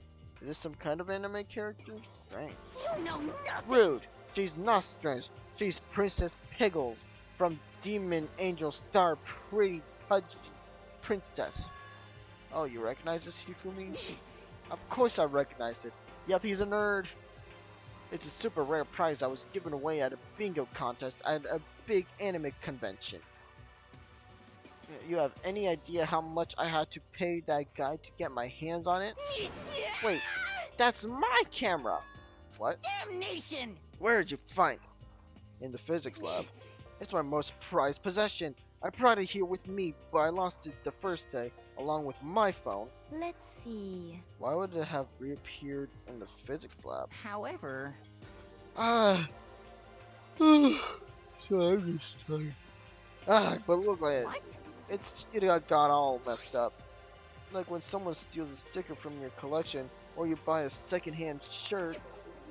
Well, that is. Huh? That's it? It's not mint condition. I don't need it anymore. But weren't you just saying how much it meant to you? Then maybe I have it. I might be able to find some sort of use to it. If any of you would like to borrow it, please feel free to ask. Well, I can't really imagine any of us are gonna need to take any pictures or whatever. Yeah, true. You like to Correct. Kyoko? It was rather macro-physical. In the middle of the room there was a machine bigger than anything I've ever seen before. Oh yeah, apparently it's an air purifier. Wait, huh? What's something like that doing here? Is that device really that big? I really don't get it.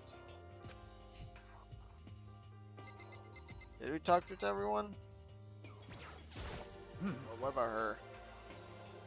I searched the entire third floor, but all the windows in the halls and rooms were blocked off. I wish they'd give us a rest or if we're serious. Give me a break, boost, guys. Just forget about Impossible. it. Make it sound like I dropped a nickel or something. Just be sure. I went from one end to the other, testing each metal plate. None of the budge. So in the end, it would seem escape via this third floor is as impossible as we feared. I see. Okay, I heard what everyone else has to say. Now it's my turn. Hey, can I tell you guys something? I found something that's kind of been bothering me. What? What is it? Found this weird picture in the repository. Apparently Mona Koopa took it. A weird picture? You mean like dirty? No, not that kind of weird. It was a picture of Leon, Mondo, and Chihiro all together. Why? Those three? And the three of them were laughing? Oh, It showed the three of them together laughing? When could it have been taken? And there's more. In the picture, there weren't any metal sheets covering the window. well then. Then the picture wasn't taken here. Let's see. I don't recall hearing anything about them knowing each other before coming to the school. well, Probably just imagined it. Monokuma cast a spell on you. No, I saw it, I'm telling you. But if it wasn't taken before we got here or after we got here, How about that? I bet they're all still alive. They left the school and then took that picture. Is that right? That's impossible, after all. We saw it with our own eyes. They're all dead. Either murdered or executed. And they're not the only ones. Monokuma killed Junko, and then there's Sayaka. That wasn't an illusion. It was real, I'm sure of it. They all died. There's no way any of them are still alive. So we have to figure out when that picture was taken. Monokuma most likely forged it. I can't imagine any other possibility. Forged? Is that all there is to it? Stay focused, man. Don't let Monokuma's bullcrap sidetrack you. He's right, but more importantly, on another topic, there is something that has been bothering me. I would like to discuss that.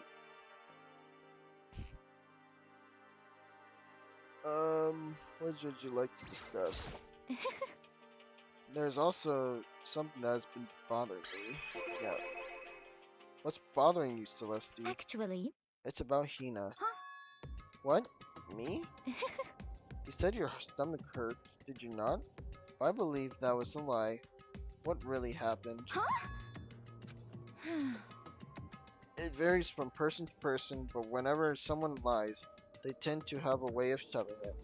It's called a tell, something that you can't hide, no matter how hard you try. Is that okay? Whenever Hina lies, the tip of her nose gets just a little bit longer. What? For real? Actually, no. Huh? Oh.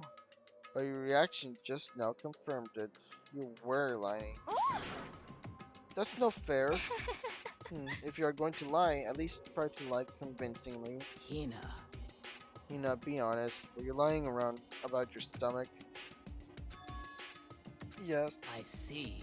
Why? Why would you lie about that? That's it. I'm Are you sure feeling of it. guilty about something? Just a second. No, that's not it at all. But It's just, I mean, I have a reason for it. A reason?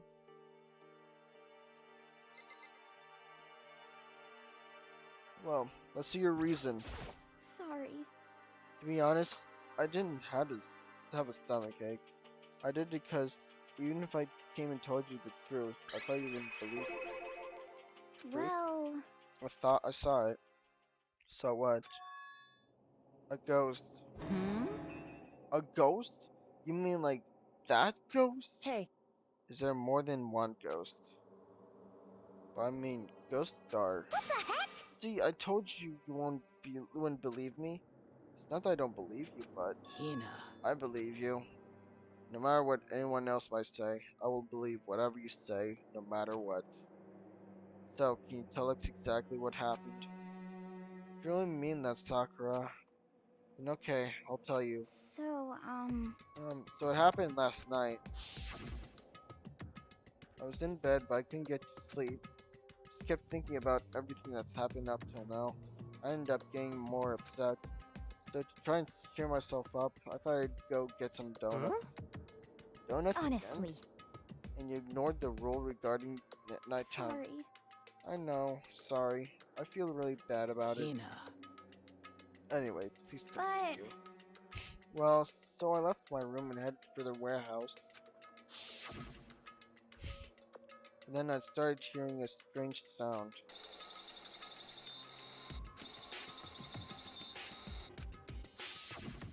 well, It was coming from the direction of the bathhouse, so I headed that way. The locker was halfway open, so I took a look inside. And I saw a human shape surrounded by a pale green light. There was no doubt who it was. It was Chihiro. Say what? Yeah? Oh, No way. A ghost! honestly. It is simply not possible. You must be mistaken. Just as in most cases of paranormal activity, it was born from your weakened mental state. Well then. Now we have to do is go see for ourselves, right? Just go to the bathhouse and see what Tina saw. It's a waste of time, maybe. There's no harm in it, right? We don't find anything, that'll be the end of it. What? You're gonna go and try and see a ghost? Is that really a good idea? I might put a curse on you. What the heck? You might put a curse on you. You can wait here if you want. Please. I don't want to be alone. Take me with you. Hey. What are you going to do, Celeste? There is nothing to be I done. suppose I have no choice. How about you, Mr. Ishimaru? Are you gonna wait here? Oh. I guess that's a yes.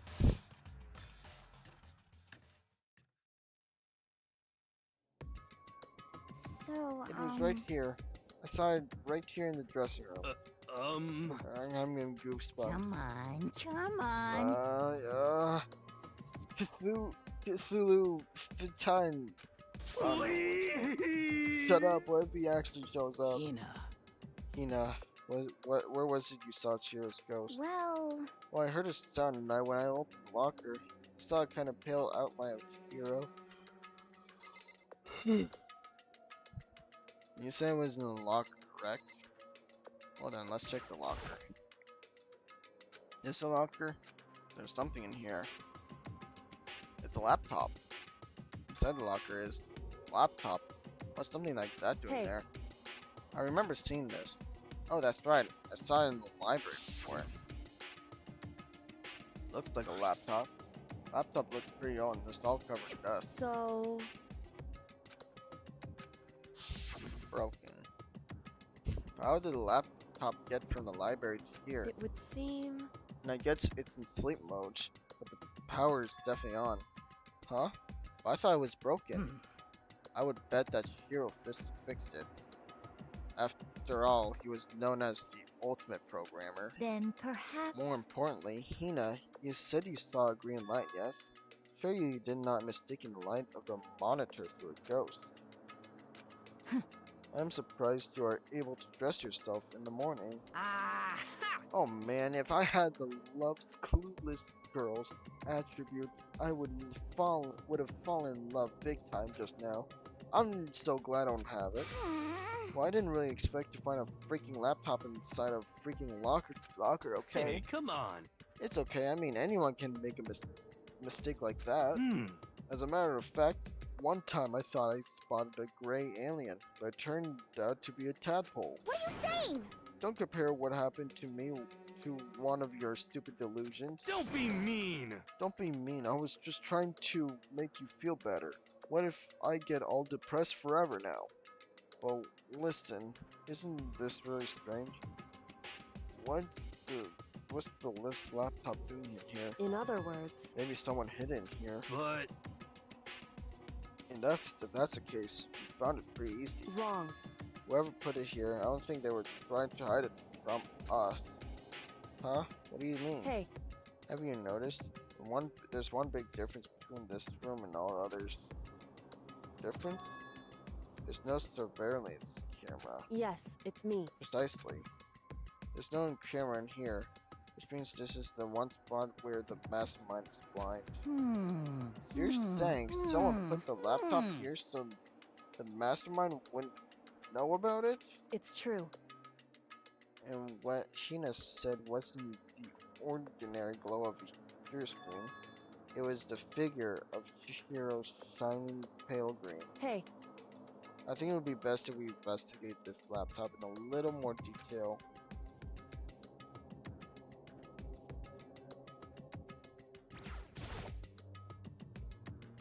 Just like Yoko said, the display is non, but the laptop only has power. So then... So first of all, we have to wake it up. Right. Go ahead and random buttons on the keyboard. And the display begins to glow a pale green. Oh! Chihiro! Chihiro background. There are a bunch of different icons on the desk. Hey! There! The icon on the far left. What is it? Says alter ego. Alter ego literally means another self, I believe. In the field of artificial intelligence, it is non-common to create different aspects of a personality. You can consider it something like a pen name. Makoto. Could you let me see him, Makoto? That Kyoko moved between me and the computer. She moved the cursor over the alter ego icon. When she double-clicked it, the screen suddenly went dark. Then a voice spoke to us. You really came! Oh, Master, you're here. Oh my goodness. Chihiro's... Oh my goodness. Chihiro's face appeared, taking up the entire display. Oh no! It's a ghost! Buddha and sweet baby Jesus save me. Calm down. Calm down, it's not a ghost. What? Huh? Then what is it? Anyway... I'm sure if we just talk to it, we'll find out. Yoko began to type, hands flared across the keyboard. What are you? Then... Hello, nice to meet you. I'm Chihiro Fujisaki. I always get so embarrassed introducing myself. That voice, tone and everything. It's Chihiro. I knew it. Alter ego. I've heard about this kind of AI program, but I've never seen one for myself. AI That's program. right. That's how Chihiro earned his title of Ultimate Programmer. The AI lives in a computer, and by repeating different tasks, it gains knowledge and grows bit by bit. Apparently, Chihiro used a support vector machine reinforcement to learning to develop it. Eventually, he came up with a breakthrough in artificial intelligence design. Support vector machine reinforcement learning. It's true. Put simply, it's a learning method for computers. If you want to know more, That's it. just I'm Google sure it, of it. okay? In other words... But if this AI continues to grow, it will become more than just a piece of software to help people. Some say that AI like this might someday replace people. Oh my god.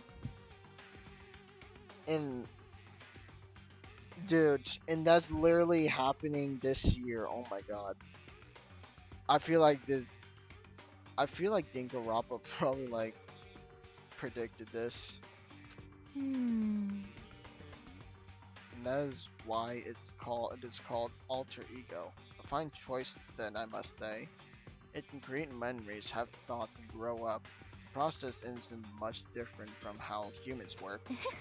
If you were to raise your own AI that way, it would make perfect sense to refer to it as your alter ego. I see. It's like a perfect personality that can never forget or grow old. That's what Chihiro created. That's alter ego. Kyoko, how do you know so much about this? Are you okay with this? Anyway, so he fixed the broken laptop, put his own program up there. That is what this means, yes? Then he brought the machine to his dressing room, where the mastermind would not be able to see it. But you know, All this about Master whatnot, yes, yes. I believe I'm on fire. Huh? I thought you were only into 2D. This is the most excellent 2D possible. Huh?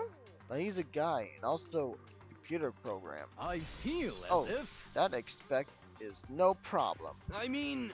That expect? Anyway, Yes, femboys for life! Anyway, let's talk to him a little more. Kyoko typed away rhythmically. How much do you know about what's going on? Master only gave me a general idea, but I do know that things have become very grave. He found himself caught up in this without warning. Kyoko immediately shot out another question. Why are you here? That's right. Are you asking what Master had planned for me? Well, he wanted me to analyze the massive number of files stored on this laptop. I believe the files are regulated to the school, but the protection on them is surprisingly strong. So it's taking me a little longer than I thought. Master. But here's what Master must have been thinking. The fact that the files are protected so tightly means that they must contain something important secret. For example, perhaps the secret of this school. While I was busy struggling to make a sound, Kyoko pushed forward and asked her next question. How much longer until everything's unlocked? That's right. It's gonna be a while. Leave it to me. But I'm definitely gonna do it, so you can just leave it to me. I see. So because of how long it would take, he designed Alter Ego to handle the workload. Smart. It also means that the work remains uninterrupted, even after his death. Once again, Kyoko typed her quickly. Keep it up, but be careful not to let the mastermind notice you. That's right. Don't worry, I've got a secret plan already just in case. Actually, I can see what's going on using my built-in webcam, so if anyone suspicious shows up, I'll just scream for help really loud. It's a pretty basic plan, I have to say. Yes, indeed. That is fine during the day, but nighttime is a concern. Huh? Are Why? you okay with this? Have you forgotten? All our rooms are completely soundproof. Once we close our doors, he can scream as long as he wants, but we won't hear a thing. Okay then, how about once it's night time, we each take turns guarding the dress room. However, There's a good chance the mastermind would notice us all going in and out of the dressing room like that. Then what we can do? Once nighttime comes, I'll leave the door to my room open. Then there's no way I can miss Alter Ego yelling. But if you leave your door open at night, then it's true. there's a chance I may become a victim myself.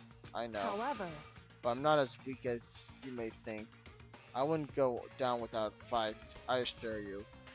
There was an undeniable strength in her voice when she said that. She was totally confident she would be okay. That confidence was somewhat similar to Byakuya's tone, but at the same time different. She's better than Byakuya, to be honest. She's better than him. Yeah, it had an entirely different feel for sure. Like someone who'd been dropped onto a battlefield versus someone who's been born on the battlefield. Felt like that was a fundamental difference. I was put out my thoughts by the voice suddenly emanating from the laptop. So, Would you mind if I ask a few questions? I haven't seen Master for a while.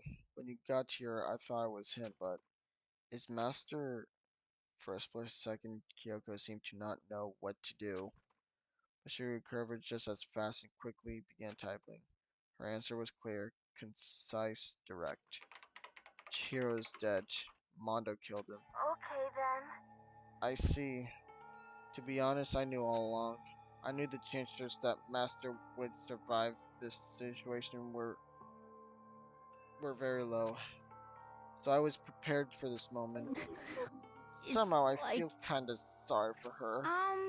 I can't even imagine how it must feel to lose your other self. It is a simple computer program. It does not have feelings. Are you sure about that? Shall we go? Anyway, that's enough for today. If we linger here too long, the mastermind will start to suspect something. And then Kyoko will type one last sentence. I'll come back later. Yes, please do. It's a promise, okay? Bye-bye. The AI seemed totally different from when we first arrived. He seemed upbeat. Was it just because he was following his program, or could he have actually been worried about us? Could it be? What's wrong, You Hero? know? Oh, nothing. I was just wondering if we might be able to get his laptop online. Then we could call for help from the outside. But this is just a dressing room. I don't think you can get online from here. Well? Well, if we take it out of here and find somewhere else that does have online access, that's way too dangerous. The mastermind will find out in no time. Oh yeah, true. Indeed. There's no time for taking needless risks. For now, I'll monitor the progress of the final analysis. I'm confident we'll uncover some kind of clue once it's finished. This feels like a detour more than anything else, but I suppose it can't be helped. Of course. Well, for now, all we can do is wait for Alter Ego to finish his job. You I know? mean, work. Well, work, job, same thing. So, shall we get going? It's true. Indeed. Goodbye. We'll be back. I promise. Come on, Ifumi, let's go. Suppose. Okay. We all left the dressing room. As soon as we were out in the hall, Hina let out a joyful shout. Isn't it awesome? I ended up doing something totally awesome, right? And as if he'd been waiting for his cue. Dun dun dun dun! Hina has gained enough experience to level up. What's the matter? So, what was this awesome something? Monokuma! What the heck? You guys all seem in remarkably good spirits. Did something happen? No, nothing in particular. Oh, keeping secrets, no fair. I demand exclusive interview. Denied. Super denied. What the heck? Yeah, just because you demand something doesn't mean we have to do it. Say what? Do it? You mean like, do it? Huh? Wait, what? What do you mean, do it? This. Ew, gross. You said, do it. Just the worst. What? You said first. We were just talking about going to the bathhouse. We had not had a chance to relax in some time. Huh? But unfortunately, the bathhouse is not divided into men and women sections. So we decided to do rock, paper, scissors to decide which group would go first. Hina won the match for us, and that is why we are all so pleased. Huh? Yeah, that's right. Speaking of which, okay, boys, why don't you head on back to dining hall or something? We're gonna take a nice long bath. Hey, come Oh, on. jeez, what are you gonna do, right? We lost fair and square. Well, ladies, shall we go? Dusty didn't hesitate coming up with the ruse. Her poker face didn't even flinch. So she and the other girls headed back to the dressing room. W Celeste! W! Oh, I think she's my favorite character now. Damnation! Nuts and damn it! We totally lost. Another day without getting to take my very first bath here. Yeah, but tomorrow for sure, you'll definitely get that bath tomorrow. Okay, so should we head back to the dining hall now? Hey! Hold on! Hey! Something strange here. Very strange. Strange? What do you mean? What's strange is the perfect chance for you to sneak a peek. Huh? That's... Without a doubt. You're absolutely right. I thought you were all about the 2D. All of you need to shut up, sit down, and listen to what I have to say. An opportunity like this doesn't come along very often. It's the ideal settings of a man's fantasy. I was forced to ask myself, should I sneak into the bathhouse like Monokuma said, or just go back quietly to... No, I can't do it. I can't treat girls like that. Let's just pack back to the... What? What? But what about your man's fantasy? Monokuma, you have a dirty mind. I'm not sure a real man's fantasy should be about spying on girls and stuff. It should be more about your hopes or your dreams of an adventure or whatever. But anyway, I'm not going to spy on them. This is kind of depressing. I see. I can't even describe my bitter disappointment. That primo fan service could have been yours. We headed back to the dining hall, leaving Monokuma standing there alone. But to be honest, even I was a little reluctant to turn down the offer.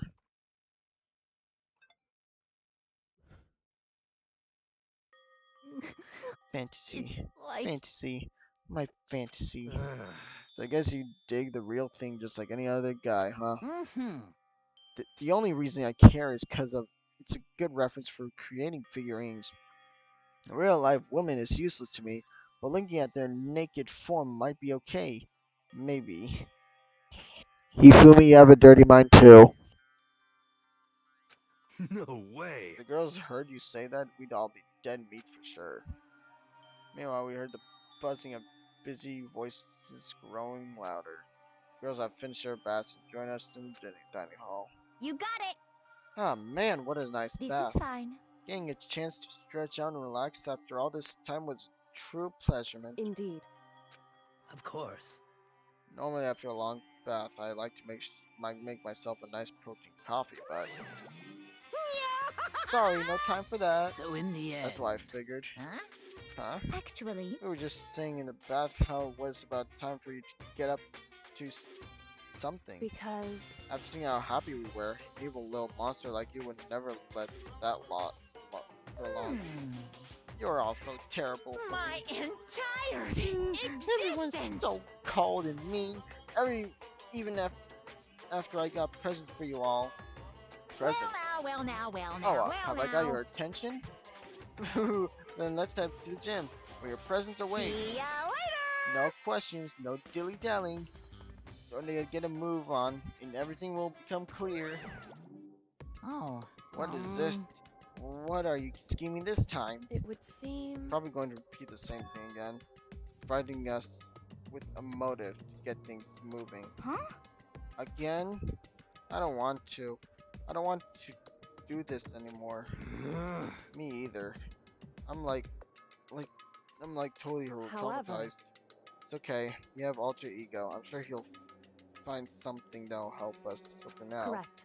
we have to just endure it. Come what may.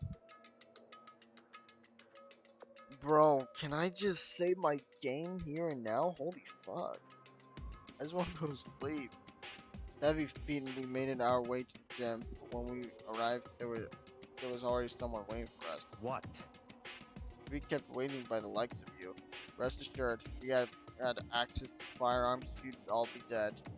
Byakuya, I got here early. Did you forget how to walk?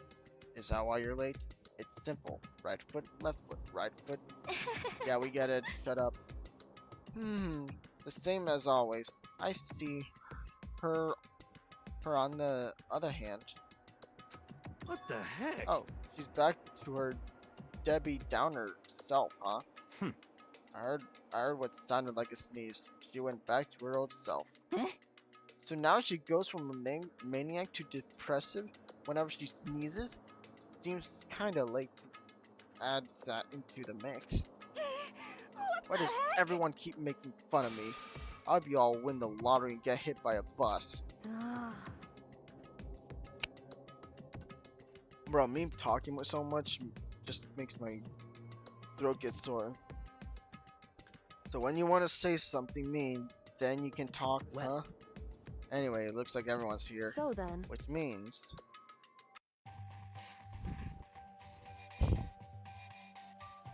Oh boy.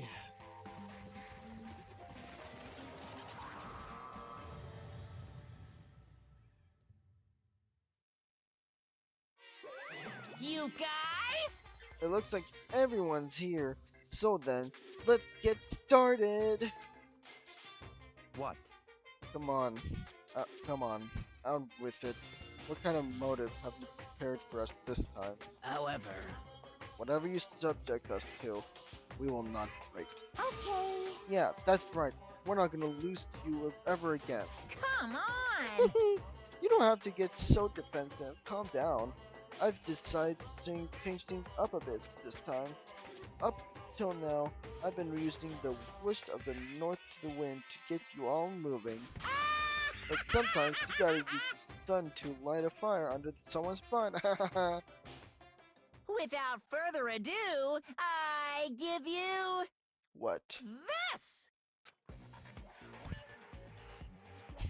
$10 million! I've prepared this graduation present for whichever lucky student makes it out of here alive. What do you think? It's 10 million bucks! 10 million smackaroos! It's like totally wowie, wow, wow, am I right? Oh dear. That's the motive you prepared. Is the $10 million not nearly enough. It's true. When it comes to motives, money certainly is the gold standard, so to speak. Whether it's in a mystery novel or the real world. What are you But saying? you're still... Sorry, I'm yawning way too much. There's no way we kill each other for money. Of course. She's right. You can't simply purchase a person's life. You can say 10 million or however much you want. I don't give a crap. We're serious. Yeah, they're all right. Whether it's 10 million or any other amount of money. No, not even just money. From now on, no matter what you do, we won't kill our friends.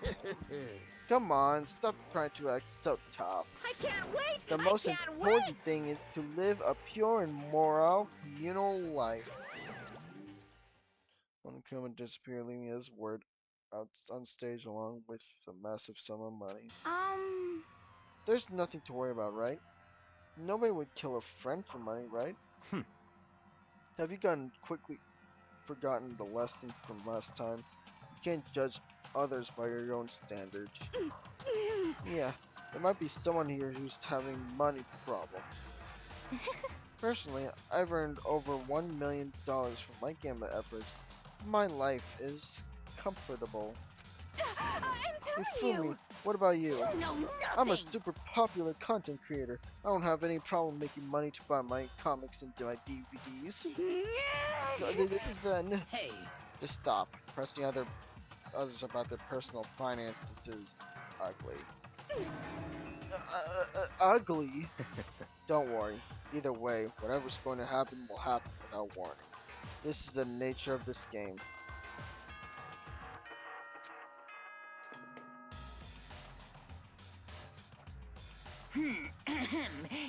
As such, soon the doors to the Yeah, we get dining it. hall. Okay then. Sweet dreams, everyone. Good night. Yeah, good night. See type, don't like the big flags fight. It's that time already. Hey. Before we separate, let me remind you. Starting tonight, I'll be leaving my room door open to make sure nothing happens to alter ego. But just because my door is open, don't assume that will make me an easy target. Because... Or the predator may suddenly find itself to prey. You know? Well, okay.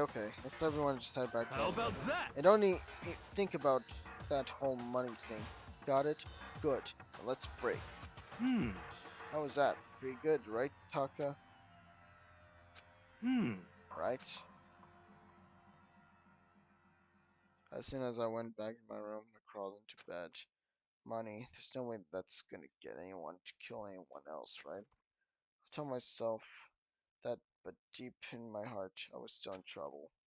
After all, I thought the same thing last time about having our secrets revealed, even if the reason for it seems completely nonsensical. A murder can still happen. That's the lesson we learned. But this time, it's different, I'm sure of it. Because of the program Chihiro left behind, Alter Ego, we finally have some small hope to grasp onto. As long as we have that, then I'm sure.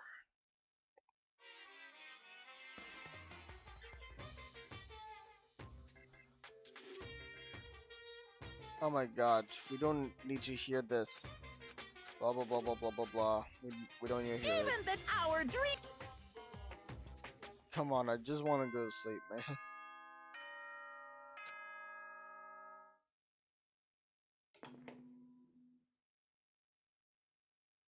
Good morning, everyone. Get ready to greet.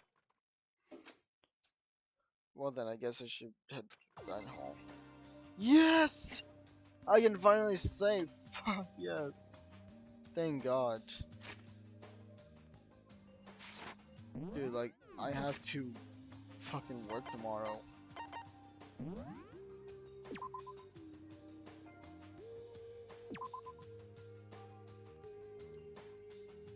Yay.